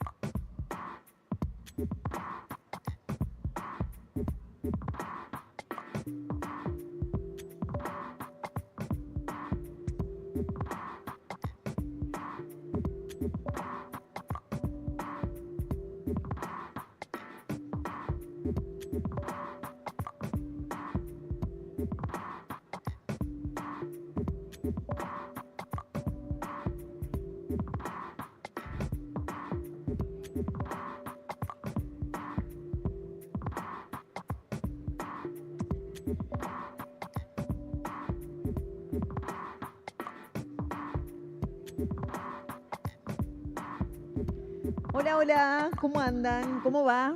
Bueno, se termina el Bueno, tiempo de espera, ¿eh? Okay, we're back. ¿están pasando bien?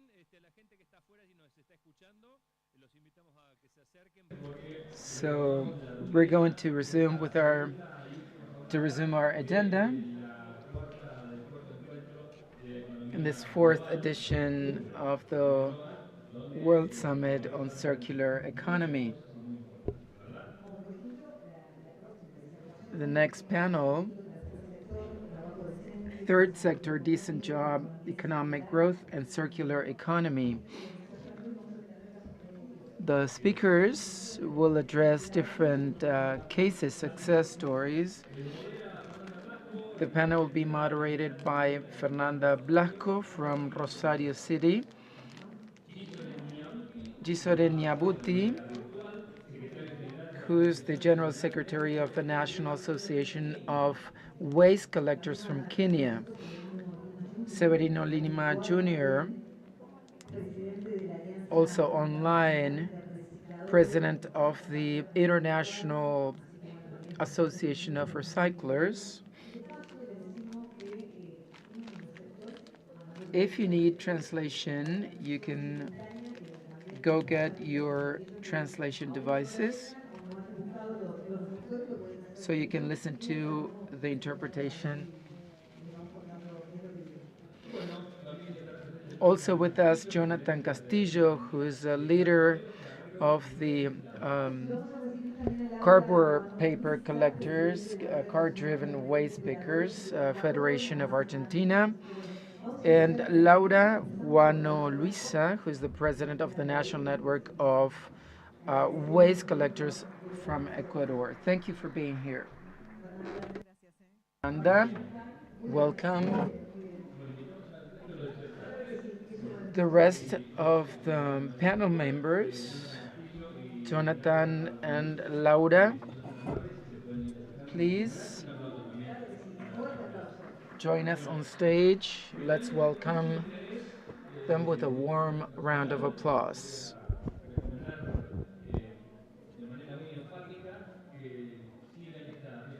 Please follow this talk, a third sector, decent jobs, economic growth, and circular economy, which is one of the keys of this Circular Economy Summit. Thank you. I'd like to thank the organizations for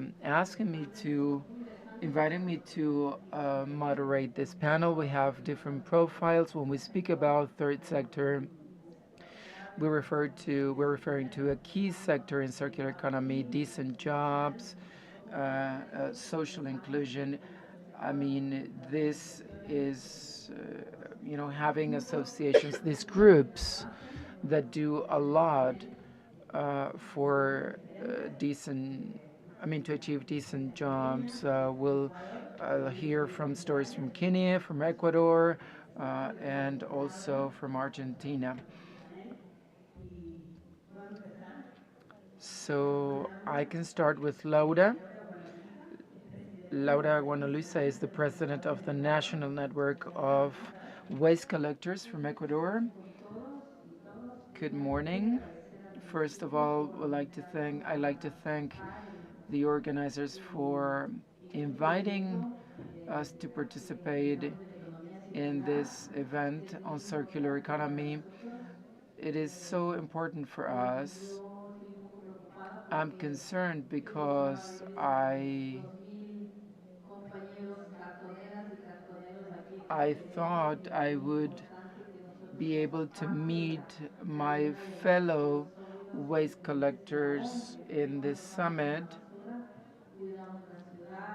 We are the ones that look after the environment, the city. We provide a service to the local governments, tons of waste that don't go into landfills. That is my concern.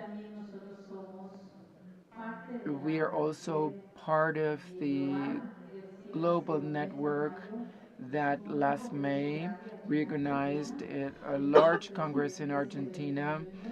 Our president, Severino Jr., who's going to represent ourselves, but who's not going to be with us. He was supposed to join us in this panel.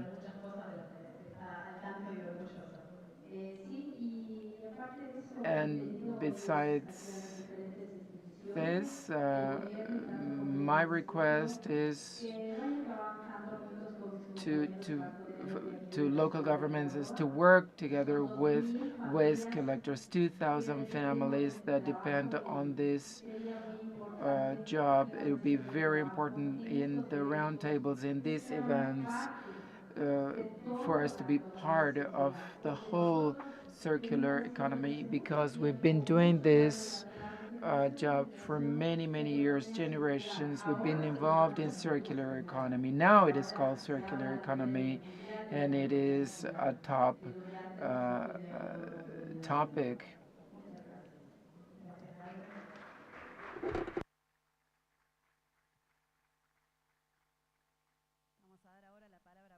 Well, now I'll give the floor to Jonathan, so you can introduce yourself.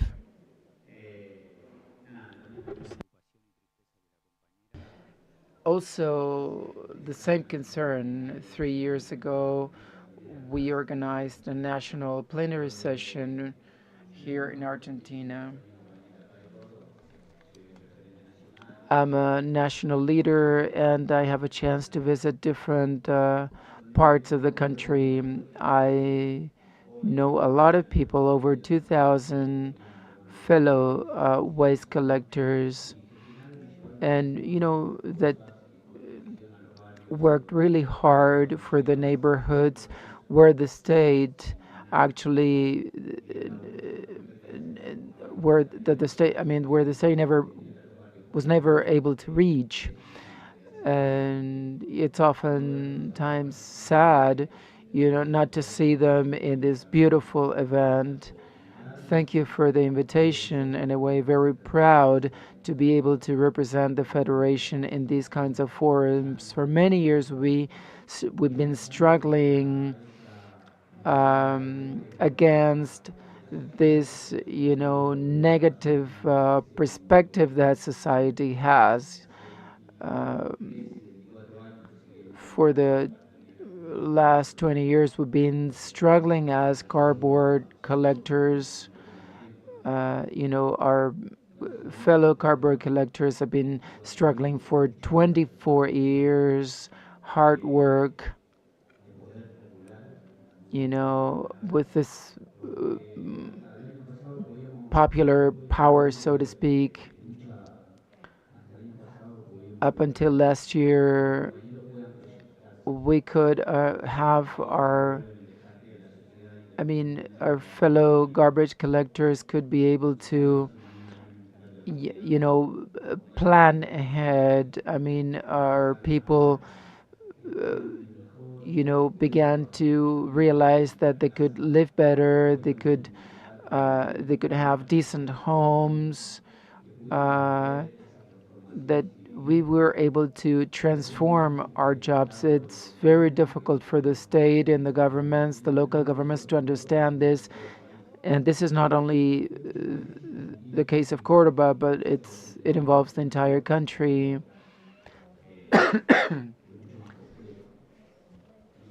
And today, we're having really bad time. Why? Particularly, we're going through a very bad time. Why? Because of the path that we're taking as a nation. And it's like we are repeating history again and again.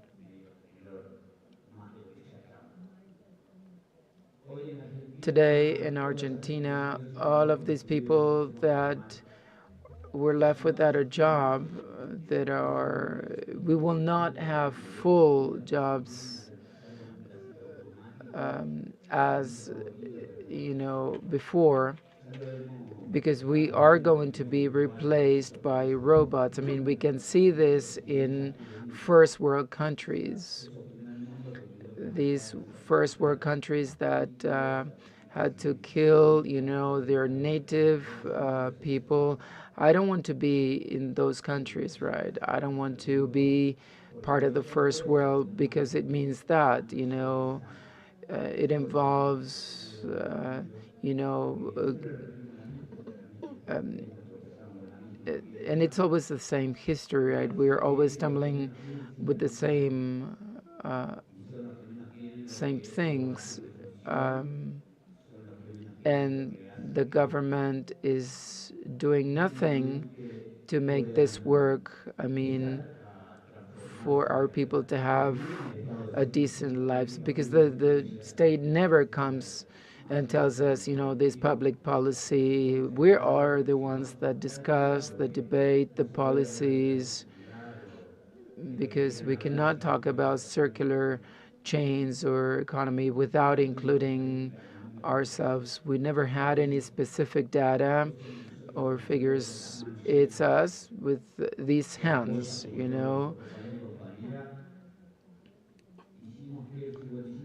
55 of this raw material at a global level was able to be recovered, and it was put back into the industry, and we did this ourselves. If we everywhere, if we supported waste collectors and recyclers and car-driven waste collectors, if we were able to achieve 5% of the global warming. So what if we were in the same, in sync, right? And we did the same. We are human beings. We make mistakes. We know that. Unfortunately,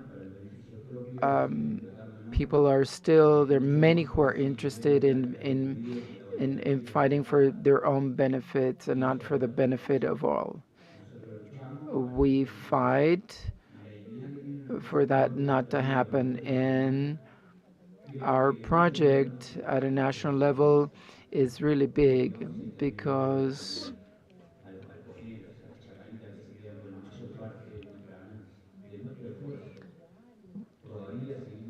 we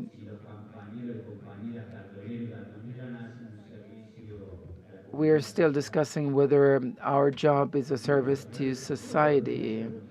I mean, what we do is a real service to society without waste collection. The formal waste collection systems are not overloaded, and this is because of our job. It's thanks to our job.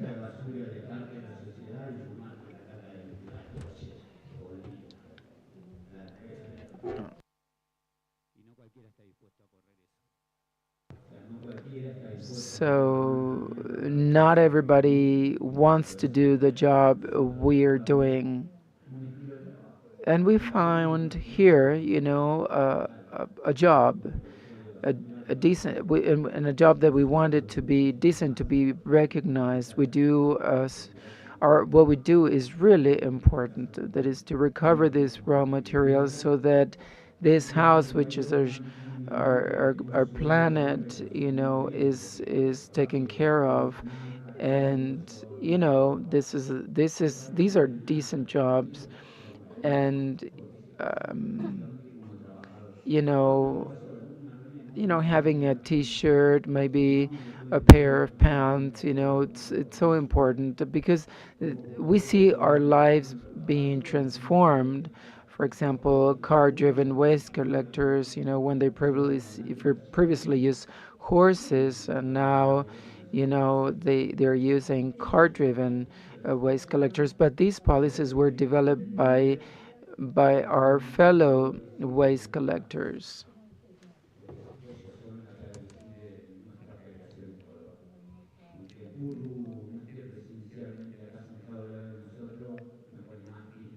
And not having our fellow waste collectors here in this meeting is really sad.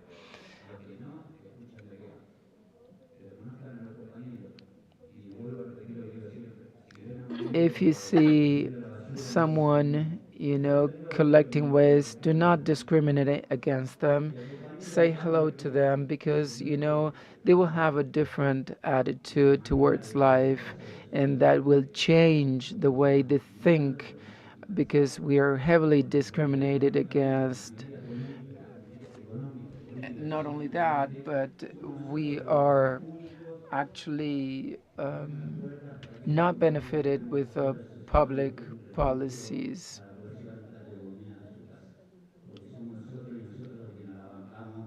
It is.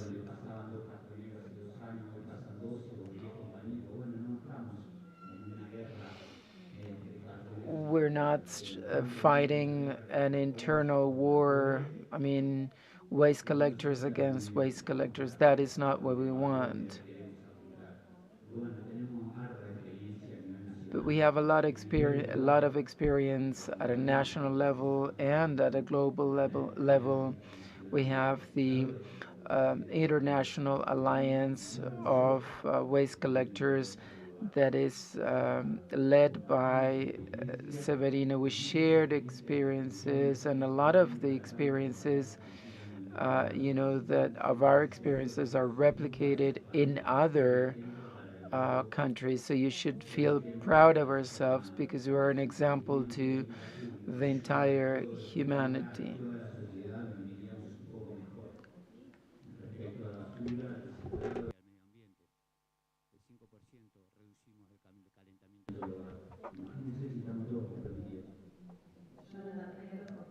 Jonathan, you just mentioned something about the global experience. I would like to have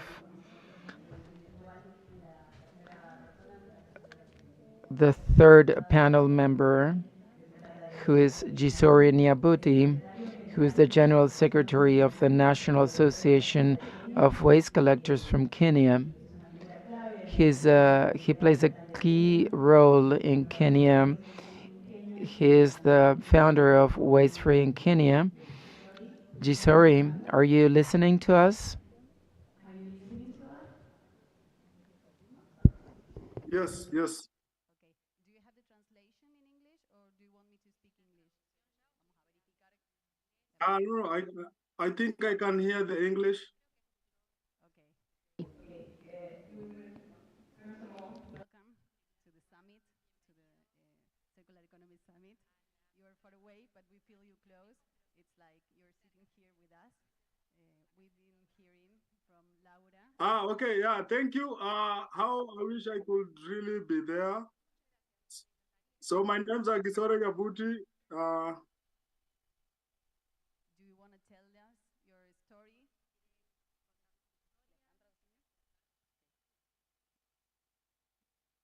Fuck up. ¿Quieres contarnos tu historia?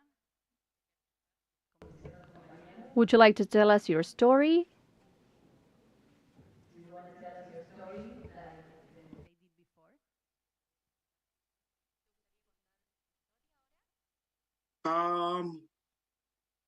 Okay, yes. Sorry, I think network is an issue. So, I'm Brad Gisore, the Secretary General for the Kenya National Waste Speakers Welfare Association. Born and raised in Kibera. I leave my internet. Are you guys hearing me well? Sí, te estamos escuchando bien. Creo que él puede estar teniendo problemas de internet, por eso es la demora. Vamos a esperar a ver si You may have some internet connections, maybe? Yeah, is my internet working well? Okay, so in Kenya, we started organizing waste pickers right after we learned how you guys, Argentina waste pickers are organized themselves in unions and cooperatives. So we were really inspired, and we took the initiative also for us to organize ourselves in Kenya. And that's how we started organizing. And at the moment, we have reached a session where we have 46,000 waste pickers. And in Kenya, we try to the West Speakers' voices to be heard because our municipalities and government, it's like let's say like a month ago or 3 months ago is when they started recognizing that waste pickers are part and parcel of the circular economy, and they play a key role. But in the systems, and also many people try to joyride waste pickers. They greenwash through them, and some don't recognize waste pickers as a key role for the circular economy. So it could be really a good idea for us to consider that waste pickers are the food soldiers, and waste pickers are everything in this economy for waste. For it to work, we really need waste pickers on board. And without waste pickers, we are sure everything is not going to work. Waste pickers are the backbone of recycling. Without waste pickers, recycling is garbage. And we really took a lot from Argentina, waste pickers. They really organized themselves through FACSE. The union and the cooperative is really strong. And also in Córdoba. So I think the waste pickers there, the 2,000 waste pickers in Córdoba, they are the union is very strong. And we are looking forward for sessions where all of us could be part and parcel of everything. So also Córdoba waste pickers could be part and parcel of this, of this session, and they could give an insight. Yeah, thank you. That's from my side.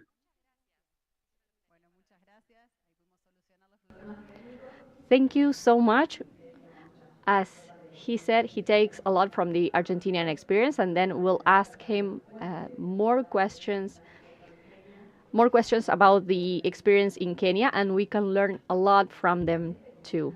Maybe as a first question, I would like to ask you, what do you think is the main challenge we'll have in this sector in the following years? If we think about the difficulties that you mentioned, Jonathan, what do you think is the most positive thing, and what is the main challenge that the sector has?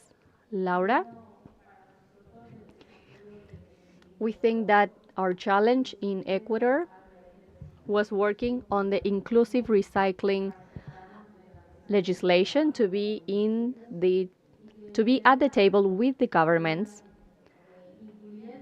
and to include us, because we also talk about inclusive recycling, or we talk about circular economy, but they always forget about us, the community waste pickers. Sometimes governments from the municipality, they don't realize the work that we have been doing every day. In my country, we are sort of small entrepreneurs. We work towards the economy of the country. The material that we collect, that we recover, the tons of materials that don't go to the landfill, they go back to the producer cycle. So when I said that we have been doing circular economy for several years now, and these events on circular economy and working with waste pickers or cardboard collectors is so important. We need to have regulations and standards. Public policies must support us from the municipality, from the government, to work together. They really have to acknowledge our daily jobs, because we are providing a service to the city. As my colleague said, we have a slogan that our tools are our hands and our backs, because we walk and carry the load of that recycled material.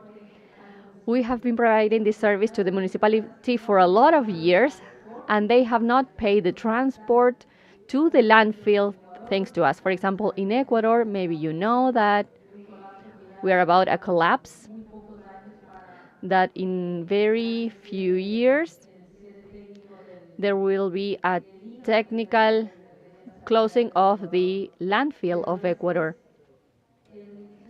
But sometimes the municipality discriminates against us, and sometimes they don't know that we are providing a service for the economy. We take care of the environment. We provide a service to society, but we need to see these challenges, and municipalities must acknowledge our work. And this is a problem at a global level. That's why we are organized now.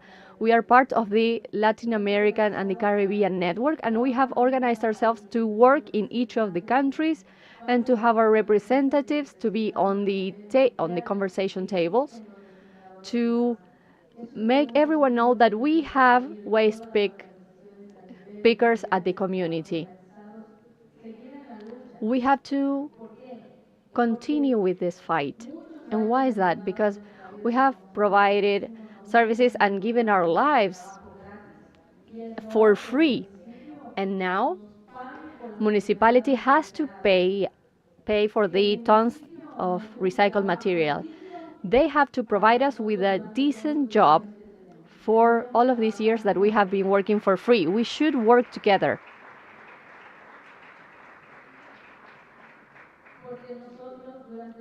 Because for those years we didn't even have medical insurance.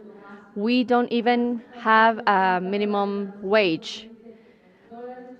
Do you really think that a person can live with so low wages? No. But we did that work.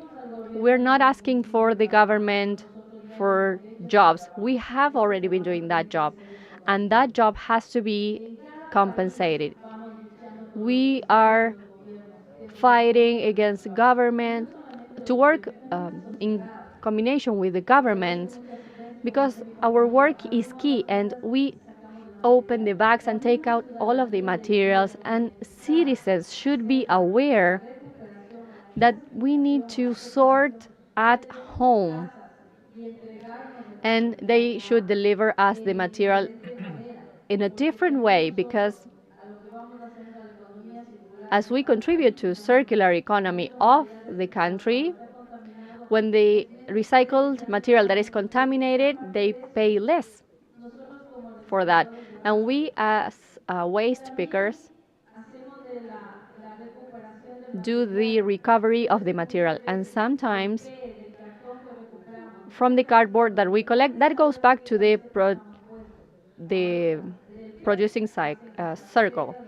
Out of PET, they create jeans, for example. So we contribute to circular economy, providing work for industries, for companies.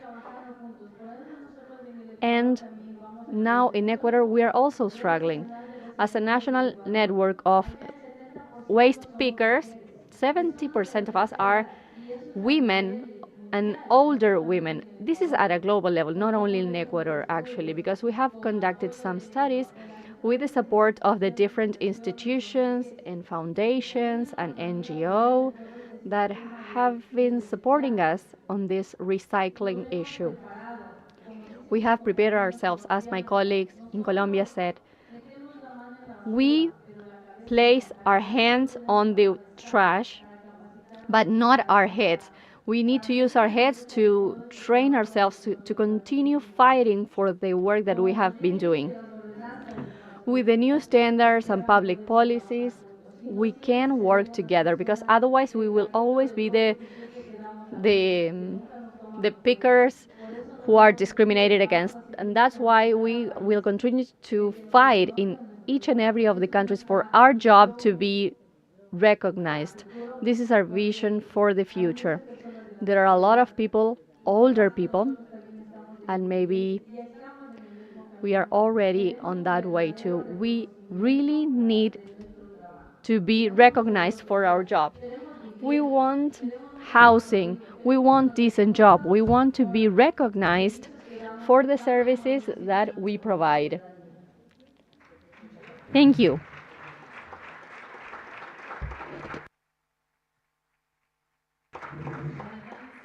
Jonathan, if we talk about the good things and also challenges, do you agree with what she said? I think that you really agree with her because you were nodding your head. What do you think about including the waste pickers within the standards? Yes. No matter where you are in the world, we face the same situations, we are facing the same problem, and we have the same goal. I will explain something for us to be able to understand what we are fighting against. We know this already. During these last 6 months have been so difficult for us, as I said before. There were where we have two cardboard collectors, now we have 10.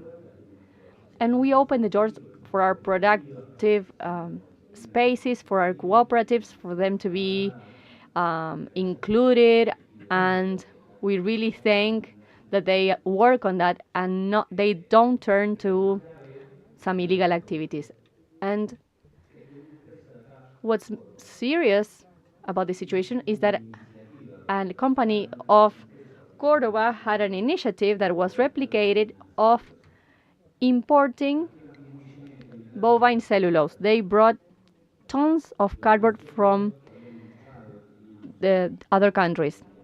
I don't remember the number of the act or a section that required company to buy all of the raw material that we have in Argentina, and if they needed more, they should buy that abroad. And these people did whatever they wanted. They brought a lot of tons of cardboard from foreign countries, and for this month we couldn't deliver one pack of cardboard, and that has a repercussion on our salary because we are not able to sell that, and they have such a great stock of raw material that they don't buy that to us in Argentina. If they were paying 200, almost 300 pesos, and it was going to go to 400, they pay for that 450 pesos more. And why did they do that? Because they know that here in Argentina, cardboard um, will have a 600 pesos value. So now we earn less because we need to set a lower price, but food is more costly. We cannot sell the material, so we have no salary. We cannot reinsert that material in the production section. We continue to create work for manufacturers, for SMEs, for a world we're trying to get to know and to be incorporated. And that is very difficult. We have been fighting for a Containers Act for a lot of years, and for these last 3 to 4 years, well, 2 years, we took it to the Congress with our deputy from Fiorito. And one of our colleagues could represent us in the state, and there was a boycott because they didn't.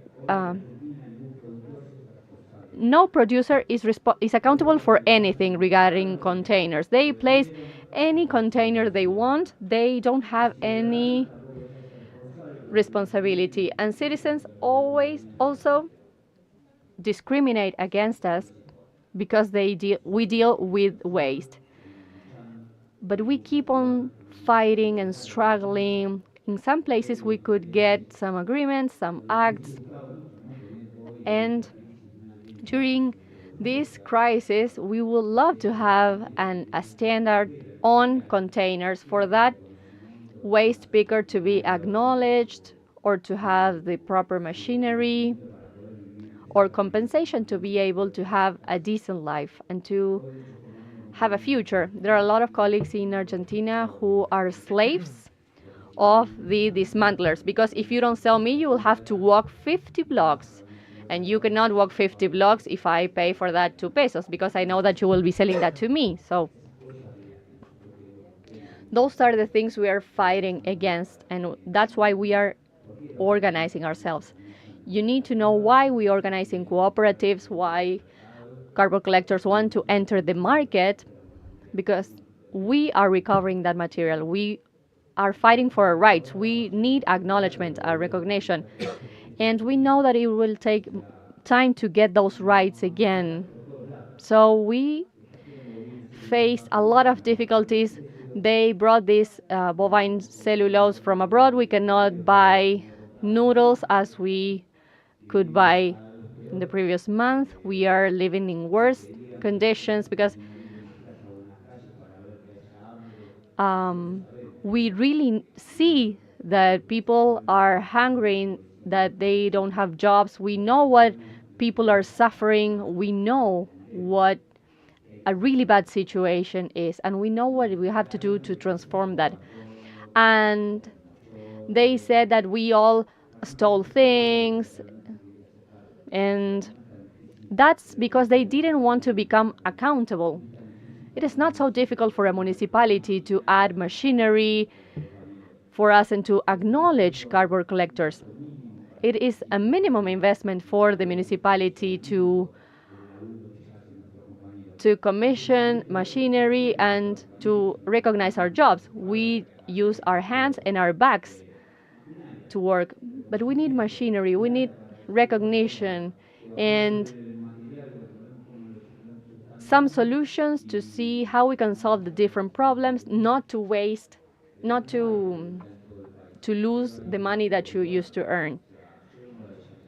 I come from Avellaneda, Buenos Aires, and we could get from the municipality a social inclusion recycling machinery of, and we could avoid the third intermediate for the recycling of plastic. And then the government changed, the administration changed, and we needed to have the injection, the last piece or part of the machinery, what the municipality needs, and we needed to have agreements to have more injections, because the very few pesos that we get are spent on the butcher at the butchers. We don't go to Uruguay, Brazil, or the United States to go on vacations.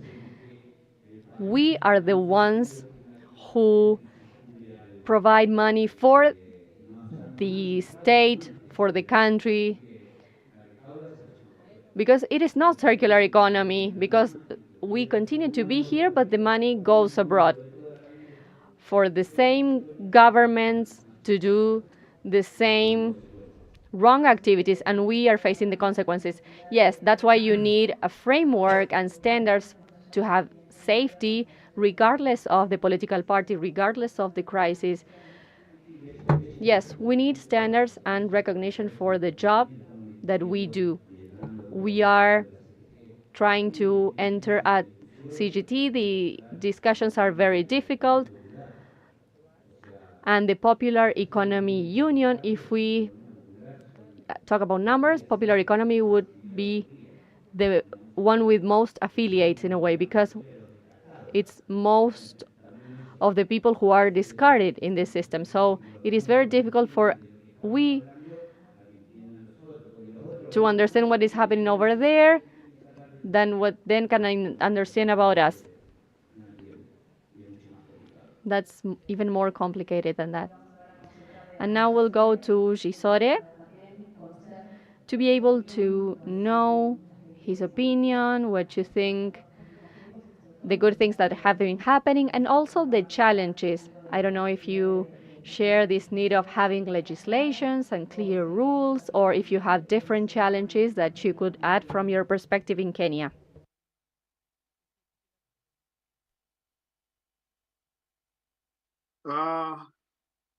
For us, hello? Yes, we can hear you. So for us as comrades from Kenya, we needed to organize ourselves. And at the moment, we are bargaining about the pricing, about plastics. And we thank the International Alliance of West Speakers when they came to Kenya on the negotiation of INC3. We had an impact and the government started noticing us. And at the moment, we are negotiating with companies and PROs about the EPR regulations and about the pricing levels, about the circular economy. And we are hopeful that as West speakers, we can also emulate what's happening in Argentina, where we can get into a contract with the municipality, and then we offer the services, and also we be part rather than just be waiting waste from the landfill. because at the moment our waste pickers are mostly located at the landfill and streets and households.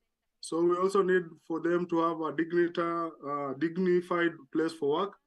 And at the same time, the Alliance, like everyone, to stop recognizing us as informal workers.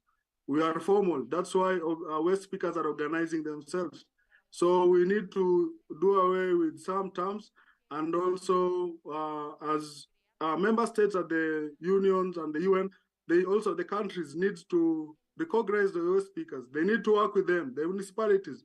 There is nothing for a circular economy without waste pickers. So we are the missing part of the tire, and we're the missing wheel.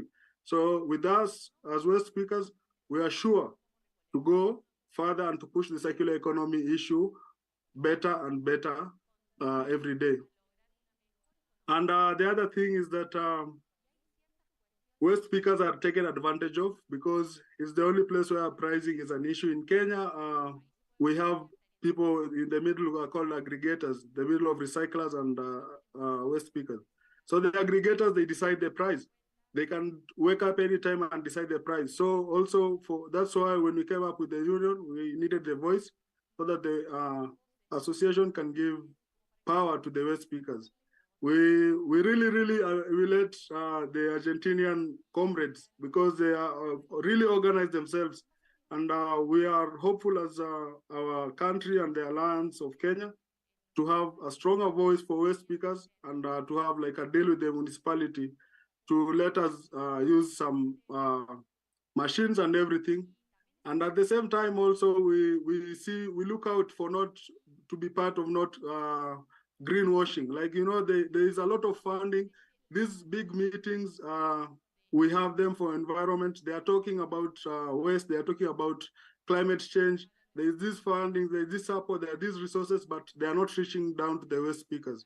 So it's hard time we leave the consultants aside. We go to the ground and connect with the unions of waste pickers and their cooperatives. And then from there, we can support them so that also they can have economic empowerment and they can earn a dignified income and like a sustainable also income, so that they don't be there because they are lacking any other job, so that it be a job. Thank you.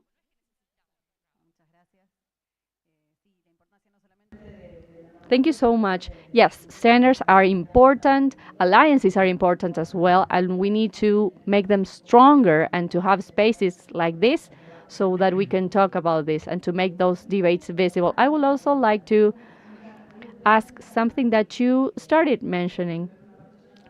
Jonathan, you said you recommended people about what to do if you come across a cardboard collector or a waste picker. And Laura, you also mentioned something about people being sorting at home and helping. So I would like to ask you something.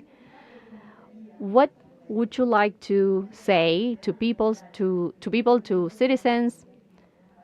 Because I think that there is lack of information or misinformation regarding the work that you do. And well, Laura.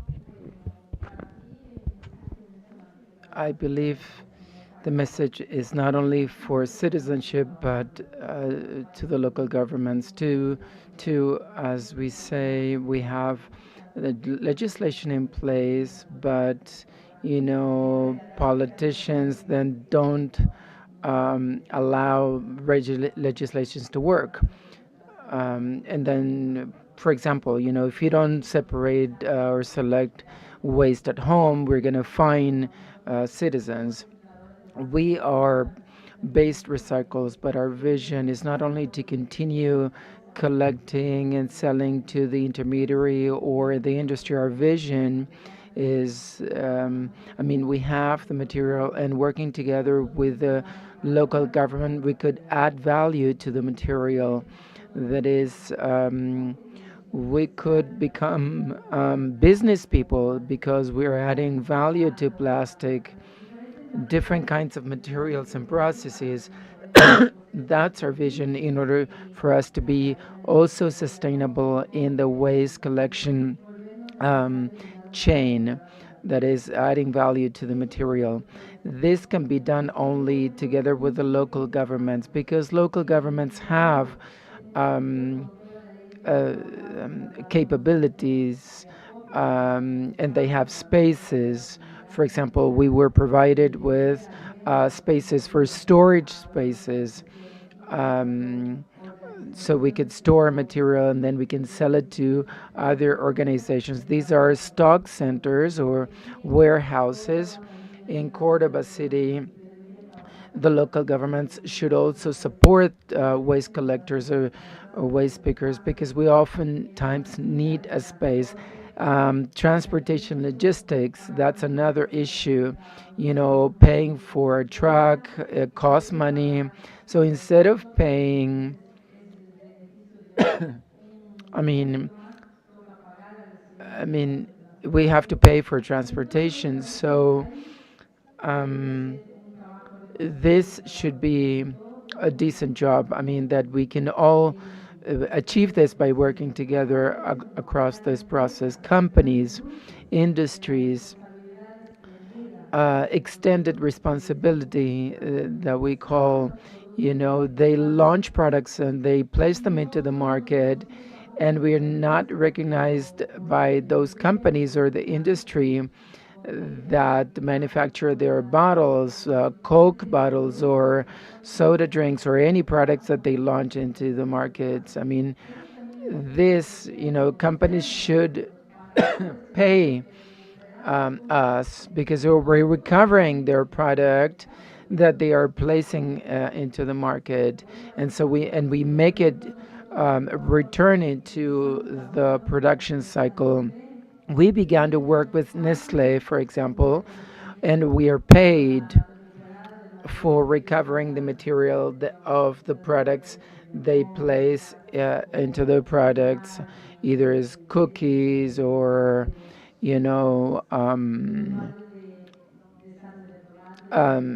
mayonnaise and other products they have. It is the first company that we're working with, and they are paying us, and all of the companies should do that. We should be paid for the service that we do, and this should happen at a national level. It is the first year that it is an incentive that we are given, and we want to continue signing agreements with other companies and industries, because this is more money for our incomes to our families. Because as you know, if we work, at any time of the day, while citizens are sleeping, we as ants work around the streets, and so we need to make people aware. If you segregate, waste at home, we would be able to make our jobs easier and more decent. Like broken glasses, and it would be a cleaner recycling process for us. But I always say, we need to change our mindset. We need to select waste at home, to segregate, and we should organize ourselves as families and neighbors. It would take us just a minute or so to separate waste at home. But the fight is hard, because we work closely with the neighbors and the citizens, and they should become aware of what we do. Thank you.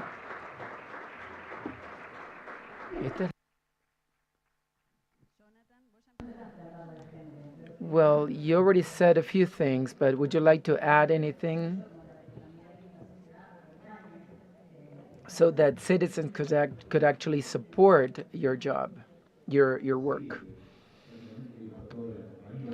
I think everything she said is right. I have nothing else to add.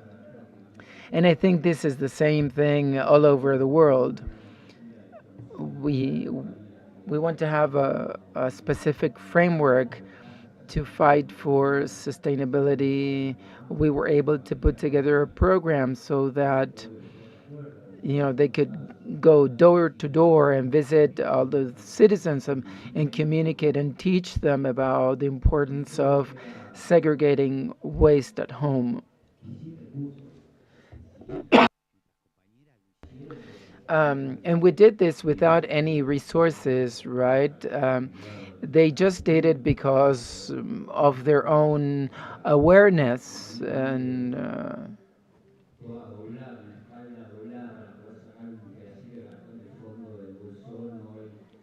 um,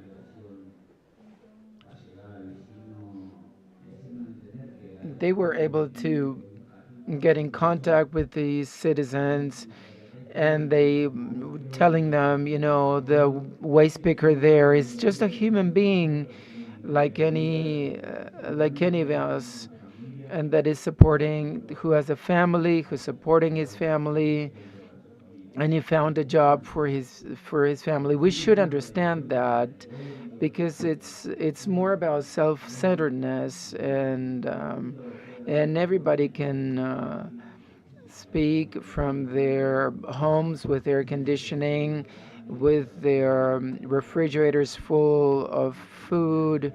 It's easy to discriminate against, but it's not easy when things go wrong, and it's easier to put the blame on those who have little, who have less. A packaging legislation would have helped us a lot because we would have the right tools to strengthen um, our jobs. Because every time we have, fellow waste pickers, whenever they want to organize, they have no money. So,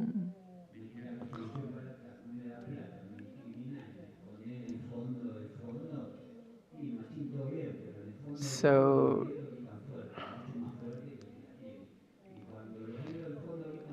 So when we are discriminated against and we're not given the money, you know, we deserve to be recognized. We should stop thinking about, huge projects. We should see, like, I don't know, building a building in Mars when our planet is actually being destroyed.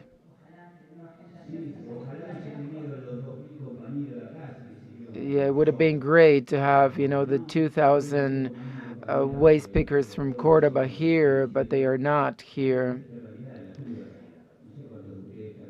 I don't know how many of you, if you were jobless, who would like to do what we do? I think that less than 1%, because we're terrified, to think about being jobless. They have even taken away fear. This is why we're so courageous. We are a key player in the circular economy and the care for the environment. And unfortunately, we are the ones they are fighting with this 1% so that they can recognize our jobs.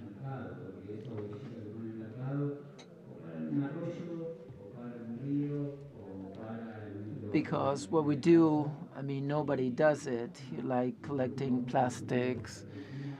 We are concerned about the future of Argentina.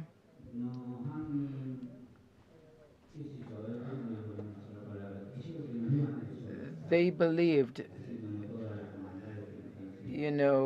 they would actually make us weaker, but we are stronger. We're stronger than ever because we know what we have to do. Gracias, Jonathan. Y vamos ahora So the same question, Jisori. Do you have a message, or what is the message you gave Kenyan society to support you? For now, we are all global citizens, and West speakers are everywhere as long as there is a population there. Because what we use, then it needs West speakers to be around. And we are the people at the ground foot soldiers on the issue about waste management.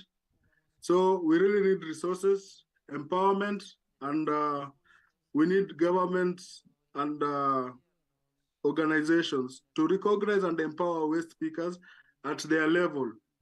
You see, so from there, we are sure we will have a workforce which is empowered, and also they will be formal rather than us recognizing them as informal. And also is that we introduce West speakers to the table.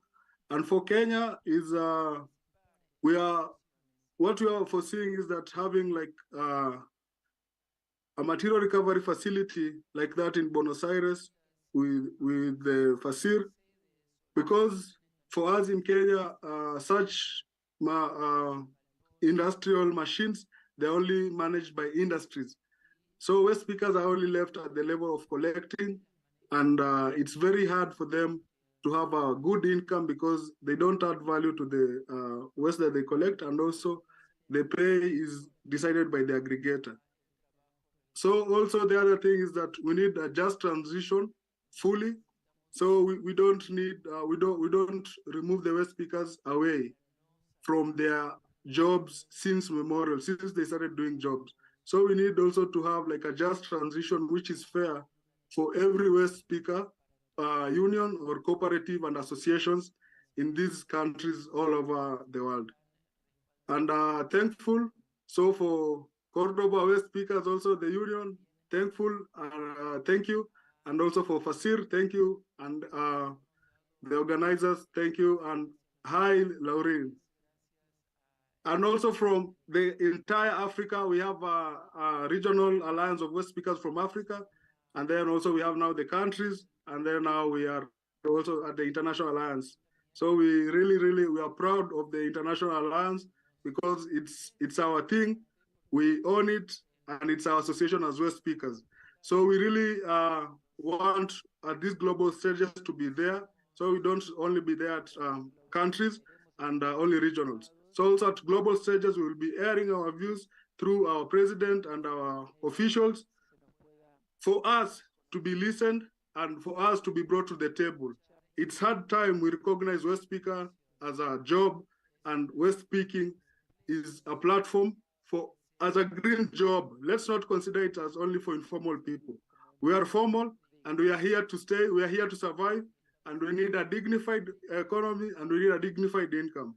And let's not be taken advantage of, and let's not not NGOs and organizations do greenwashing about West speakers. Thank you. Thank you.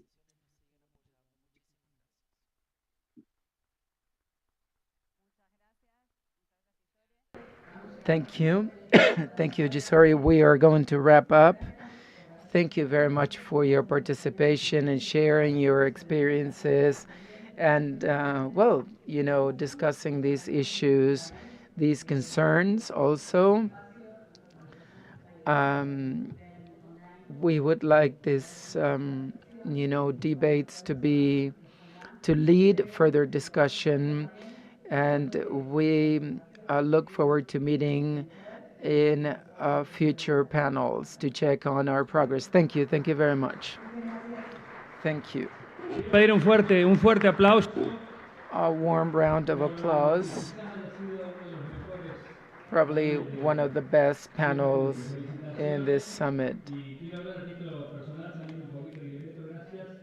Personally, I'd like to thank you for your discussion on sustainable economy, circular economy. Thank you. We learned a lot from you.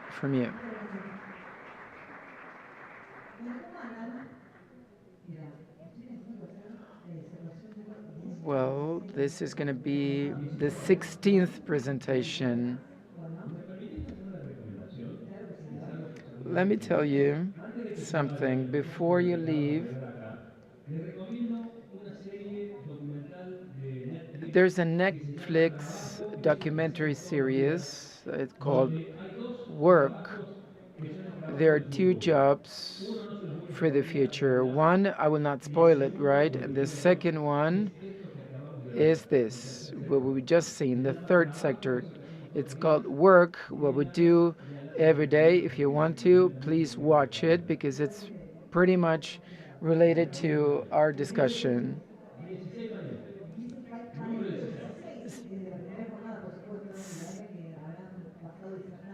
We've had a lot of speakers so far, great moderators, speakers from around the world. From Kenya, Córdoba, Ecuador, and the scenarios and the discussions are the same, and the issues that they have to tackle are the same.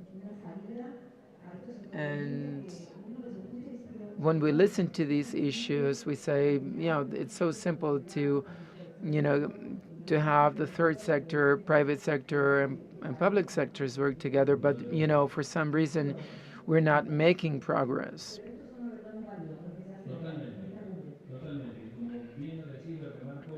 As you're saying, these three presentations, Cordoba, Argentina, and Kenya, the world is really small because the problems are pretty much the same. So let's move on to the next speaker. This is a keynote lecture by Shalini Bala, who's the General Director of the International Council for Circular Economy from India. You should go get your translation devices. So this will be moderated by Soledad Huespe. She is the head of reporters. Let's welcome with a warm round of applause. Welcome, Soledad. Thank you for the introduction. It is a great honor for me to be here. I will sit. Yes, this is recycled material and a very comfortable one. Thank you. Thank you so much, Sole. Well, I will read the biography of Shalini because she's truly an international expert and representative. Shalini Goyalbala, an expert leader in circular economy and sustainability. She is the founder and executive director of the International Committee for Circular Economy, a think tank from India leading the promotion and adoption of circular practices at a national and global level. She is the author of the first book on circular economy in India. She could include the topic in formal education throughout the country. The most recent article was published by the Consulting European Committee for the Prime Minister and the Compendium for the G20. She's an editor for the first newspaper on circular economy, and she also leads the discussions of the collaboration between the global north and the global south. And she represents a corporation of 8 countries. She has an amazing experience. She is the person to talk about circular economy. So I would like to welcome her. Thank you so much. It's a pleasure for me.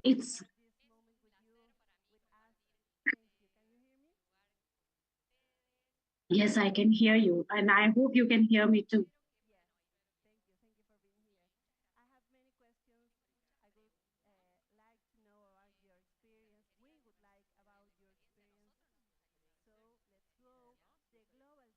Is your issue, your big issue. So in that sense, the Global South has a key role into the whole world to, because it's the home of the most important biodiversity in the world. So what do you think are the most important challenges that confronts the economies in the Global South? Thank you, Sandra, for asking me that question. I would like to thank the City of Córdoba administration and the municipality entity, BIOCÓRDOBA, for inviting me today. And it's really nice to hear the panelists before me. It's nice to see that it was inclusive. There is a lot of participation from other countries as well, both from Global North and South. But as you very well asked the question, Soledad, for asking about the Global South, and as we sit in the city of Córdoba, we do understand, and we must also know that almost 77% of the global population resides in Global South. And this is also the area which is seeing a huge population growth. So we have, while we are 75% of population, our global GDP accounts only for 39%. We have almost 78 countries, but particularly, and as you rightly said, that we are home to the planet's most biodiversity, and that's the most important thing. So that's why I think it is very important that we look at and maintain the resources as well as biodiversity in our in this region. We also see that along with the increase in the population, which we are witnessing, there are some challenges that comes to us. It is the high population, which also has led to increase in the waste production. There is a very massive consumption of resources that is accompanied by the waste generation, and our systems of waste management are archaic. Our policies are not as adaptive as it should be, and these are the major challenges when we talk about the Global South. Again, if we really look at the data, one thing suggests is that the Global North, if this is a slight comparison between North and South, and this is very important to your question. If you look at the global consumption of resources, Global North consumes almost 87% of the world's paper, 55% of the world's energy, and almost 68% of the world's wood. So we can assume that how much consumption is in Global North, whereas the major production and manufacturing happens in South. So according to FAO, the Food and Agricultural Organization, the per capita water withdrawal in North was 2,842 cubic meters, while in Africa it was only 674, which is almost 1/4 of it. That purely shows that there is a huge discretion which needs to be controlled up. So do you have... I hope that answers your question, Soledad. Okay, now so very clearly. You have, Shalini, a very interesting paper about the role of Global South and how the global economies can benefit from it. Can you tell me more about it? Yes. So while last year, India had the presidency of G20, I had this opportunity to write a paper for the G20 offices. And what we spoke about or write in the paper was about how this disparity could be bridged, how we can work together in an integrated approach to cater to the problems that we are facing, and how the Global South has to take lead into doing this. And when I wrote that paper, the idea was that the emerging economies who have their own issues are not very similar to the issues that we find in the developed nation. And so the solutions, when we talk about them, have to be very localized, have to be adapted to our own local issues. And that's why the entities that are local are the best suited to look at these solutions. And that's why we said that the solution should come from within ourselves. And that's where the paper talked about the role of Global South in enabling a global circular transition. If this part of the world looks at developing sustainably and in a circular manner, it's going to help the entire globe to become more circular, easier. But while we look at that narrative, we also need to understand that major production is happening in South and consumption is happening in the North.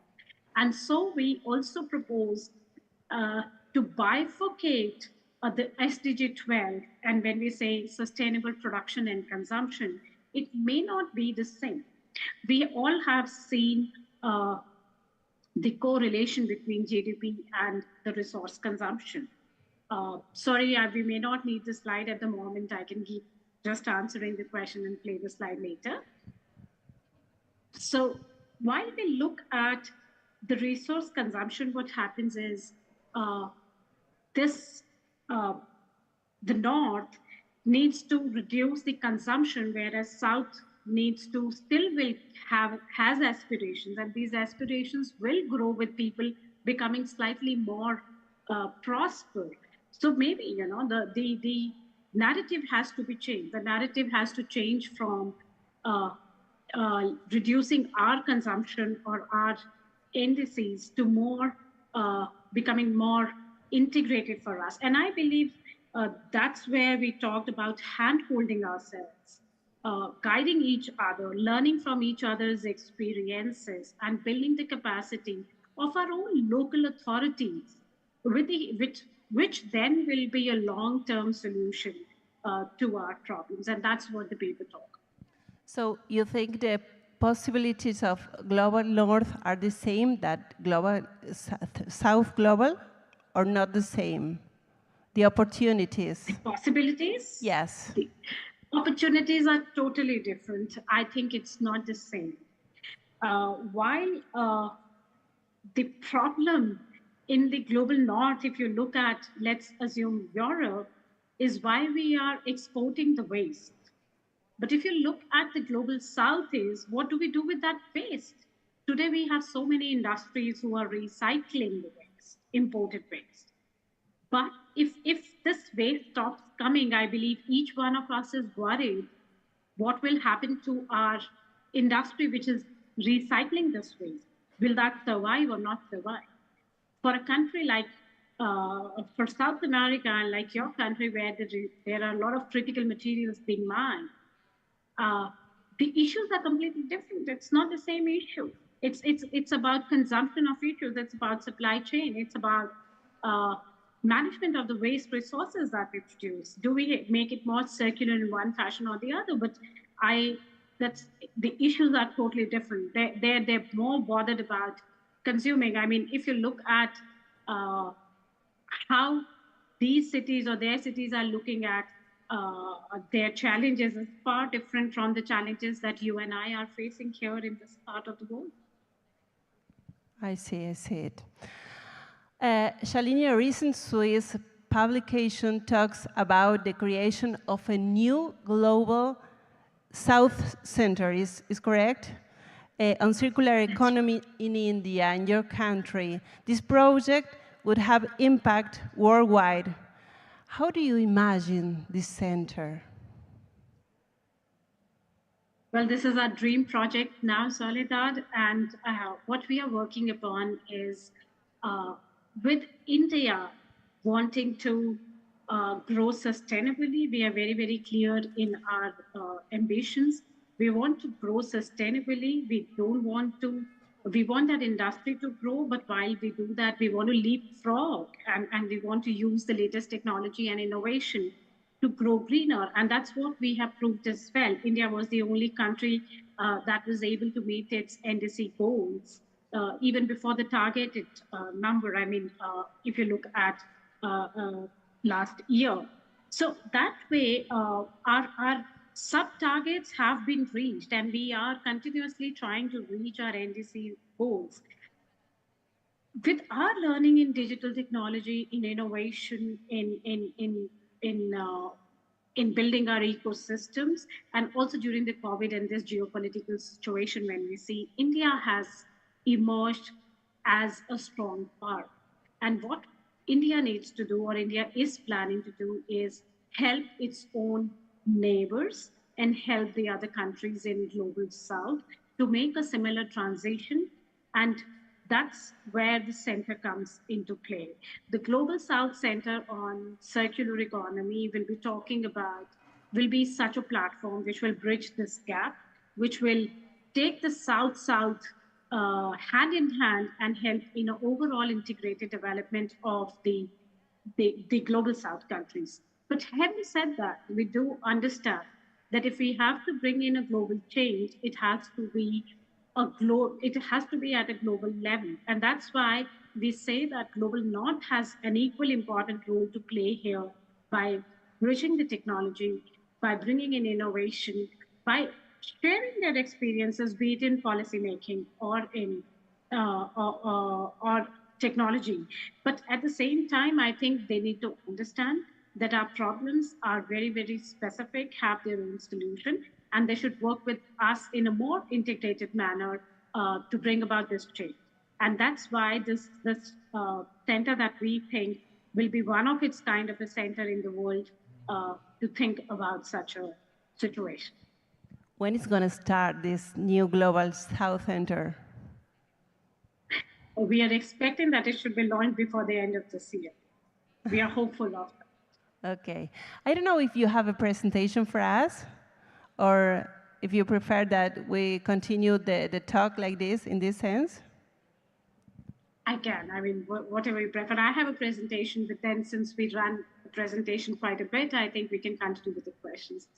Okay. If you have a presentation, we can hear you. Sure.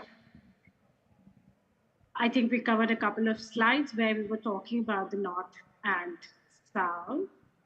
Yeah. So we were basically talking about the resource consumption. And then the next slide, please.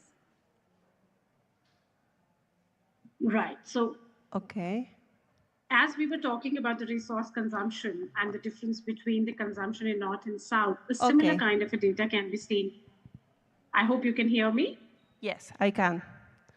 Okay, Shalini, would you like to leave a message for the audience today? Yes, I think I must leave a message that we are very hopeful of working in an integrated manner with everybody. Cities have a huge opportunity when it comes to in terms of circular economy. Waste management, which seems an issue at the moment, is posing a lot of opportunities to us, including the waste pickers. In many global South countries, I see the informal waste management is seen as a challenge, but I would say that we should consider it as our backbone and move forward by integrating them in our entire waste management system, giving them equal opportunities and building their capacity up gradually will be one such thing that will help the cities to look into a more, a better transition towards a loop-based approach. I think that's from my side. Okay, Shalini, the organization says to me that I cannot see your presentation, but people can, so you can go on. I'm sorry. Okay. It's okay. So when we spoke about the resource consumption, associated with the resource consumption is the material footprint. And if we really look at the material footprint per capita, this has increased at a very alarming rate. In 1990, it was almost 8.1 metric tons of the natural resources. whereas it rose to 12.2 metric tons by 2017, which is almost a 50%. That year, the high-income countries had a material footprint per capita of 27 metric tons, which is almost 1.5 times of the upper middle-income countries, and 13 times to that of a low-income country. So you can imagine the kind of disparity we are talking. The material footprint in high-income countries is greater than their domestic material consumption, indicating a very important thing, which is that the consumption in those countries is relying on the material that is coming through the international supply chains. On a per capita basis, high-income countries, they relied on 9.8 metric tons of primary material, which was extracted elsewhere in the world, clearly indicating that the lifestyle of the richest countries are heavily dependent on the resources that are extracted in the poorer countries. And so my previous question, and which goes to the next slide, is the SDG narrative working? Is one size fit all approach that we are working on right at the moment? What is the importance of Global South in enabling a global circular transition? So we can go to the next slide, where we talk about the supply chains. And another very important thing that tells us about the international supply chain is that the rich countries, they continue to rely heavily on the net appropriation from the global south, which is including 10 billion tons of raw material and hundreds of billion of hours of human labor per year, which is embodied into the primary commodities, but also the high-tech industrial goods like smartphones, laptops, computer chips, cars, whichever thing you talk about, have come and have been overwhelmingly manufactured in the South. When we talk about this net appropriation, which occurs because the prices are systematically lower in the South than in the North. For instance, if you talk about the wages of a Southern worker, are on an average 1/5 of the Northern wages. This means that every unit of labor and resources that comes from South have an export many more units to pay for it. So the North will have to pay these much more units. There is an economist which I would like to mention here, Samir Amin and Giri, they describe this as a hidden transfer of value from South, which sustains high level of income and consumption in the North. The drain that we talk about, and we usually talk about brain drain, but it's a different kind of a drain that takes place subtly and almost invisibly without the over-violence of the colonial occupation, and therefore without provoking the protests and moral outrage. Going to the next slide, please. What we see is that if we look at the Global South and its culture, sustainability is not just a concept or a buzzword. It is an essential part of our lives. India, Southeast Asia, Latin America, Africa are all the continents and countries which have a very rich heritage and long history of sustainable practices. We see the resourcefulness and resilience in people that adopt to the limited resources.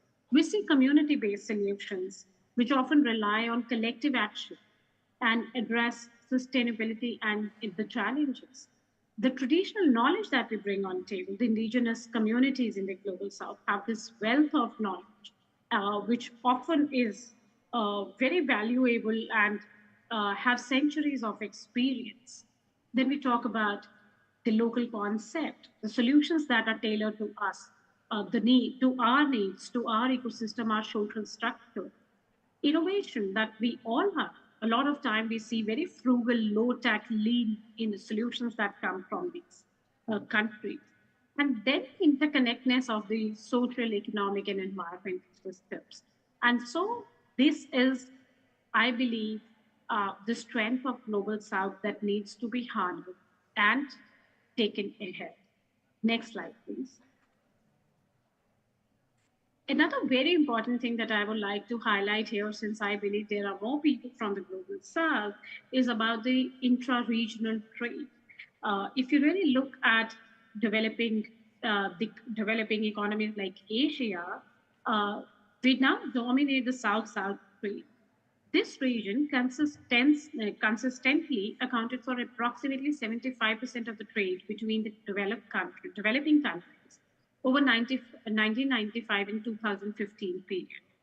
Interregional South-South trade has increased from 14% to almost 20% in 2015.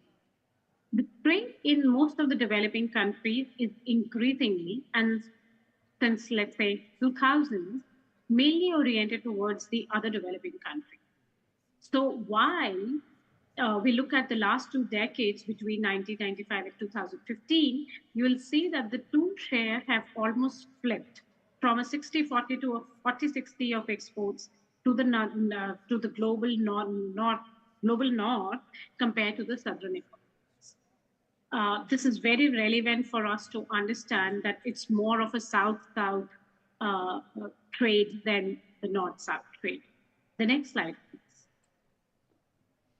And so it is important that the sustainable practices, growing value chains, the South-South trade, and with this, we all look at the triple bottom line, which is modernization through technology, the capital in terms of the natural resources, the realization that the green economy of people, planet, and profit have a threefold goal that target the crisis of our poverty, climate, and economy in a same package. The next slide, please. So if we also look at another set of data which talks about technology, is that the technology, if you look at India, I bring in some examples, who's leading at the digital payments in the digital payment interfaces. There are many more startups that have come up. And so the business models and the technologies are emerging in the global south. There are so many more in Africa, in Latin America, which could be quoted here. Next slide. I also talk about the policy. So if you really look at the South America has a lot of policies that are related to sustainable growth and circularity. These all are important steps that we are building to make a circular transition. The next slide. And so the last time when we were talking about the paper, a very important thing that we started to talk about is if we really need to go circular and we need to also look at our consumption patterns, the North and South will have to work together. If you go to the next slide, it's a complete diagram. The next slide, please. Yeah, so what we are talking here is that while we look at the technology, the traditional practices are important. We look at exchange of business models, best practices, policies, but we also look at the young population that's coming up with unique ideas, innovation, and the sustainable habits that we talk about. India launched Mission Life at COP28, which is about the behavioral change. And so we need to work in an integrated manner and change the narrative from North versus South to global North and South to work in an equal fashion for a more developed, sustainable, greener world. With this, I think the last slide, where we talk about a vision and our vision to 2030, vision to 2050, it says, which is, I think I'm now being more positive, saying 2030. What we are saying is that sustainability transition needs a collective action and a collaboration towards inclusionary pathways to net neutrality. As COP this year focuses on newer ideas, it is important to highlight mutual responsibilities between North and South. If the global North nations are arrogated the exclusive responsibility of change towards diversity, equity and inclusion will be far from constructing a worldwide application solution. And that's why the efforts rooted and trimmed in the needs of global South nations are urgent. And we should aim to create a truly equitable, inclusive communities for a global circular transition. With this, I think I would like to thank you, Soledad, for giving me this opportunity to be here and sharing with your audience my thoughts, my views on the Global South and the opportunity that lies ahead. Thank you, Shalini. Thank For us, it was a pleasure, really. So I have a last personal question for you. Can I? Why Please did go you ahead. why did you start working in circular economy? That's a very nice question. I think I have answered this question multiple times, but it's good to represent and represent India once again and talk to the global south.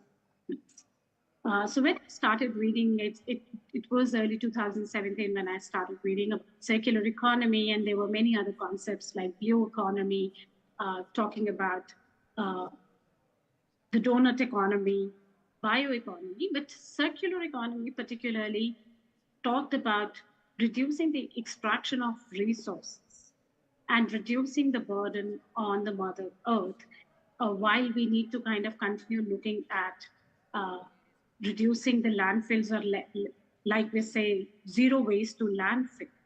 And I live in New Delhi, which has one of the world's largest landfill sites. Every time I cross it, I realize how much resources have we dumped and how much opportunity have we missed. And same when I go to the other countries, I see that this is happening everywhere. It's a very common phenomenon, specifically in the emerging countries. So that propelled me into seeing how these landfills could be reduced, and circular economy promised that solution. I think that is what pulled me more towards circularity rather than any other. You started. Thank you. Thank you very much, Alina. We are in time, so it was a pleasure for us to have you here in the Circular Economy Summit, so thank you again. We are in time. Vamos a esperar aquí entonces a nuestros conductores de lujo. Llegamos al final con esta conferencia magistral de Shalini Bala. Muchas gracias. We have concluded then this keynote presentation. Thank you, Shalini. Thank you, Soledad.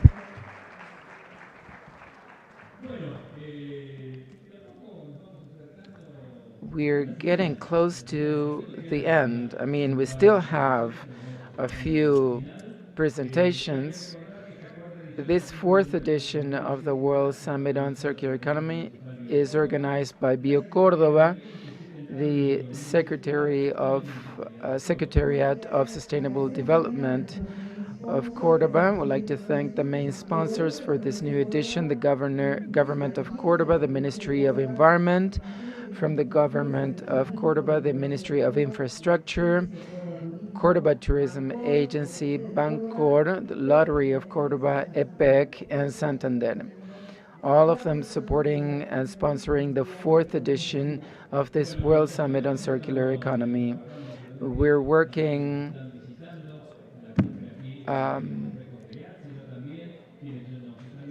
for all those who are here on site and for all of the virtual participants.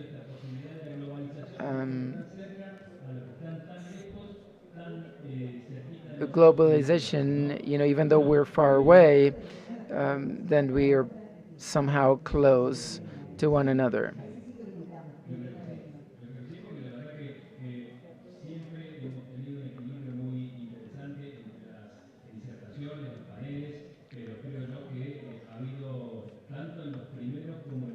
In all of the panels, we've really had a chance to share wonderful experiences and material. And tomorrow, you can visit the fair we will no longer have talks, but you'll have a chance to visit the fair. You'll be able to see different practices, different experiences.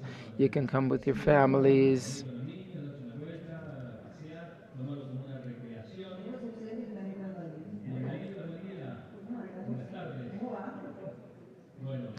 So we see many students coming in.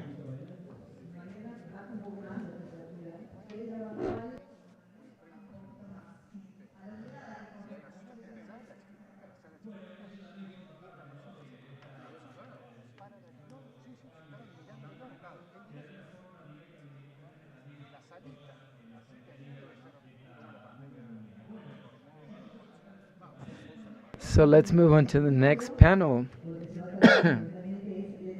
Energy and transportation opportunities and challenges for a sustainable future. We'll have several participants, everyone on site. This panel will be moderated by Fabián López, who is the Minister of Infrastructure. Welcome. The speakers, Lucas Wojmlowicz, who's the Manager of Business Developments from Scania. Welcome. Patrick Adam, who's the President of the Corn Bioethanol Chamber. Thank you, Patrick. Andres Pavone, who's Director of Horse Argentina. And Juan Pablo Macaño, who's the President of CREA Biogas Group. Welcome, and thank you for being with us. Bueno, muy buenas tardes. Good afternoon, everyone. Un gusto, un honor que It nos estén is an acompañando. honor to have tantos you jóvenes, amigos on this jóvenes, panel. Con mucho trabajo, con mucho compromiso, I muchos know that desafíos en torno they're a un futuro sostenible, very involved in terms donde of vamos a abordar temas que tienen que ver sustainability. We'll efectivamente tanto address con la different energía issues como con el related to transporte. energy, La transportation. mecánica va a ser que cada uno de ustedes va a exponer unos You will have breves some minutos, time no menos to de make a 45 brief minutos, me dijo cada uno, como tratar de que sea presentation. menos. Y luego vamos a tratar And de armar then una we'll mesa have de debate lo más distendida a posible. round table Así que so we can arranquemos. discuss a few things. So let's get started. Thank you, Fabián. I'd like to thank the organizers and my fellow panel members. I am Lucas, who's the Business Development Manager from Scania.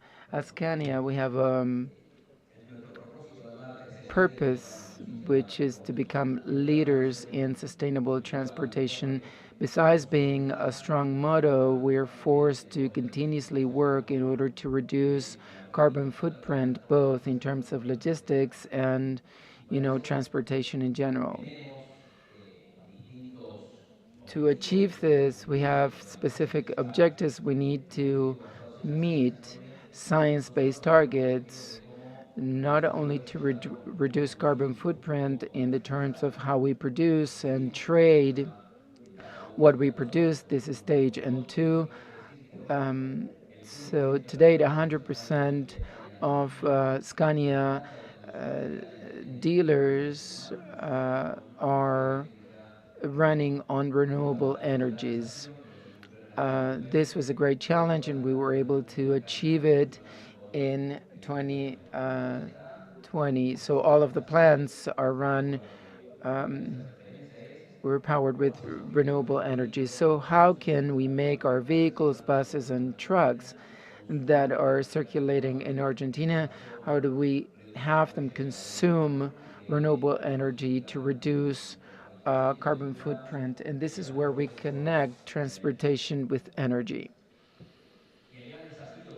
The biggest challenge we have is how to build this roadmap. It is clear that we cannot do this on our own. The transportation ecosystem, the logistics ecosystem in Argentina have to get together and agree on how to achieve these objectives. It is clear that we cannot do this by ourselves. There isn't either a single solution. And let me insist, I mean, we cannot just wake up one day and this is and point out the way to go, because it doesn't work like this. Some data so we can see where we're at. At Scania, we clearly know that the future will involve some electric solutions, e-vehicles, hybrids. The future is moving in that direction. How are we going to transition from today to that future? If we look at what's going on in some regions in the US where they have been for 20, 30 years to have, e-vehicles, what's going on in Sao Paulo and China, the European Union, we understand that for e-solutions to be massive and not just be, just be used, by a small number of people. So we want e-solutions to be massive or massively used, not in Argentina or Latin America, but across the globe. When I mean the world, I mean Europe, I mean the US and the rest of the countries.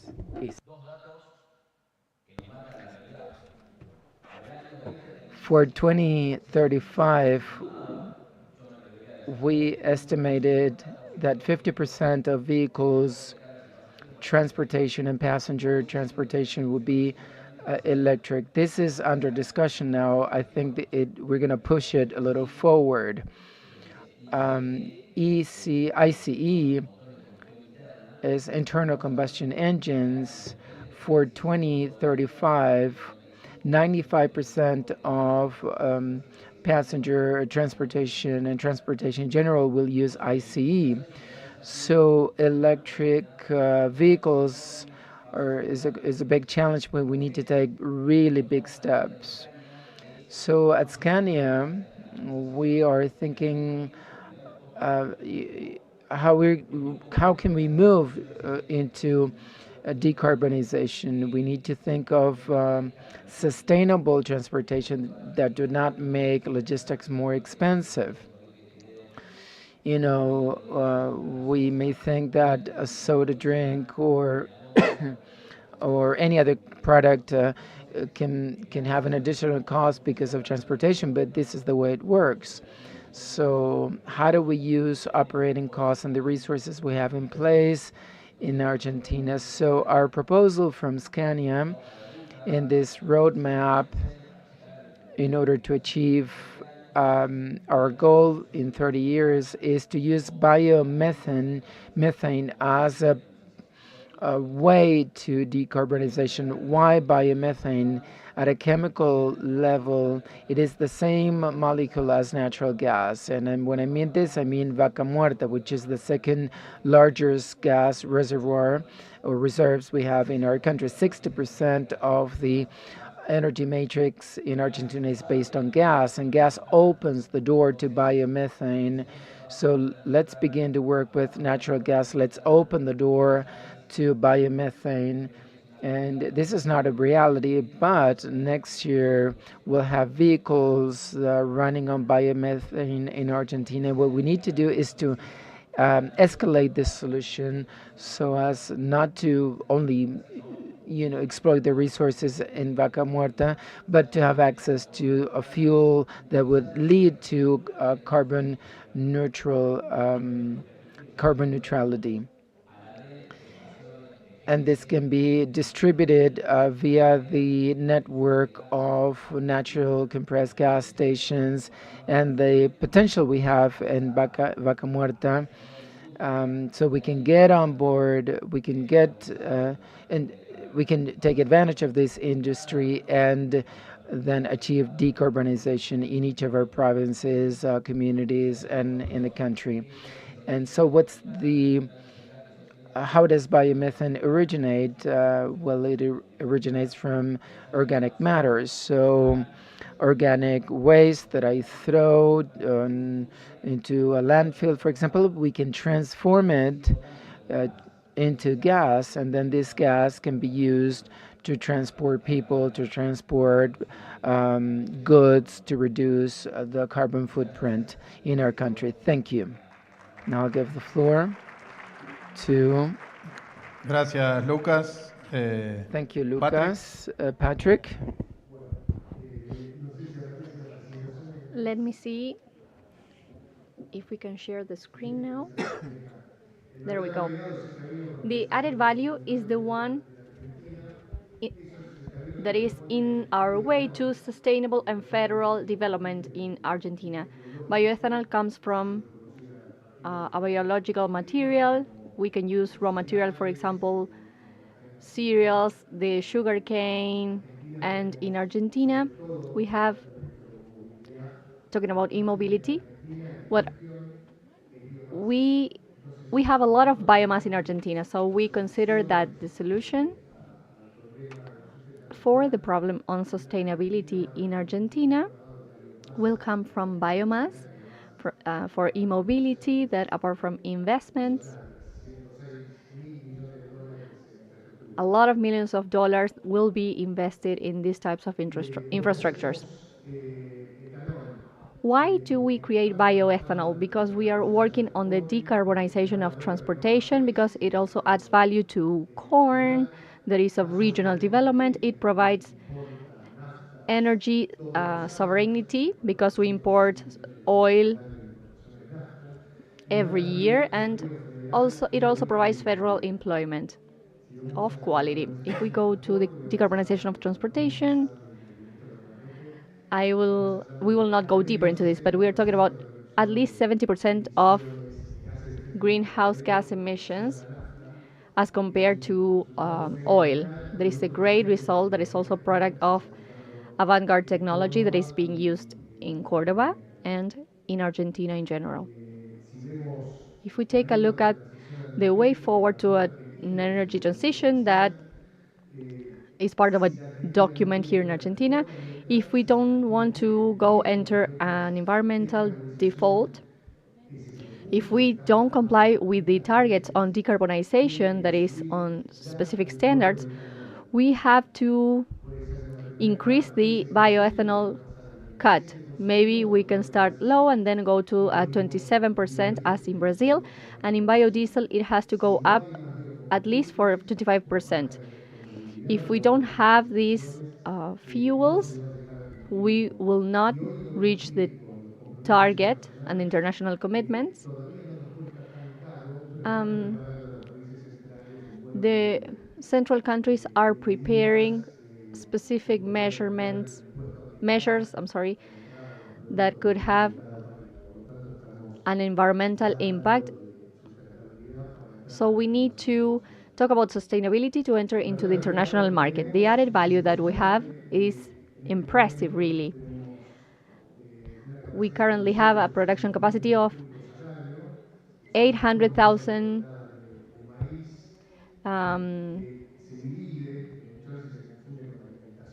sometimes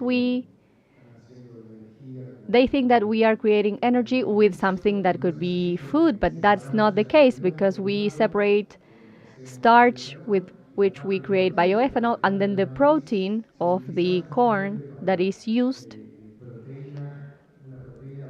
for vegetable protein that is concentrated, that is sold for feedlots, for production of dairy products, for meat, for animal consumption, and it was very beneficial because it creates an ecosystem of development in the country. We have 700,000 animals that are fed with that animal food. So bioethanol means energy on one side that is mixed or combined with oil, and then we also have the added value through this food for animals. We recover the CO2 from plants. The CO2 that is produced in the process is purified, and then it's used again in mining, in sodas, and on fire extinguishers as well. We also use the corn oil that is used for painting industry. We can also refine it and use it to have a good quality for food, but it is mainly used for painting. All of those projects combined with the production of biofertilizers and biogas to create electricity that goes to the grid. It is a circular economy, so this comes greatly for this event on circular economy. The added value that we have regarding bioethanol is great, but I would like to make a comparison. We take a look at countries such as Brazil. They use 10% of corn to use bioethanol. Then next year it will go to the 25%. In the US, it is between 35 and 40% of the corn produced is used to create bioethanol. In Uruguay, 22%, and we are in a 3.75% and struggling for a new standard to allow us to reach at 10%. Maybe they're wrong, but I think that they think they are wrong, but we are getting it wrong because we are exporting tons of corn to the world without any added value. So the added value is sold by the other countries, the employment goes to different countries, and regional development also goes to different countries. This is another slide on the same thing. This is bioethanol that is used in oil. I looked for information on our neighbors. The average is 24% on Mercosur. Argentina is only 12%. Nowadays, we could replace the use of oil with 100%, but we cannot do that because we don't have a standard that allows us to do so. But we must reflect on this opportunity.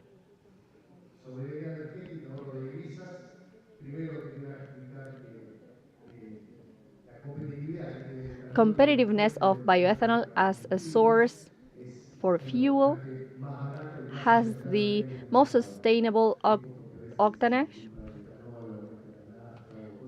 We are talking about the price of oil and everything, and if we don't use ethanol, we have to use MBTE.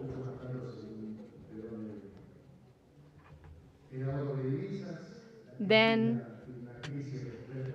we also have a crisis on foreign exchange, the substitution of imports of contaminant oil for a sustainable fuel that is produced within the country, and it is well distributed across the country. So Argentina, in spite of the savings that we can have, it is so weird that we haven't eliminated at least the import of oil that costed 1,000 million or $1 billion yesterday. This is a state policy that is stagnant. We are talking about a stagnant state policy. The use of bioethanol went from 5 to 10%. This program emerged with Cristina Kirchner, then it grew with the administration of Macri, it became stagnant with the one of Alberto Fernandez, and now we are having discussions with Milei to increase the cut even further. What we're trying to do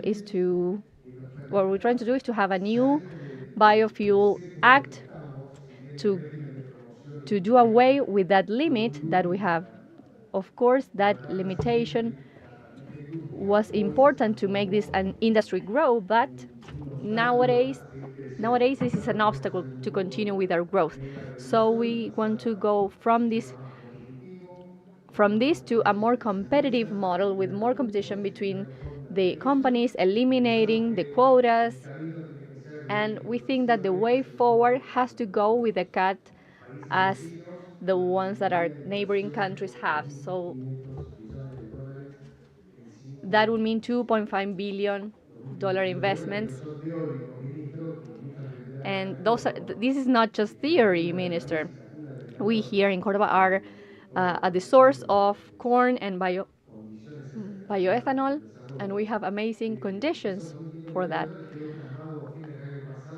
Last year, that was the agreement when the government wanted to increase the quota even further, and the offer of the market of the private sector was for 750 centimeters, cubic centimeters. So we really need these types of projects, and we really hope that we can go on to a better future. Thank you so much. Muchas gracias, Patrick. Thank you, Patrick, so much. Now we'll ask Andrés, the director of Horse Argentina. Maybe you can tell us a little bit more about Horse. Thank you for the invitation. The idea with this presentation is to show you what Horse is. We're a company that has been working for less than a year. We are working on circular economy, and we can contribute to decarbonization. Horse emerged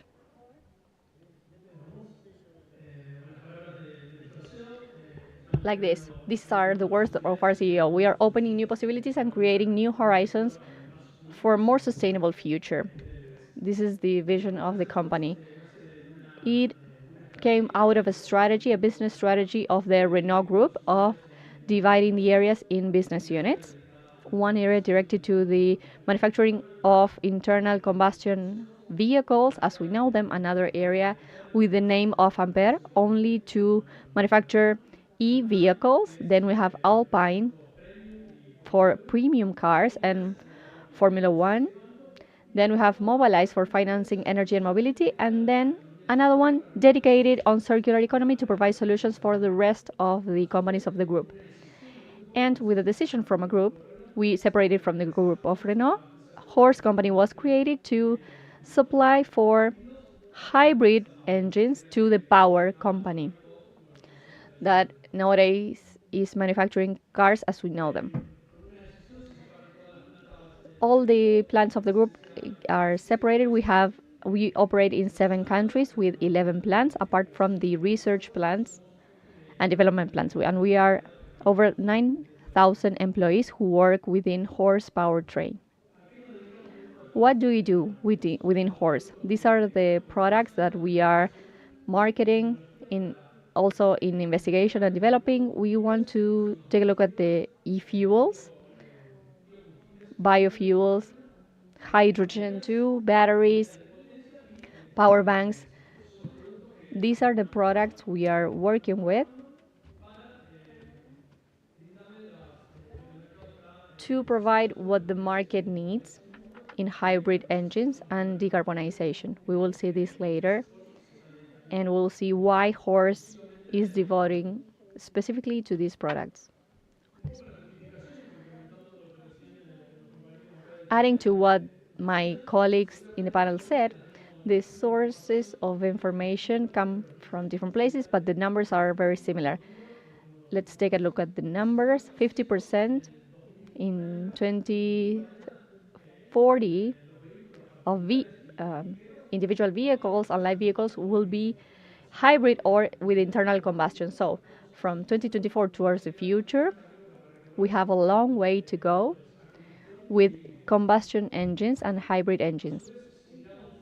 If we take a look at the map on the evolution of the region, also adding to what he said, the numbers are similar to what my colleague at Scania mentioned. In 2030, 90% of vehicles in the South Cone will be will have internal combustion engines. We are taking a look at the units that are being manufactured.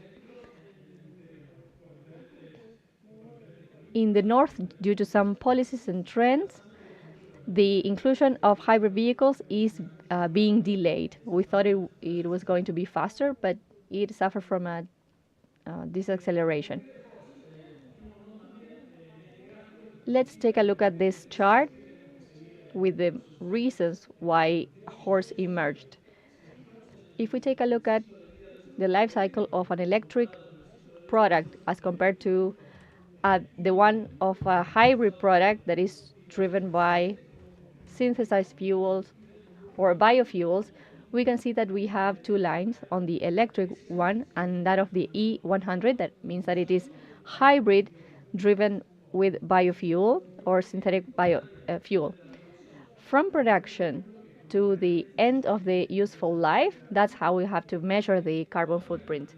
Even with the technology that we are manufacturing electric cars, the carbon footprint of electric cars is greater than that of a hybrid vehicle that is driven by biofuels or synthetic fuels. So the future is electric, yes, but that's not the only solution. Regarding decarbonization at a global level, all of the plants of the group in 2050 will need to have a net carbon footprint of 0. In Europe, this target is proposed for 2030, and in 2030, all of the plants of the world, not only in Europe, will have to use 100% of renewable energy. As regards circular economy, 73% of the plants will have to use recycled aluminum.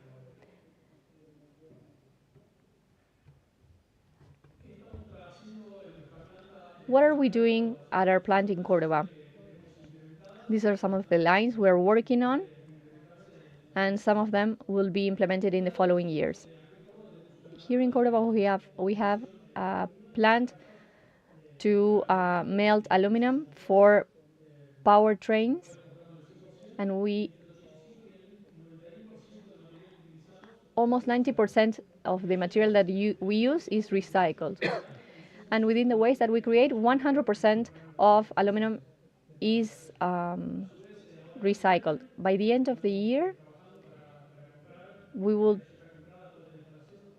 buy and install a tower that will require 50% less energy, and in the future we need to replace the energy that we are using with renewable energy. We have to work together with the chambers associated with biogas for them to sell us the energy that we need to be even greener.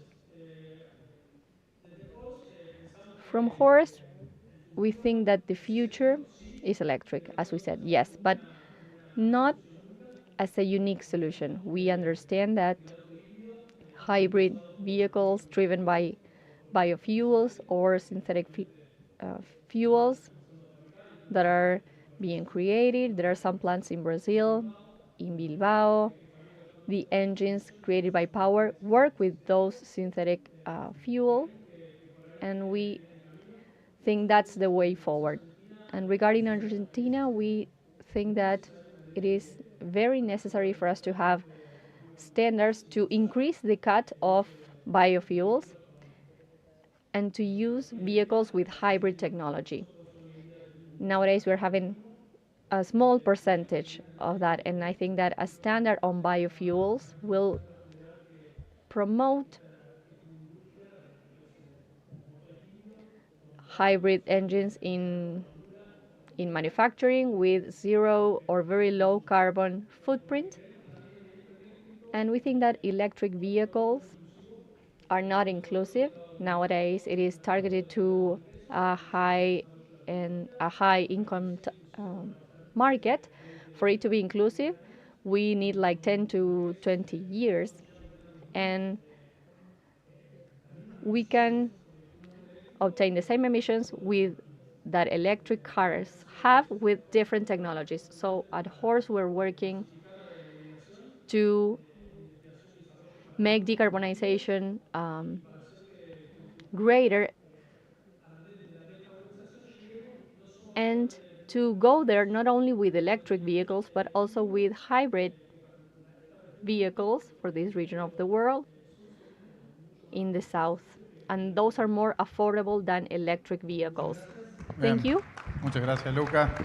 Thank you, Lucas. Lucas, digo, Andrés. Andrés. El turno de Juan Pablo Macaño, del Juan grupo Pablo Crea Macaño, Biogás. Crea Biogás. Good afternoon, and thank you, Fabian. And I'm here to show you the younger brother of biofuels, who is kind of the rebel. And I'd like to tell you about the current scenario of this industry and what the future has for us. To give you a little bit of context, in Argentina, these are the figures. We consume 140 gigawatts hour per year, and renewable generation is providing between 14 to 16%. Out of this, biogas provides 35%. Most of the industry today produces electricity, renewable electricity. However, the percentage I'm talking about is quite lower, but the great potential is as a biofuel because of its decarbonizing capacity to decarbonize the system, and we'll talk about it later.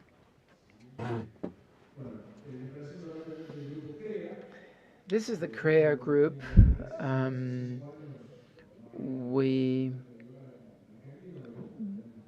We now have 30 plants, biogas plants in Argentina. It is a sector that has been growing, increasingly growing. We account for 30% of the installed capacity in Argentina and 23% in terms of the quantity of plants. Represented by the main provinces, San Luis, Santa Fe, Buenos Aires, and Córdoba. We also have plants in La Pampa and Tucumán provinces. These are the provinces that have plants in the CREA methodology. Through the methodology, we can exchange information, all kinds of problems, and improvement strategies. These are some of the companies that are here with us today, too. As everybody's saying, the strategic opportunity in terms of energy transition, biogas industry is a circular economy by excellence. As you can see on the circle, any industrial production generates residual waste, and this has to be captured. Energy has to be extracted, and then it has to be turned into a fuel, and we can use this fuel to produce electricity or to be used for biofuels. Benefits are several: social, economic. Let me highlight just a few. In a biogas plants, there are about 15 to 20 people working. In a solar plant, requires fewer people. So it improves social environment, the quality of water.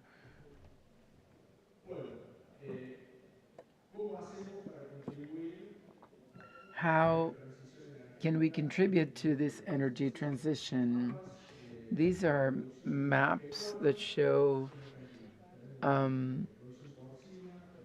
cattle raising, pork, and then dairy farm. With the manure,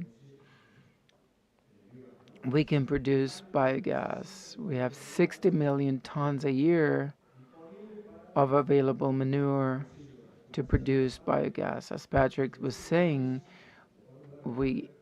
if we produce corn, we can feed these animals, have more manure, and produce more biogas. And biogas is one of the subproducts, biodigestate, that then we can send it back to the fields.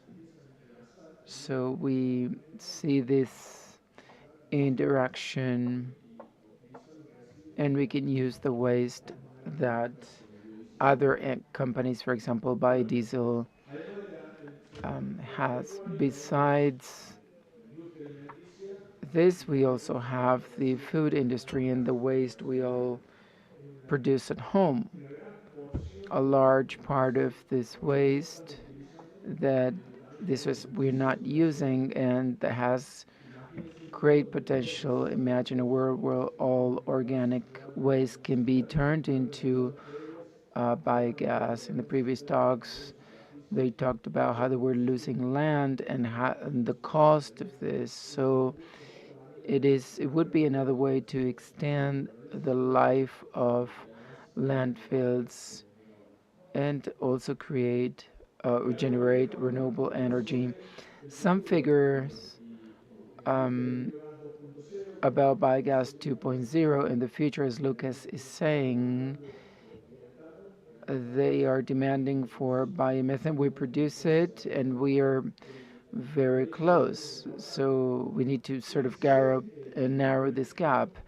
Take a look at how much it costs to import natural gas, $10, $17 BTUs, or the cost of importing gas oil, $20 to $30, and producing biomethane is $11 to $13. So competitiveness is quite good. And environmentally speaking, I mean, it's great because a biogas plant today can capture up to 30,000 tons. So there are very few industries that have the capacity to capture carbon dioxide. These are the carbon dioxide credits that can be later traded with other industries that emit carbon dioxide. Argentina imports 2,236 millions of cubic meters of gas. So by producing biomethane, we'll be creating more jobs and improve the quality of our environment. And this only accounts 15% of imports. That is, if we consider biogas interest, I mean, if we fully launch the industry, so that would have an impact, a big impact. So there's still a lot to be done. With this, then this will be the end of my presentation. So with this, I finish my presentation. Muchas gracias, Juan Pablo. Bueno, excelente las Thank you, presentaciones. Juan Muy Pablo. All of the complementarias. Hemos visto de alguna presentations have manera been dos tipos great. de So we had a biocombustibles look at diferentes. Por different un lado, el bioetanol, biofuels, el líquido bioethanol reemplazante de la nafta, el biometano to que acaba replace de poner recién Juan Pablo, gas, y dos ramas de la industria and two other vinculadas al transporte branches con related to desafíos a futuro. transportation Lucas, vos mencionaste with algo future challenges. que Lucas, creo you que conversamos algo mentioned, al inicio. and I think we No se trata discussed this solamente de before, reducir emisiones, it's sino not de only about hacerlo lo más reducing rápido emissions, posible, ¿no? but doing it as fast as Muchas veces se possible. habla de lo que se conoce como Oftentimes carbon we budget, talk digamos, about ¿no? carbon budgets, si no that queremos is, if we don't want el mundo the incremente su world temperatura media to más allá de un increase grado, average al temperature ritmo que venimos above 1 emitiendo, nos degree. quedan, por favor, el So número, 7, 8 at the años. pace No nos we're quedan 200, 50. emitting, we have Y si about queremos que la 50. temperatura If we media del planeta want no se incremente en 1,5, mean creo que los temperatures números to daban, no sé, increase, 15, 16. I don't remember if it was la variable 16 or tiempo, a 17. veces So cuando se the habla de time transición variable energética y when we're reducir talking los impactos about del cambio climático energy muchas veces no transition se and tiene reducing presente. climate change Y vos lo impacts. mencionaste, dijiste, And you bueno, si mentioned vamos por this, la right? transición If eléctrica, we no lo vamos a tener masivamente antes de we 15 will o not 20 años. achieve Te hago de this abogado del diablo massively ahora. in 15 or 20 years. ¿Y cómo lo ves How do you en la celeridad del see proceso yendo the a speed un of the biocombustible process gaseoso como if we planteaste? go to, for example, if we move on to a biogas or biofuel? This is the question we make ourselves on a daily basis. I mean, the objective we have as multinationals is to lower mean average temperature, and we're working towards that goal. And for this, it's important to reinforce what we're saying today. It's not, we cannot do this by ourselves. We have to include, transportation legislators, executive powers, and so on at the state and national level. And by energy transitions, we need to consider that the planet has no plan B. If we don't get down to work today and accelerate, we speed up in order to reduce polluting gases, we will not meet the goal and we will cause irreversible damage to the planet. So this is why we need to work with what we have today. We can, get down to work and develop projects, not those projects that really out of reach. We can meet, we have to meet with Patrick and everybody else, all of us here, in order to develop projects that can allow for the availability of biofuels. Patrick talked about the vast sums of money to develop renewable energy distribution grids, having thousands of vehicles connected to the electric system, which is really collapsed today. We're going to collapse the system. So we need to start what we have today. We have gas, we have corn, we have biogas, biomethane. In Argentina, we have a fleet of over 1,000 heavy trucks fleet, and we have a great opportunity in this sense. This is what we need to start with the biofuels we have today available, either liquid or biomethane based. En definitiva, sos optimista, Lucas. So I'm optimistic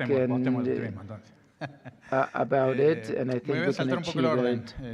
Porque me quedo con el biocombustible gaseoso, Juan Pablo. Vi Juan Pablo, una placa que mostraste, si no me in one of your slides, 270 millones 200, año 2,000, podrían almost 700 million, you said.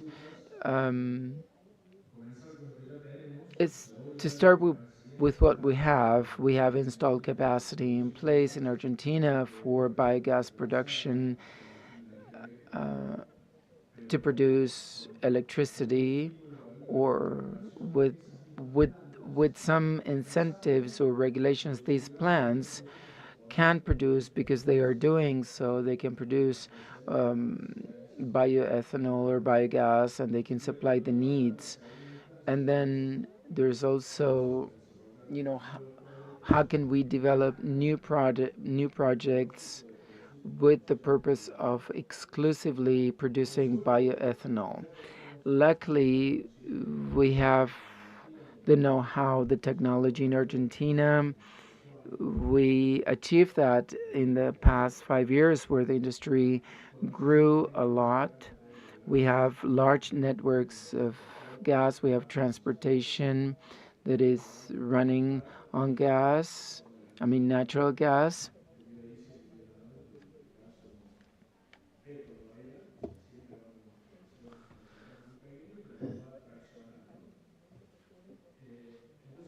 So we just need regulation in place and to create the right markets. And we need the cooperation from the government so that they can set the goals. And as Lucas said, we are optimistic about it. We have no way out. We're producing 0 cubic meters of biomethane in Argentina, so we have to start and grow. What about the investment that is needed? Do you have any idea? A plant producing 250 cubic meters per hour, $3.5 million. So from 5 to $3.5 million, because of the developments we've had in the past years, we could multiply it by 10,000. We could have 10,000 plants. We have 30. Only in Italy and Germany, they have over 10,000 per country. The U.S., for example, that is leading and growing a lot in terms of biomethane. They have 3,000.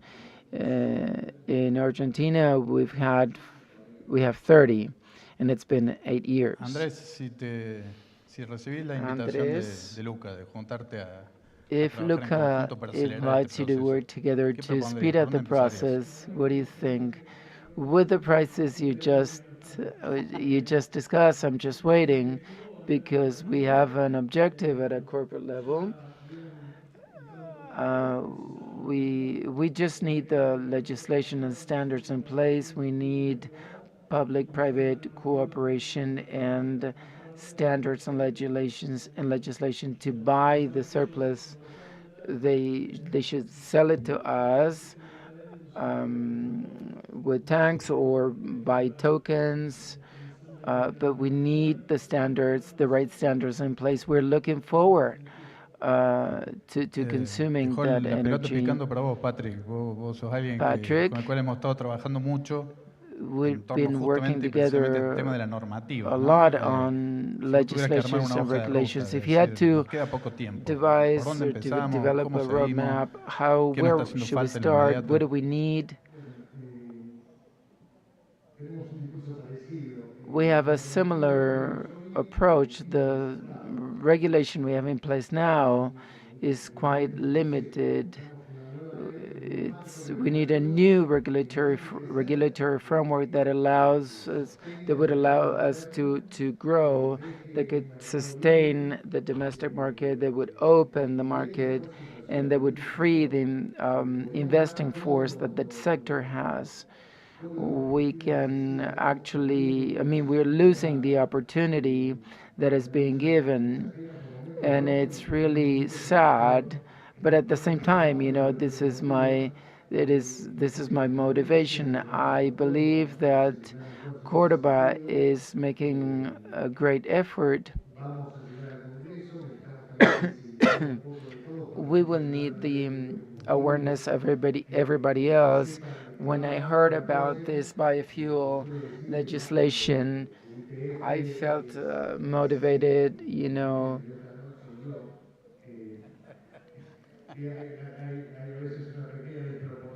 There's we have a disadvantage compared to regular fuels.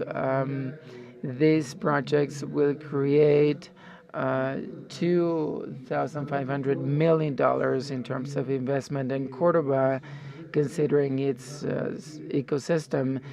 These legislations will allow Cordoba to meet international standards, and this will allow for origin added value and regional development and federal development. It's regulatory framework that would actually boost our economy and our system. No, porque dejaste So Patrick, un tema ahí planteado. You raised this issue. El tema de la difusión masiva también de estos temas. Massively communicating these issues. Yesterday, you participated at a forum.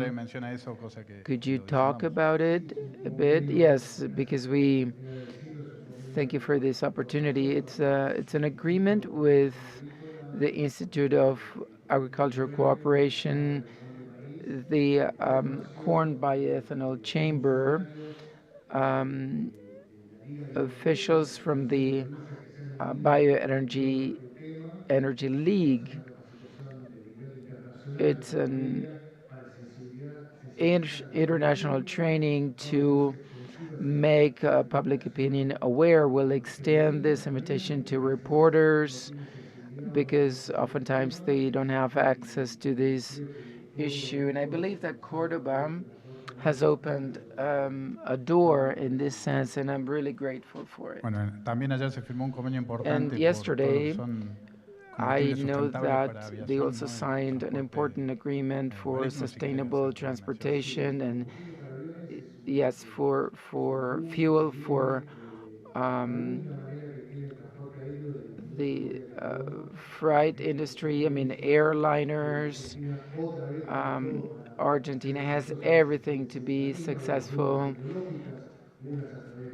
One through used lubricants and animal grease, the other is the ethanol to jet route, and the demand is really boundless. We should apply this because we have everything to make it happen, but we don't have the right regulations in place. Cordoba is always at the forefront, and the same applies to sea transportation that requires biofuels. So the future is really big as long as we can make or create more awareness so we can understand the potential that there is in place and the Andrés, investors' capacity. siendo ustedes de alguna manera participan de ADEFA, me imagino. You're part ¿no? of ADEFA. ¿Vos dirías que hay Would you say un that consenso there de is los consensus fabricantes de automotores en la Argentina among atrás de las ideas que se han estado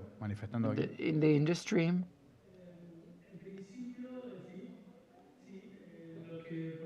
Yes. What we still need, what we still lack, what we lack is more information. This has to do with the cost. I mean, most car industries want to start decarbonization processes or projects, but a vehicle, 40% of the cost of an electric vehicle is, the engine. So what car industries are planning to do is to multiply the production of hybrid cars and vehicles so they can translate it to the region. And in the United States, there was they came up with a strategy. They had to change the way that is to move resources they had invested in electric vehicles to hybrid vehicles, to develop new hybrid vehicles to make them more affordable, not only in their own region, but in other wealthier regions. So the car industry knows exactly where they have to go. They thought about the fact that it was going to be electric vehicles, but in the last few years, most car industries moved to hybrid vehicles or alternative fuels, not fossil fuels, because the outcome regarding the carbon footprint is pretty much the same when the life of those vehicles comes to an end. La verdad que Juan Pablo, the es truth is admirable la that tarea que realizan del grupo CRE y la the work metodología that que you usan do is para amazing, and resolver methodology that problemas de you manera use for colaborativa problem y solving in a ayudarse y collaborative apoyarse way, mutuamente. supporting ¿Vos each ves other is great. que de alguna manera la inversión Do you necesaria think para that the desarrollar lo que necessary vos investment to develop mencionaste what tiene you que mentioned va a provenir will del come propio sector from o the hay sector posibilidades itself, de abrir or inversiones a otros sectores can that be y open inclusive, to como se investments plantearon en from algunos other momentos, sectors, sobre todo or vinculado a este maybe tema associated de with tener el crédito por la reducción de having the emisiones credit for the asociado a reduction inversiones of extranjeras que puedan emissions, venir y maybe potenciar y foreign escalar esto? investments, so that you can escalate that? There is a lot of potential because nowadays industry has only one stream of investment, that is from electric energy, but gas also produces a fertilizer, and as I said before, we capture CO2, and that is an asset that in the near future will also be able to trade. Adding to what Patrick said, we need standards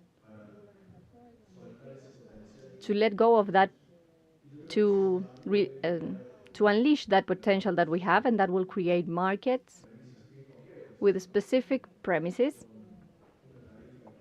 with a specific tariff on biomethane, for example, stimulating the industry. Yesterday, they were talking about that carrot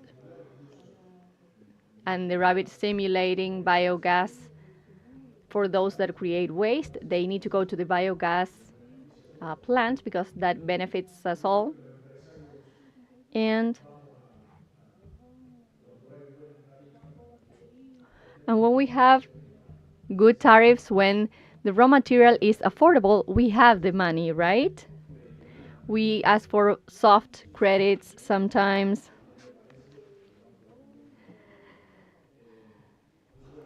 And we have had some foreign investments. Those of us who invest in this industry are local players. Those of us who create waste, who are in the areas where we have the field lot or the dairy farm. So I think there are two specific things. One is that we really have to think about the tariffs to be able to reach them, and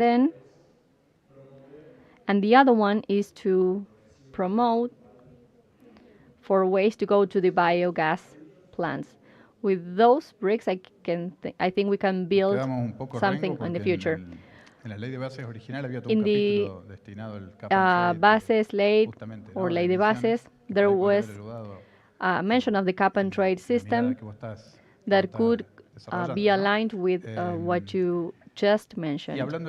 And speaking about that, the ley de bases and the new investments that we could have, particularly in transportation, as you, Lucas, mentioned. Do you see massive transportation associated with loading trucks, for example, as we have now? Do you have to combine with some other types of vehicles? That is not the only solution. In Argentina, 90-something% of the cargo is transported by trucks. Scania is a well-known brand for our trucks, and we don't have to go against trains or boats or planes. We need a multimodal transportation system for the last mile solutions, some solutions by train, some solutions by truck. Efficient transportation methods that allow us to promote industry within a country, to develop the market for domestic consumption and foreign consumption is based on logistics that have to be optimized. And that is based on a multimodal system, without a doubt. Within that system, we need to have planes, we need to have trains, boats, heavy trucks, middleweight trucks, and the last mile vehicles. All of these vehicles to go towards an energy transition, to reduce the carbon footprint, we have to go in the same path as we have been talking in this panel. We need to develop alternative fuels for each of those solutions to make the transportation more efficient and also to reduce the operating costs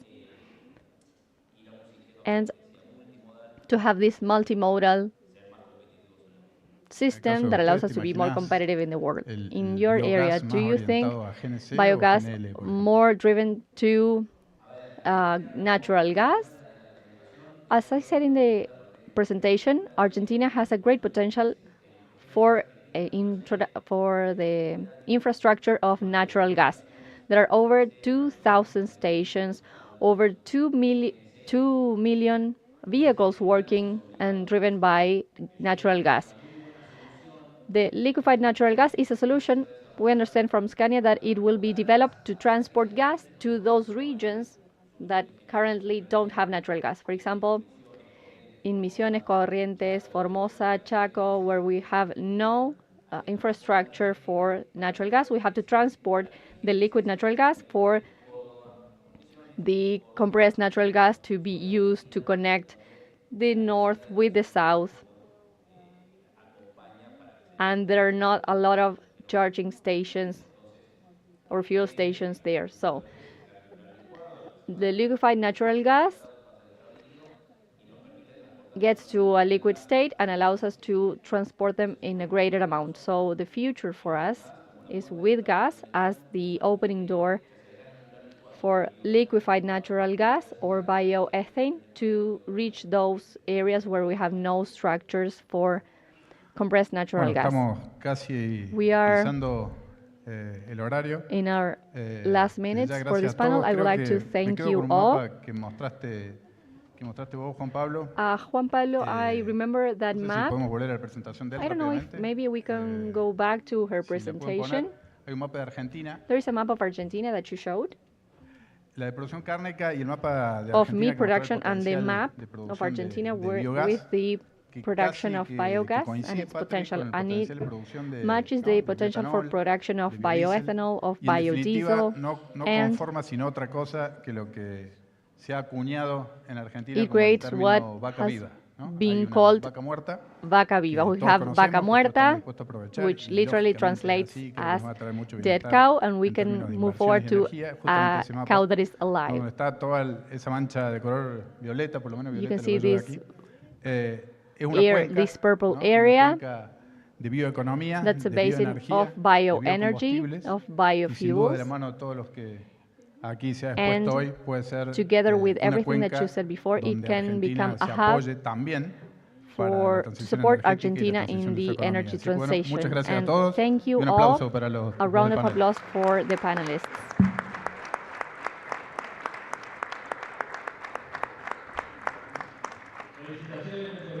Congratulations and thank you very much. Another warm applause for this last panel. I would like to thank the Ministry of Environment who worked as a moderator. Thank you so much.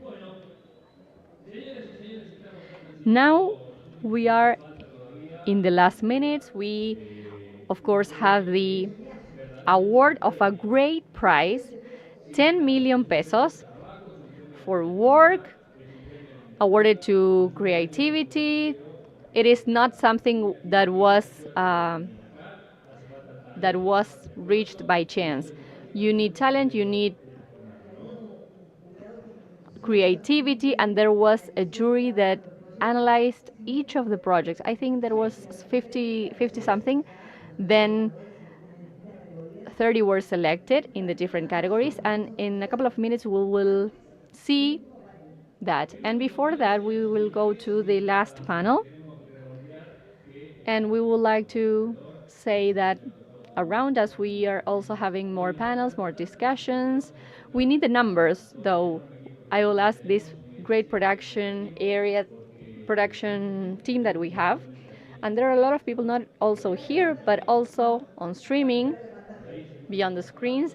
We can see and hear those that round of applause. There are a lot of colleagues from the TV, from the radio that are working on some other panels, right? Yes, let's go with the last panel on climate change and activism. And we will receive a moderator that started with this, the first edition of the World Summit. She was with us, and I'm talking about Gabriela Vicental, scientific journalist specialized in the environment, and we will receive her with this applause. Gracias. Muy rico estaba el almuerzo, ¿no? Muy rico. Muy rico estaba. Lunch was great. So the speakers, Alice Piva, who is a climate activist from Brazil. Welcome, Alice. Luciano Paes, who is the past Secretary of Climate from Rio de Janeiro, climate activist. Welcome, Luciano. And Jairo Trad, CEO from Quilmo. First, thank you for the invitation again this year. I think I did a good job in the previous years. I've been here this is the third time, and this year I'm in charge of this panel, Activism and Climate Change. First of all, I'd like to have the panel members introduce themselves so as to know who they are. The first two are from Brazil, and then Jairo from Argentina, like myself, from Córdoba, right? So Alice, floor is yours. It's an honor to be here. Sorry, excuse my Spanish. My name is Alicia Piva. I'm 26 years old. I'm a climate activist. I do research on future scenarios, particularly related to the adaptation of cities. I'm a champion, that is a young ambassador of the South Agreement, which is promoted by the United Nations in the region on environmental issues. It's an honor to be here with you. Thank you, Alice. Luciano. Luciano speaks Portuguese. Gostaria, se possível, quem não sabe ou conosco português, que coloque o fone, o headphone. Boa tarde para todos. Vou falar na minha língua nativa. Me chamo Luciano Paes, sou professor de My name is Luciano Paes. I was the first secretary on climate change from Brazil. So we'll discuss some issues related to city adaptation and climate changes and climate change that is knocking on our doors.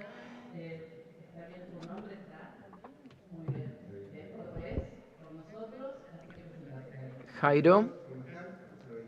My name is Jairo Trad. I'm Kilmo co-founder. Kilimo is a tool that uses data that supports farmers that irrigate their fields, their farms, and then we connect them with companies that support them in saving water use. So we have commitments to save almost above 30 million cubic meters. Then we'll go deeper into what Jairo and the rest of the panel members do. This is a World Summit on Circular Economy, but this panel is called Climate Change and Activism. So the first question I'd like to start with is, why is it important to have a panel on activism and climate change in a circular economy summit? So first of all, Alice, it's a responsibility to be the first one to answer this question. So when we talk about climate change and what caused climate change, this huge problem we have at a global level are actually production models. We have a planet with limited resources. We need to be really smart in how we use these resources. We cannot continue using plastics and minerals one time and thinking that it is all right. I mean, this has a high economic and ecological cost and energy cost. If we want to beat climate change, we need to rethink our production systems from circularity in order to be able to save money but improve the life of our planet. Climate change was a global change with a local impact. We need to understand this in a systemic way. I mean, we need to have to be able to perceive that in our cities and production processes, we can move from perspective to mitigate and reduce prejudices. Out here, we have several examples that show how production can actually reduce the use of carbon, and how our selections and the companies can actually be more sustainable options. In this sense, it's important, it's vital to start a cultural transition process to change our culture, our lifestyles. I think this started during the pandemics mainly. COVID-19 showed us we can actually do things differently on a daily basis. And so this meeting helps us change our vision that is not medium and long term. It's not because small and practices need to be implemented in order to achieve it in our society. I will make another question because the panel is called Activism and Climate Change. And Jairo, are you an activist? Are you activist?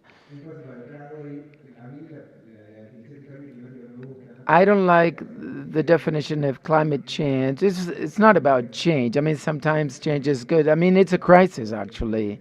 A lot of people are dying due to this. It's a crisis rather than change.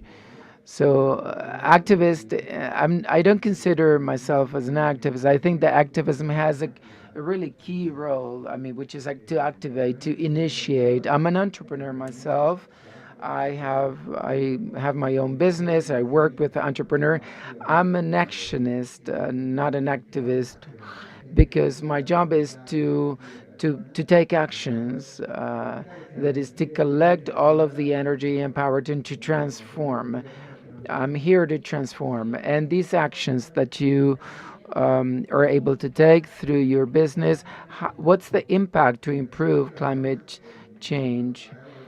There are two main pillars: research, which is aim at reducing carbon emissions, and then adaptation. That is, we're not able to reach those goals, so we need to adapt to what is happening, that is floods, extreme droughts, and so on. So most of the challenges are related to water. So at Calimo, we make incentives possible for agriculture mainly because we want foods and we cannot produce foods without water.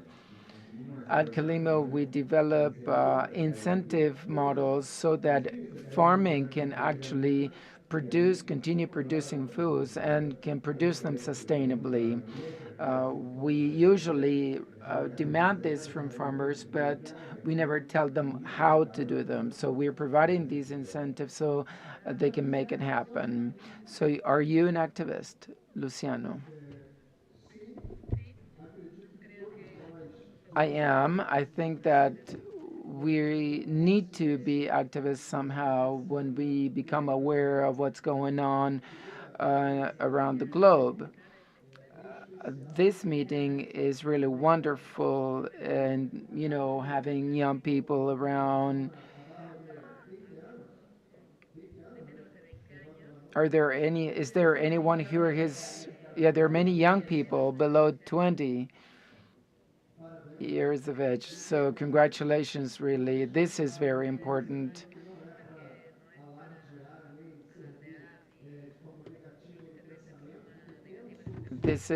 Let me say something about this because we have solid solutions to adapt our cities and to meet extreme climate change. But the younger generations, will actually have to undergo a lot of problems. We will die before. So it is our responsibility to stand up for the planet, for the future generations that are here, and so we can reduce the impact. So energy. When we speak about crises, we can speak about stop or end the crisis. So the crisis is growing. We won't be able to to reduce this change. The carbon emissions are growing. So there is a study about the amount of carbon in the atmosphere.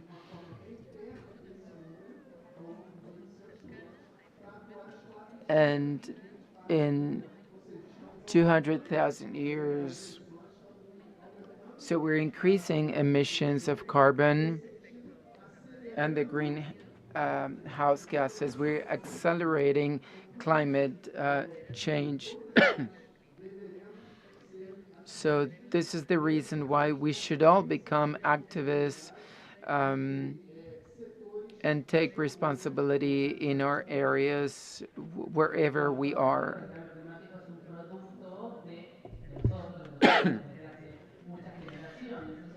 um, for Fight for the Future, we have a representative here. Fridays for the Future. Um, Activist number one is Alice, I believe. Of course, yes, I am an activist. If I say no, they're gonna kick me out.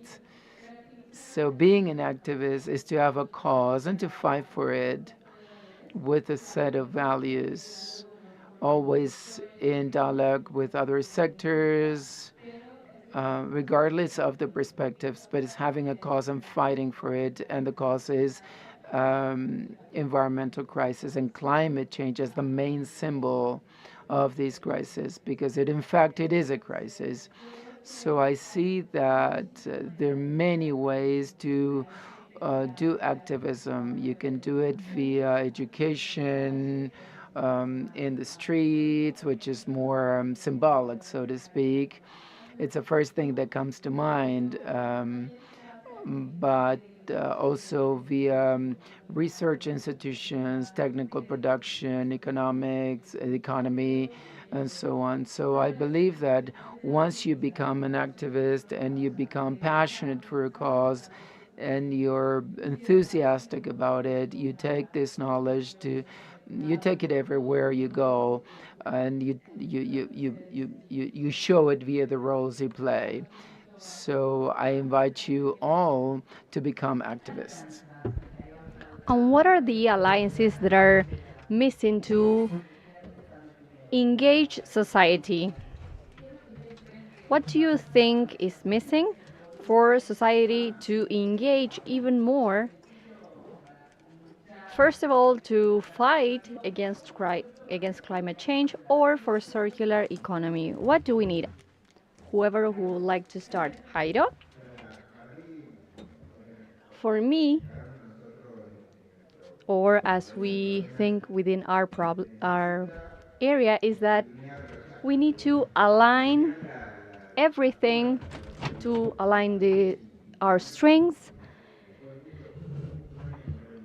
because the business model took a lot of years to be created. We used the force of one actor to go to a different one, and both win. So I think that we need to go into the complex matters. In our case, in the use of water in the production of water, because it includes an agricultural farmer in La Para, in the north of Córdoba, or in soda manufacturer.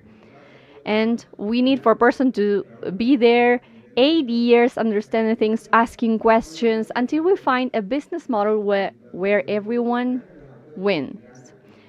The actors win and the ecosystem wins.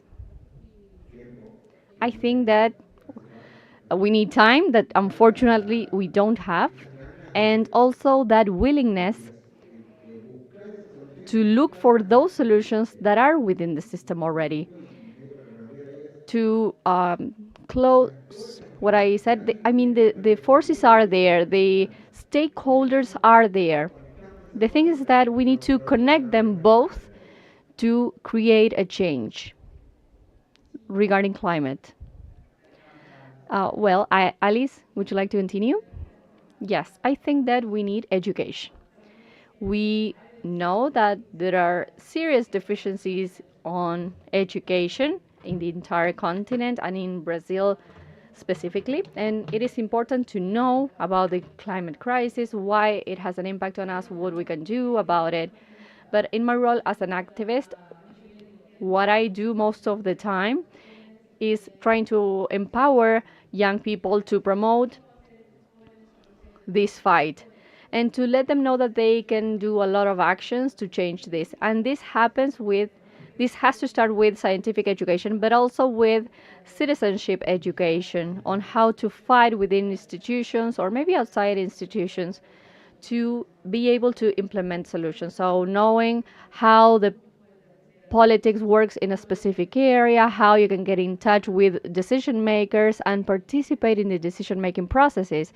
And we need to know that our political spaces are not only for elected people, but for all the citizens. And we need to motivate young people to the original people who are also influenced by this, and their voices have to be heard. Luciano, before you add something, I would like to say that you worked from the public sector, in public office. He was a Secretary of Environment, Climate, Secretary of Climate in Niterói, near Rio de Janeiro. He worked from the public world, and I would like you to talk about that public policies. In fact, when we started at the Secretary of Climate near Rio de Janeiro, when we started in February 2021, for 3 years and a half approximately, a lot of people didn't trust and had a lot of doubts about what we were going to do, what we were going to build on public policies. In 3 years and a half, we could really see the latest news. And it is not that we didn't have them before 2021, I mean those climate crises before, but during the last years, extreme weather events were even stronger, more intense, they were more irregular. Those were events that did not happen every year, and now we have them every year. And answering to your question, Gabriela, how can we engage society and the public sector and it is by bringing the legitimate voices of the different stakeholders. So first of all, from this secretariat, we started building the toolkits for public management related to climate change. We started with the Municipal Forum on Climate Change. There is a group with 4 sectors: development, companies, society, and public politicians to work on that public policy. We also created a group that is the Forum of Youth with those sectors as well, that is bringing empowerment and strength and voices for everyone to build together this public policy. So we started having the base politics. So the standard comes and starts from the area, from the people, from the community, demanding us in the public sector what every area needed regarding climate change. Regarding the Fighters for Future organization in 2021, they contacted us before COP26. That is the largest meeting in the world. There are some chiefs of state and politicians who really honor the commitment on the targets to reduce carbon emissions. And Fighters for Future contacted us and they said, we need more education on climate in Brazilian cities. And we were ready to invest on that. We signed that, and we gave courses on site and virtual ones for the students of universities. We trained teachers. We created a strategic area of events, of social, civil society, sports events, cultural fairs, forums for discussions, summits. So in this sense, we built a critical mass for us to have that demand for public power to address those issues.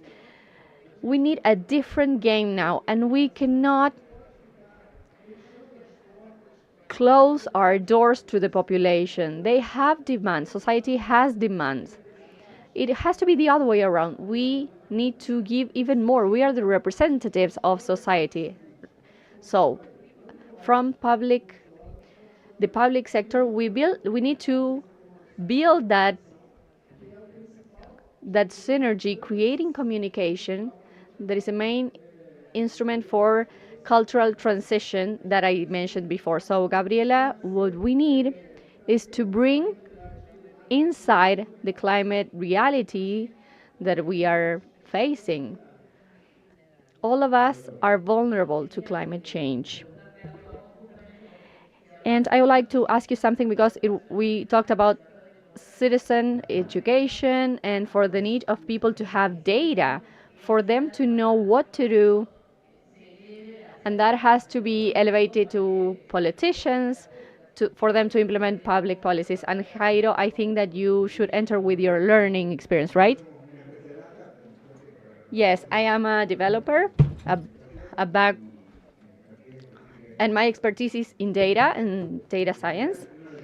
I am a programmer, and one of the main challenges of climate crisis is that realities are very complex. The truth is that we don't understand how the Amazon works. For example, there are a lot of scientists working on that and doing research, but maybe nature we understand, but it is a great challenge. One of the main challenges regarding data is that, first of all, we don't have any. So the main goal is to have climate data and to gather the ones that are available and then start refining them. Fortunately, what's happening is that we have better information, more granular information. There are a lot of initiatives that will map each and every tree of the world to know what is happening to them, and that is happening, that will continue to grow. And technology for this is an enabler, sort of the thing that makes everything go faster. That's what technology is. And I would like to mention something regarding what you said, something that we all inherited from the linear economy.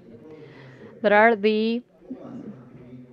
whether we do activism or public policies or technology or entrepreneurship, what we can have with circular economy, and something that I learned regarding water, because water is a community issue, is that the solution is with a and, because it is difficult for us because we said we need activism and public policies and technology and knowledge and companies and to align incentives and all that. And I think that we need to break that logic, because we can solve problem with specific tools, and that's very important. You are introducing the term circular economy, right? And something that I find very interesting that maybe Alice can comment on had to do with natural resources, not to exhaust natural resources and to include them within the climate change process to be able to reduce it and to introduce the concept of circular economy. I think you have something to talk about that. Okay? Yes. I think that the best example, the economic and industrial example that we can start using to know how important it is having circular economy, for example, for the energy transition. We know that we need to have an energy transition, and for that we have to build solar panels and wind turbines, but this has an environmental impact that is very serious. So we need to have accurate data on how much energy we need to produce so that we can know how many wind turbines we have to produce, how many solar panels we need to construct. But the global trend is for climate change to grow exponentially. So it is also a matter of public policies to decide collectively how much energy we're going to produce, because we have no minerals, not enough space to create an indefinite amount of energy. And what's happening now in Latin America is that we are territory by territory, land by land, country by country, into sacrifice lands to pay or to finance or to provide material for the energy transition of the global north. So now we are having a very strong debate regarding how to obtain those metals and minerals that are necessary to produce those infrastructures. And we are currently having a serious conversation on whether we will start with exploitation of the deep part of the oceans. And if we had different sorts of recycling technologies, we would have a source for those materials. So as an activist and an environmentalist, I think that we have to be ready to that we shouldn't go deeper into nature to reach natures, because we don't have specific recycling processes in place. As Jairo mentioned, it is not only a thing to plan for energy, a matter of technology, but also of values. Are we willing to do this? Are we willing to sacrifice one more country, just because it is difficult for us as a society to change our production process and towards one that is truly circular? So those are the doubts and concerns that we need to consider. We need young people to invest in technology for recycling to be easier. Right, we need that. But we also need people who go to the streets and pressure politicians and engages in decision-making processes. And to say, no, I'm not going to accept that. We have alternatives, and I'm not going to accept that we don't use those alternatives. Jairo, when we were behind the scenes, he said that activism shouldn't be a fight, right? That it should be a sort of a conversation. That is an interesting concept to combine what Ali said. We have to position ourselves and to say, this is our limit. What's your perspective on this to share with the audience?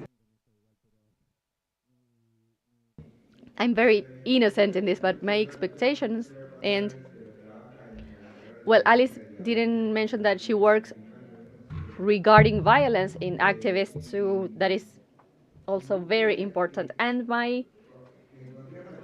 what I think that we need to have that dialogue, that conversation on the issues that we have, but in a conversation mode, because I'm certain that if we are standing one facing the other, screaming at each other, we won't achieve anything. That's for sure. I don't know if whether we are sitting in a COP we can solve things at an oil country, but I'd rather be there at COP in an oil capital.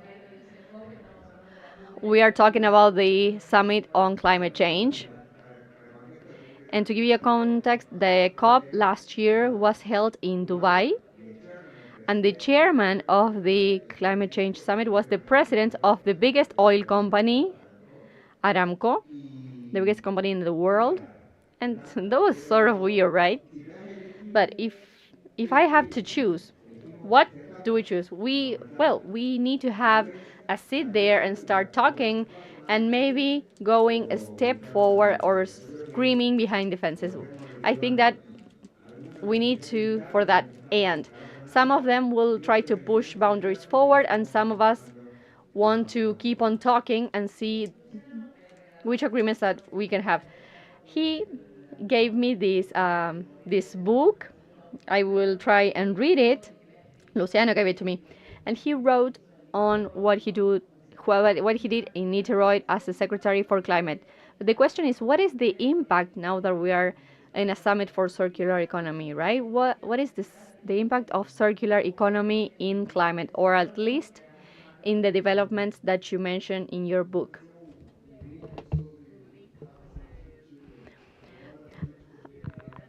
I will make an association of what we mentioned before. It is naive on our part to believe that, for example, by means of pressure from society, we can get the global system to reduce the oil extraction. That would be naive from us. Jairo talked about the COP that was in Dubai last year, and the previous year in Egypt, and the previous year in 2021 it was in Scotland, and there was a very strong group on the electrification of the fleet of buses and cars, and it is logic for the biggest companies in the world connected to that sector don't want to alter their production processes. They don't want to change their machinery, they don't want to invest, for example, in research. But if they don't have any benefits.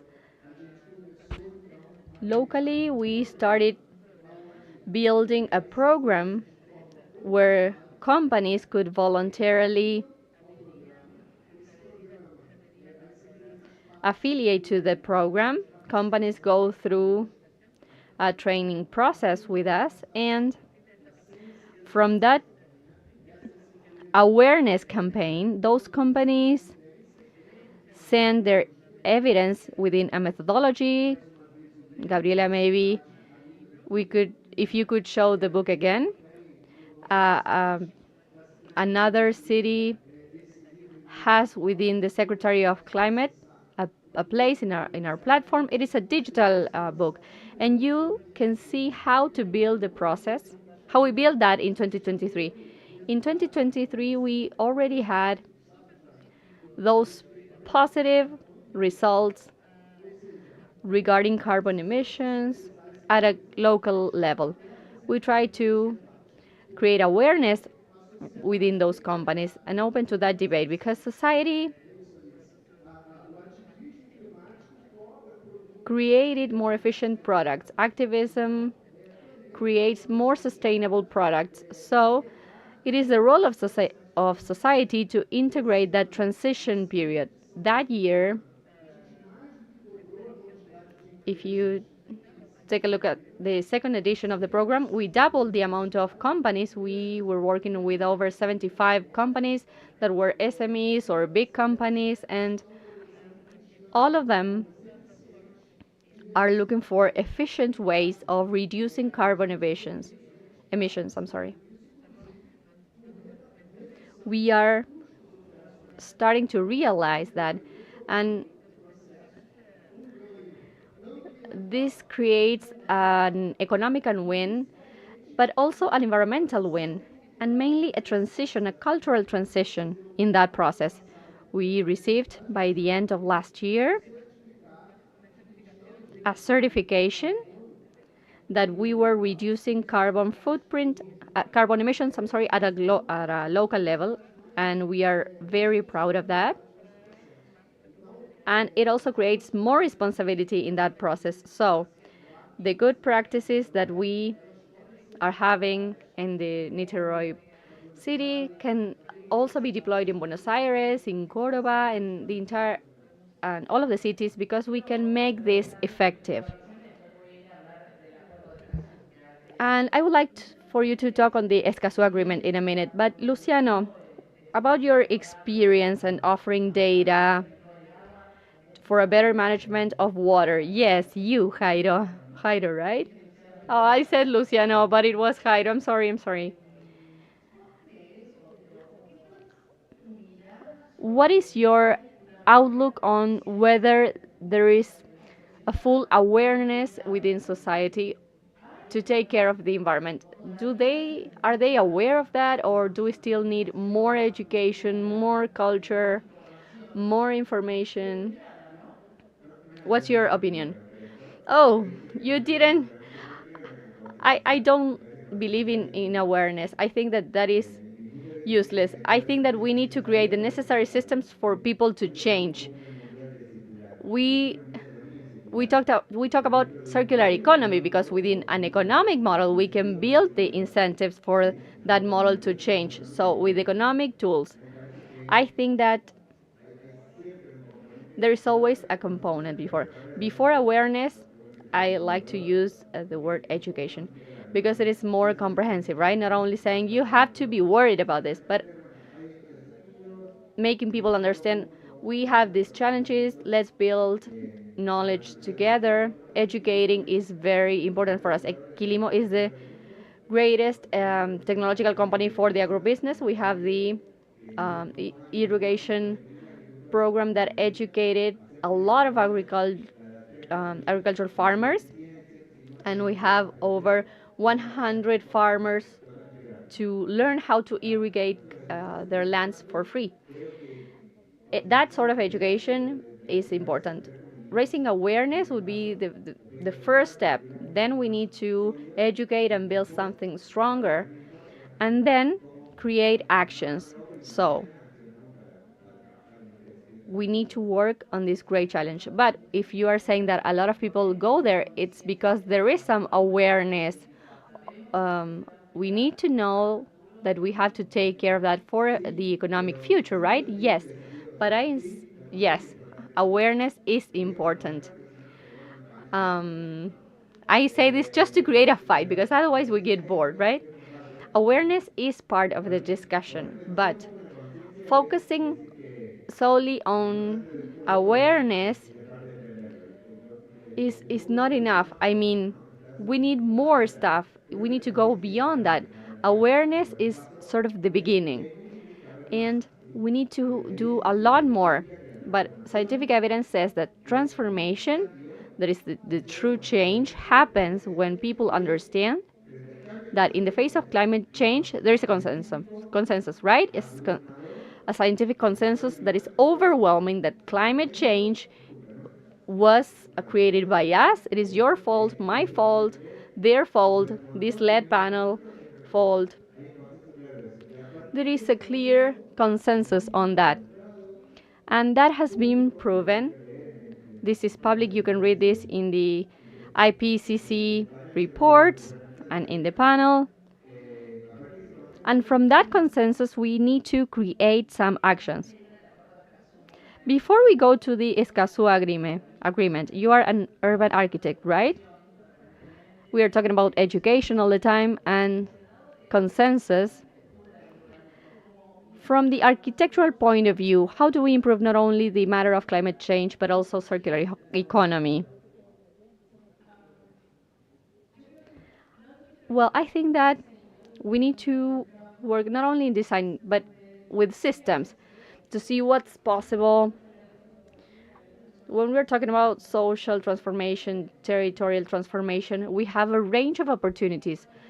The future is not just a specific dot that is beyond there. It implies a range of possibilities. So if we're talking about a transformation or a transition, we can go to a path that takes us just to this step. So this would be a very dystopic future. And the other one, an utopia, right? So we need to see what we do with economy, with politics, with technology. And I have sort of a saying that I really like to use. This was used by Micaela, a friend of mine, that motivation for activists that we know, that is, it is, and also for the new generations and young people who are here, and I'll ask you to listen to this. It is very, but very important to be careful not to go close. We need to know that our possibilities for the future are not limited. We could go way beyond that. Of course, we cannot reach an utopian situation, but we can go further.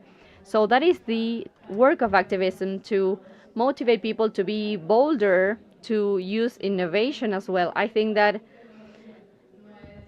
we need activism, but it doesn't only mean having strikes and screaming, but insisting on the fact that innovation is possible.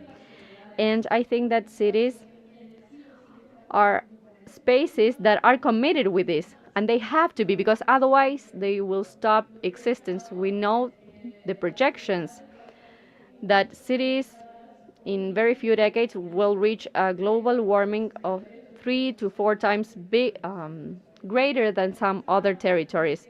So some cities will get warmer by 7 degrees. This is a scenario with which life becomes sort of impossible, right? So cities are territories that, in order to survive, will need a lot of innovation. And this happens because we need to rethink the way in which different system works in the societies, and the waste management, well, not waste, but resources and transportation too. And we need to be committed to make this vision become a reality of that waste becoming in resources. And I'm truly focused on research of infrastructure to understand how we can go from infrastructures that are these panels on gray infrastructures. And we really need to understand that our ecosystems are also infrastructures. We talk about nature-based solutions, right? But I like to talk about green solutions, blue solutions. I had an example at my home. I live at the northeast of Brazil. That is the most eastern part. We have a lot of beaches. It's very nice. But it's a place that will suffer a lot with the erosion of the beaches, and this is already happening. And we need to adapt to this. But there are different ways of adapting. We can build concrete walls and more gray infrastructure that won't stop, of course, the advancement of the sea.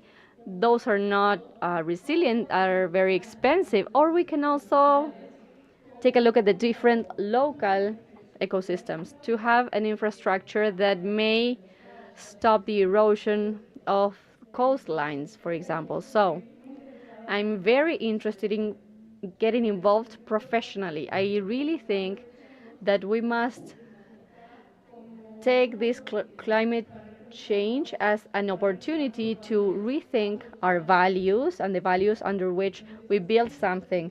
We need to move away from this vision that conventional energy goes away from nature and it's useful. No, it is not working anymore. And we need to have the motivations to be even bolder and to have the motivation to understand that we need to go closer to the nature and to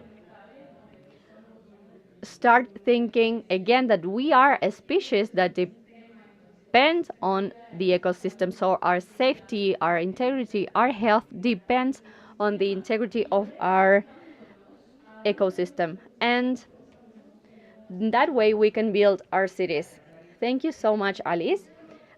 Luciano, regarding your experience and everything you're saying at this panel and what we mentioned before, how important is collective organization to create circular economy?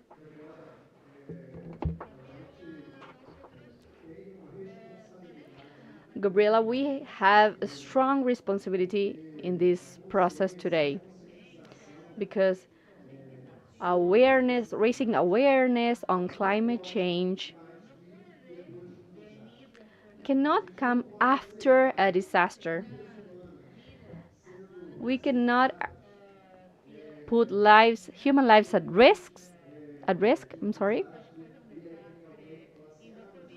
after a disaster. Then another person comes and said, "Oh, I told you so." And then they blame it on the nature or other sectors. So now we have specific tools to protect lives. And we are talking about a social problem, not only an environmental problem. The most vulnerable communities will be the most affected ones. In the last report of the COP on climate change showed us that everyone in this room, everyone who is connected by streaming, social agents, we are already suffering the impact of climate change. The thing is that younger people, women, indigenous women, black women are more vulnerable. We have only one representative who said that the person that represented the Amazon in Brazil, she was with us yesterday. Those indigenous people and communities are the ones that will suffer the most from this impact. So we need to think about how we can protect those lives. And I would like to congratulate this event because it creates a great debate and discussion. We have different options out there of different sectors that really show that we have solutions, that there are solutions to be implemented based on the nature. Alice also mentioned that we also have some options for energy transition. And what do decision makers do? What are they creating regarding standards, actually? And we as a society have to ask ourselves, what are we doing to be able to see that change? Because we know that there are a lot of lives that will be exposed to climate change. So it is crucial to stop with any denial on climate change, and we have to face the problem. We can no longer leave some sectors say that climate change is not a reality. They make us think that the problem is not ours, but the problem is ours, and we can change, Gabriela. So we have responsibility. We are accountable at that global context, and that is very significant. When we go out there, for example, and we learn about circular economy and all that, and we say, oh, come on, no, I'm not going to buy a pair of jeans, but I will reuse one that I already had. Do you know how many liters of water, Hydro, are used for a pair of jeans? 10,000 liters, from dyeing to the fabric. We need to take care of minerals of nature. Alice also mentioned this. We need to know how to recycle material, electronic waste. We can see gold, iron, bauxite. We won't need to extract from nature or drilling the soil and creating places that are more vulnerable to flooding, for example. For example, in Minas Gerais, in Mariana, and some other cities, that already happened. So it is crucial for us to build solutions and public policies and say no to some public policies. Out there we have some of the most important companies, but are they being sponsors? Yes, they are, but are they doing everything that is needed? We have to go and see and talk to that company to invest more in a reduction of the problems that we are currently having. And because we are, for example, consuming the plastic of the PET bottle, and that's what we need to talk about. We need to think about the future and the world that we want. Those of you who are young, what is the world that you want to have when you are older, when you are this age? When you are here sitting and saying, okay, well, 20 or 30 years ago, we listened about something that we did regarding our activities as a society. We cannot be just easy sitting down there on social media. We need to go and go to the elections. We have to go to debates. We have to go to classes and teachers. I congratulate you for bringing your students here, and we need to have a cultural change. Alice, would you like to introduce something? Yes, we need to make this change active. How activism can have an impact. I really answer that we need education. We need research, education, and citizen education. So we need to engage in decision-making processes. So for that, you have to be very informed. You have to have data on the causes that you are defending to be able to have mobilization narratives that are strong enough, informed enough to create the change that we need. And we also need to know how our politics works. Because if we move away from that, for example, what happened in Argentina, you have a new administration that denies climate change, as we had before some years ago a president of Brazil who denied climate change. So that's because maybe the youth are not understanding enough how politics work, and they are not following strongly or engaging particularly in the policies.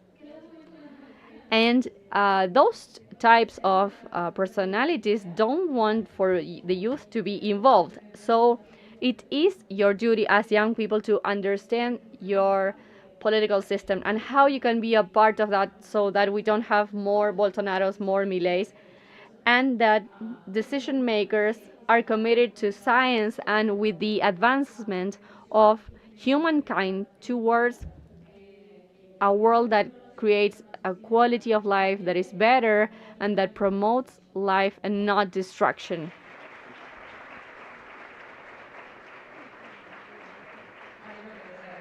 Jairo, would you like to add something to that?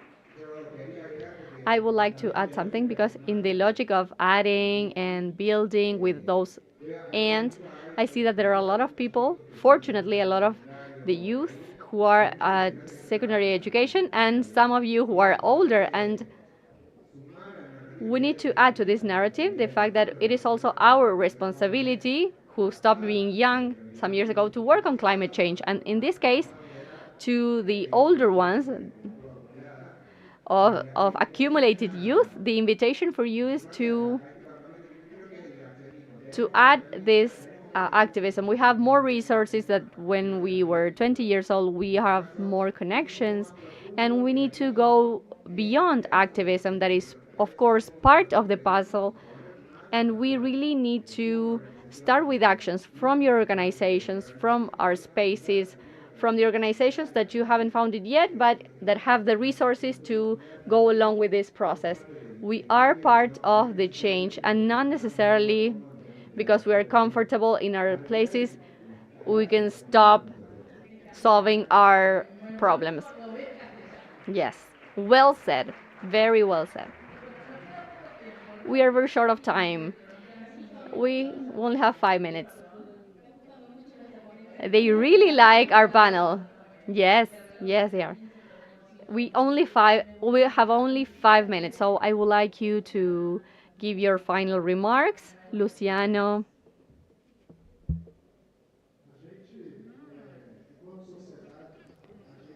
We as a society in the 20th century, we had a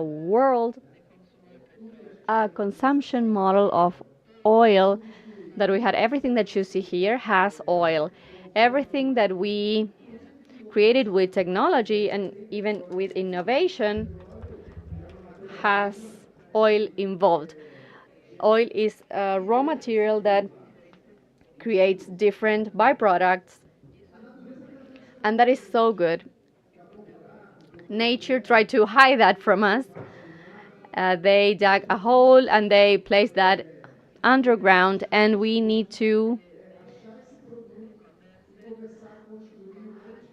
and we started looking for that product and building a lot from that raw material, because it is a very cheap material and it is a very efficient material to create different types of products. The thing is that when we use oil, we create an impact in our planet that is huge. And we saw all of the advancements that we made. We had a century with a worsening situation of our planet, and we started in the 21st century, still arguing about some topics on vaccination, medicines, fuels, production systems.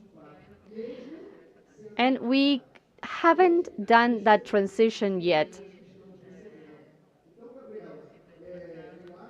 And that creates a lot of problems. So, Gabriela, I think that the way forward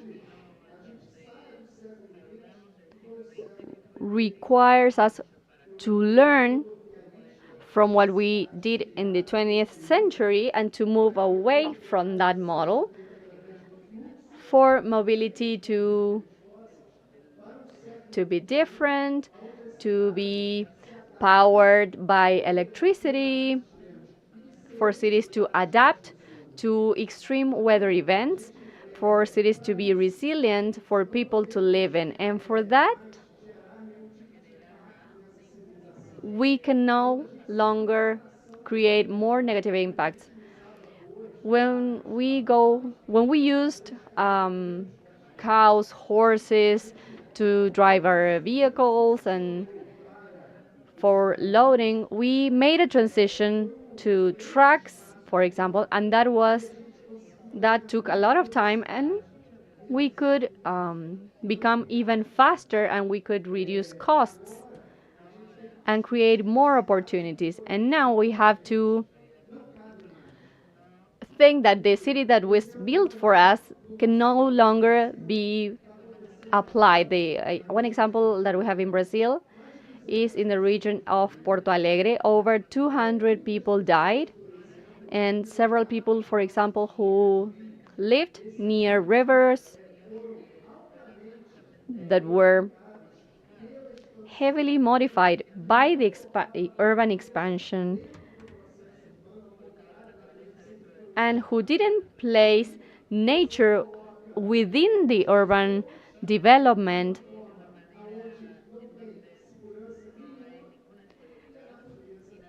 In that ecosystem, nature had to create a response. So what we really need is for the most vulnerable people to be protected. They need to have a specific plan for adaptation in the case of extreme weather events. It is logic that when we have an extreme weather event, there will be a lot of people who will be impacted. Some of you will be able to go to a friend's house or to a hotel or to another house that you have, but the person on a minimum wage or underemployed or unemployed, they won't be able to do that. And employment has to change too. Economy is building new processes, and probably the jobs that we have now won't exist in the future 15 to 20 years. So we will need to transform this population. And I repeat, it is an agenda that we will need, and we will build with education to save lives for us to be able to live. This is a social event. Thank you so much. There is a question there for Alice, and then we go back to the closing remarks. And Luciano, maybe if at the end you want to say something else. You said that you were champion of the Escazú Agreement. That is an initiative of the UN. Maybe not all of you know about the Escazú Agreement. Alice, could you tell us a little bit more about that and how we can engage in the Escazú Agreement? Because all of us can get involved and make decision makers adopt them. So tell us a little bit more about that, please. Well, Escazú is my passion, so I'm very grateful I can talk about this. I'm a champion that is sort of a young ambassador of the Escazú agreement in Brazil. And before I like to say that, I would like to ask, how many of you have heard about the Escazú agreement? Very few of you. But, well, there are some people who talked about this. And in Brazil, we are not at this level yet. Here in Argentina, you are more advanced than Brazil on this topic that I will make clearer in a couple of minutes. But I would like to congratulate you for knowing this. The Escazú is a very small city in Costa Rica, and the UN is used to using the names of cities in the treaties. For example, we have the Kyoto Protocol, the Paris Agreement, and Latin America and the Caribbean has the Escazú Agreement. That is a shorter term for the regional agreement on the access of information and public participation and justice on environmental aspects in the Latin American and the Caribbean area. And this is a treaty that wants to strengthen the synergy with human rights and environmental issues in our region. And why is that? Because in Latin America and the Caribbean, that is the region that kills the most amount of activists and environmentalists.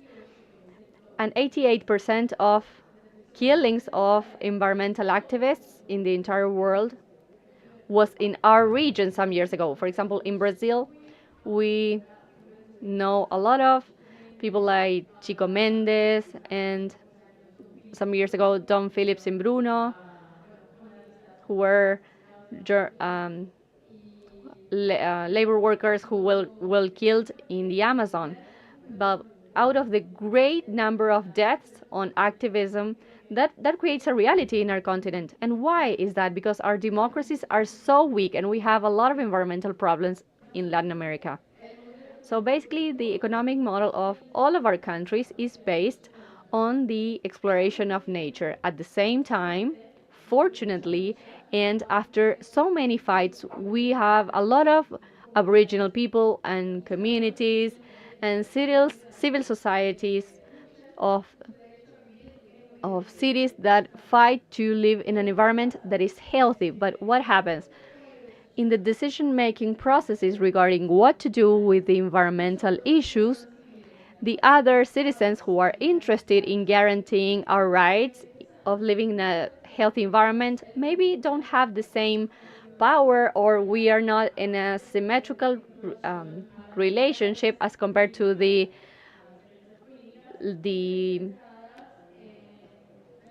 law organizations that are benefited from the exploration of nature. So what happens? We don't have within our region a democracy that is strong enough to handle with justice those conflicts. And there are so many regions where there is no state. For example, in a lot of parts of the Amazon where we have no mayor's office, no police station available. So I really like to, for didactical purposes, I would like to say that the mortality of activists is sort of the most morbid symptom of the weaknesses of democracies in our region. That, of course, that is the heaviest and strongest symptom, but it is also shown in the violation of rights and less serious violation of rights. For example, you don't have the right to be heard on environmental issues, or, for example, requesting environment information at the mayor's office. It's not possible. That is a violation of rights, and it turns for us to find it very difficult to see what we can do when we want to defend nature. So we have the Escazú Agreement that is now in Argentina in a process of implementation. And I congratulate you on this. It has become a law in Argentina. And now you have to materialize what Escazú says in terms of programs and public policies. So I invite you to try and get involved within this process and go to your cities and see how you can define and access your information on your rights and public participation and participation into justice. Thank you, Alice. So you leave here with homework, the Escazú agreement, and how we can get involved.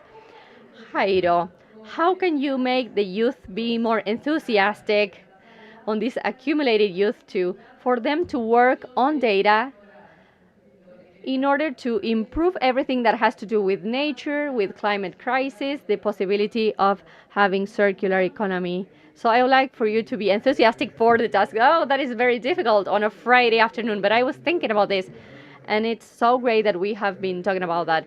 I think that you are very aware of the seriousness of the situation, right? But if we think about how we think this will be solved and the change, I think that many of you think that we will get organized. We will, I don't know, get the 100 people that we have here, and we will align the ideas of all of us who are present, and we will be able to fix the problems that we have near the future. I bring you a new vision for transformation. The phrase that I love the most on how to think about climate change is catalytic factors. A catalyzer is something that accelerates a chemical reaction. The way I've seen change happen is not a lot of people agreeing overnight on a meeting over something, but commitment, when we start with that, we get together with 3 people at a cafe thinking how we can transform something. It is not all of you agreeing on something, but maybe the 3 of you who got together now thinking of a new way to solve something, and maybe you can partner with more people on how to help you solve that problem. So if we understand that behind this activism, this idea of changing things, and this belief that I want to do that together with the community, not with the entire community of people, but with my 3 friends, my 3 acquaintances, I think that that's when we have an opportunity for the future that is very interesting, and also being able to visualize and to be realistic that maybe in one of these tables they are talking about something that will have such a huge impact, and that allows us to dream that we can make it. I'm very naive, but I think that we can make it, and we need to understand that we can start tomorrow or in a couple of minutes. Thank you, Jairo. We don't have a lot of time, but we will close us with a tweet because we only have 1 minute. So your closing remarks as if it were a tweet. Difficult, right? Well, I think the following. Climate change, as I said before, are having impacts everywhere. We need to be aware of the fact that it is accelerating, that there are some actions and projects. And I really invite you all to look for ideas. Luciano Paez, PAZ,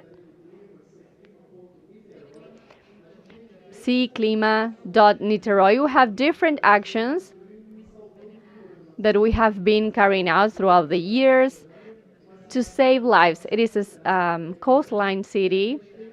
It is a big one, and we have shown that it is truly possible to have an adaptation agenda. Mitigation, reduction of carbon emissions is possible. We advance a lot on the electrifications of fleet, of cars and buses, but mitigation won't solve the problem. What will solve this is being able to adapt to extreme weather events. So I really invite you all to get involved in research because it is possible. Thank you so much. It was an honor for me to be with you. Thank you, Jairo. Thank you, Luciana. Thank you, Alice. A great round of applause for you, and thank you so much for being here with us. Thank you. Tienen que venir los conductores ahora en un ratito. Entonces tenemos más tiempo para... No, ya no. The host will be here in a second, so we have more time to speak. No. Bye, thank you.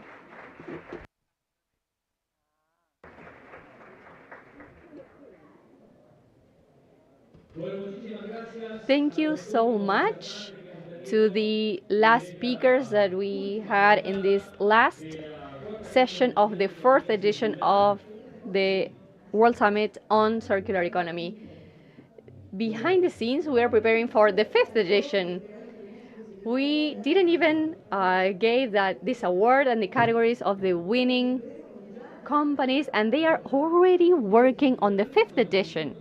The great world events are like that. On the day that the event finishes, behind the stage, they are starting with the one for the next year. So, yes, they are taking everything and getting everything ready for the other edition. The perfect example of circular economy. The truth is that we are so glad that at this time and after 2 very intense sessions, there are a lot of people here. So a great round of applause for all of you who are here, because you are also representing other people who were here and present, and on streaming we have had a lot of people coming and going, as it also happened in the other forums. And remember that the other areas outside will be open tomorrow up to 6 p.m. for them to use things, because it's not only about talking and learning, but you can also get cards to use some things. So you can really enjoy your Saturday by being here tomorrow. So this is one of the most expected sessions. They want to know whether they get a prize or not. But of course, everyone who got here really deserve our attention, because they worked a lot. A lot has been done to do some research on their project. So the time has come to deliver the award of Incubator of Companies, professional people with a lot of creativity, and of course who need that first momentum. And I cannot give you a percentage, but a high percentage of what we need at the beginning is for money, right? Yes, we'll invite a colleague who has been handling the entire process. She has been there collaborating, studying everything in each of these projects. So, colleagues, our colleague, I invite you to be here. A round of applause. Hi, how are you? I see a lot of people who have been here from the morning, right? Yes, I can see the smiles on your faces too. This has been great, and these have been 2 days with so many ideas of people who are envisioning the different problems and trying to look for solutions, to using creativity and maybe adopting things that are already being used in some other places. We shared 31 projects of companies incubators. They have been marked from July 2023. This is the second one that we carry out. Next to this main scenario for these 2 days, we could listen to 31 projects. Some were individual projects, some in collaboration with others. And with this, they are very thankful that they were listened to, that they had a space. We had over 50 projects, of course. We have to filter them and to see what their possibilities were. We had a jury of 8 people. Every aspect had a specific scoring. We needed projects to identify the problematic. Then we needed to see the threefold impact, and that had to be reflected on the project. And also the feasibility. The project had to be feasible both technically, economically, and within the city. This was thought for Society of Córdoba, for our community, and of course we truly valued innovation and creativity because we wanted new ideas, not existing ideas. So the jury was evaluating the process. Romina Tartara, the School for Circular Economy Director from the BIOCÓRDOBA Economy Agency, Ana from business area of the Masters of Business of the Technical University, Manuel Peña from Innovation of Universidad Siglo XXI, Luciano Plante from the Management and Articulation area for the Environment, Dalma Mengano, Manager of Infrastructure and Maintenance and Heritage of BIOCÓRDOBA Agency, then the Secretary of Association with the Environment and other stakeholders, Mariana Marini, Director of the Innovation Department of the Provincial University of Córdoba, Francisco Rodriguez, entrepreneur and teacher at university at Siglo XXI and UCC, and Mariano Sergoto, referent also from Moving Mountains or Moviendo Montañas. Each of them participated in different areas, and they were able to add a comment, to make an assessment, and we congratulate them on this task. I saw a lot of people who were trying to solve this problem, and that was amazing for me. I have a question. Were you amazed, or did you get surprises in everything that you saw? Was there a pattern? Yes, in waste. I think that the plastic waste, garbage, is easy to identify the problem, right? And it continues to be very difficult for us to find a solution because all of the big cities in the world are looking for new ideas. And I think that we from the Municipality of Córdoba, we try to see what societies are doing with waste. And as it is so wide, we need an approach from education to stop having a lot of consumption. And as I saw a lot of people looking for solutions, I see a lot of people who are seeing this from a faraway place.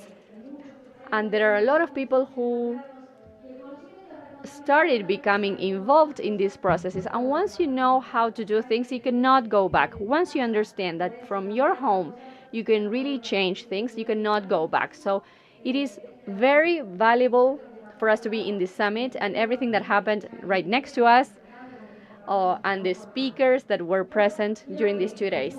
So I would like to start with the awards. Raise your hand, those of you who submitted the 31 projects. A great round of applause for all of you, for the schools, for the students that were here. You have been amazing. We have been so surprised. We had older people dreaming of having a project that may change things, and very young people there. You were so great. You have a very valuable knowledge. Yes, and we would also like to thank everyone who participated and invite the authorities of BIOCÓRDOBA Entity, Enzo Cravero, President of BIOCÓRDOBA. A round of applause for him, together with the spokespeople, Jorge Poloni, Secretary of Municipal Affairs, come to the stage to deliver the award. Constanza Garcia Capocaso, Director of Biodiversity Park, and Maria Sanchez for Institutional Management.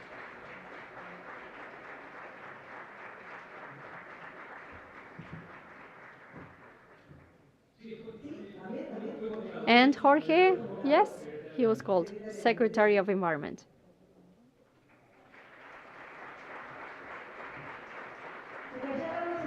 Yes, the thing is that you cannot listen to us from backstage, yes. Are we all? Yes, the round of applause sort of silences our voices. And Juliana Garcia? Yes. There. We're all of us here.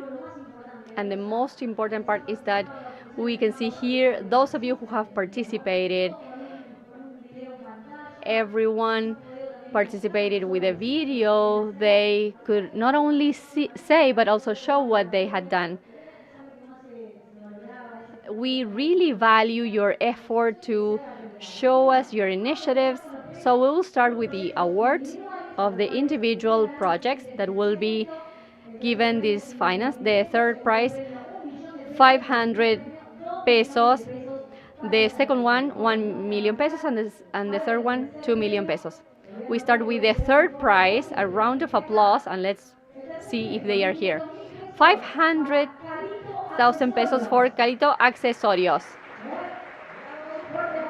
A great round of applause. Angela Antonella Mericoni, there's the family. They create accessories for pets using the least amount of plastic. This is for the transportation of pets.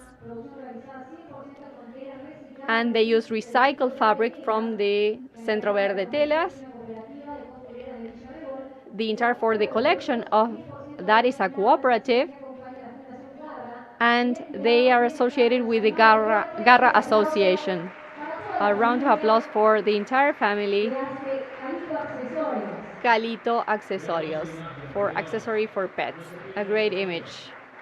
You need to take a picture. Congratulations to you. There we have the picture, and the youngest member is sleeping with a check under his arm, their arm. This is the awkward part of the photograph, right?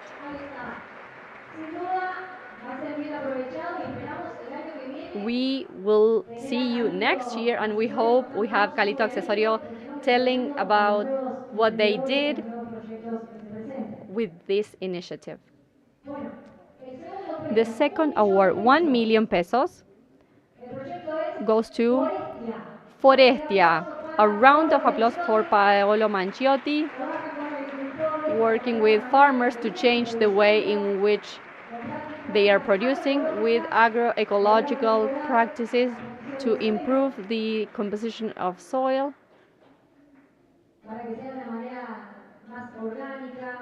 for it to use more organic products.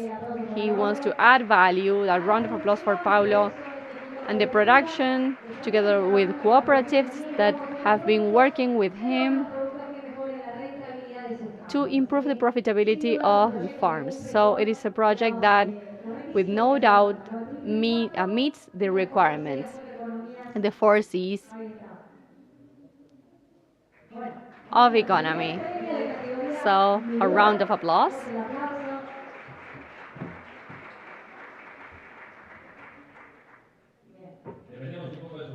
Okay, what about suspense? Who's the number one? Should we go to a break? No, no. I don't see anything on the table to make this longer. So let's go with it. First, the award goes to, and the 2 million pesos go to the Benguet project. Coordinator is Jamina Boler Chloroquilis. It is for mates using the products of popular economy, also using glass. It is sustainable. So Jamila is part of our family. Jamila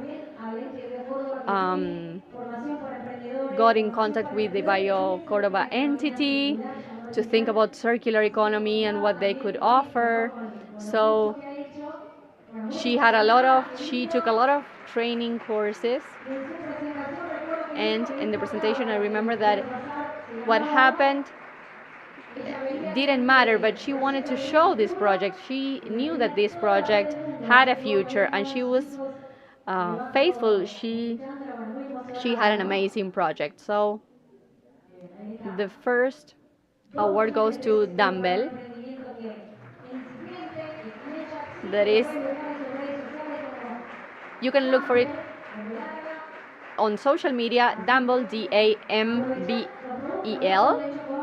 and you have to look for their projects, to use them daily, for example, mates and different products that we use daily. Perfect then. And receiving the words from Enzo Cravero, who is very encouraging, you are being heard. And now we'll go to the category on associations. The third prize is 1 million pesos. The name of the project is Innova Comunidad. A round of applause for them, for the members, Indicadora Campero, María Marinelli, Rosa Madrana, and Anabela Ferrer. They are part of a community that wants to geospatially analyze the burial of food and to see the impact it has on health for the entire province of Córdoba. Technology at the service of health, in this case at the service of the community. So I would like to congratulate the entire team, and they also want to simulate scenarios of the consequences of climate change and also their impact on health.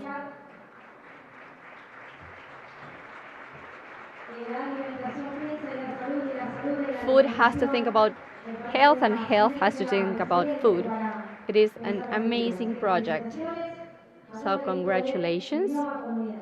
I would like to congratulate the entire Innova Comunidad team. Now we move forward. 1,500,000 pesos. The name of the project is Focosol. A round of applause for them. Members are Romina Vargas and Martín Bolgara. This project wants to create a functional model of using recycled materials for heating systems for families who don't have heating systems. And this is an eco design. The company is named EcoSol. Any of us can do this, and it was a very low cost project with a high impact. So this is the support from BIOCÓRDOBA for EcoSol. Congratulations. Now, the biggest award, 4 million pesos. A great push for paras circulares. Members Jessica Hilos, Stefania, Emiliano de Petris, Ros Maria Stalio, they thought about this project for an intelligent container for organic waste on the fairs that the province has to create compost and then small plants to create a collaboration network between municipalities, students, and organizations. A round of applause for these award-winning members, for SMEs who think of circular economy to benefit society and the environment, taking care of the environment to be sustainable, to make economy sustainable. So we want to, next year we would like to see your ideas, how you implemented this award, how you could make this idea grow. And we want to see the container. I wanted to see the container. This container is smart, right? So a round of applause for them. Thank you so much.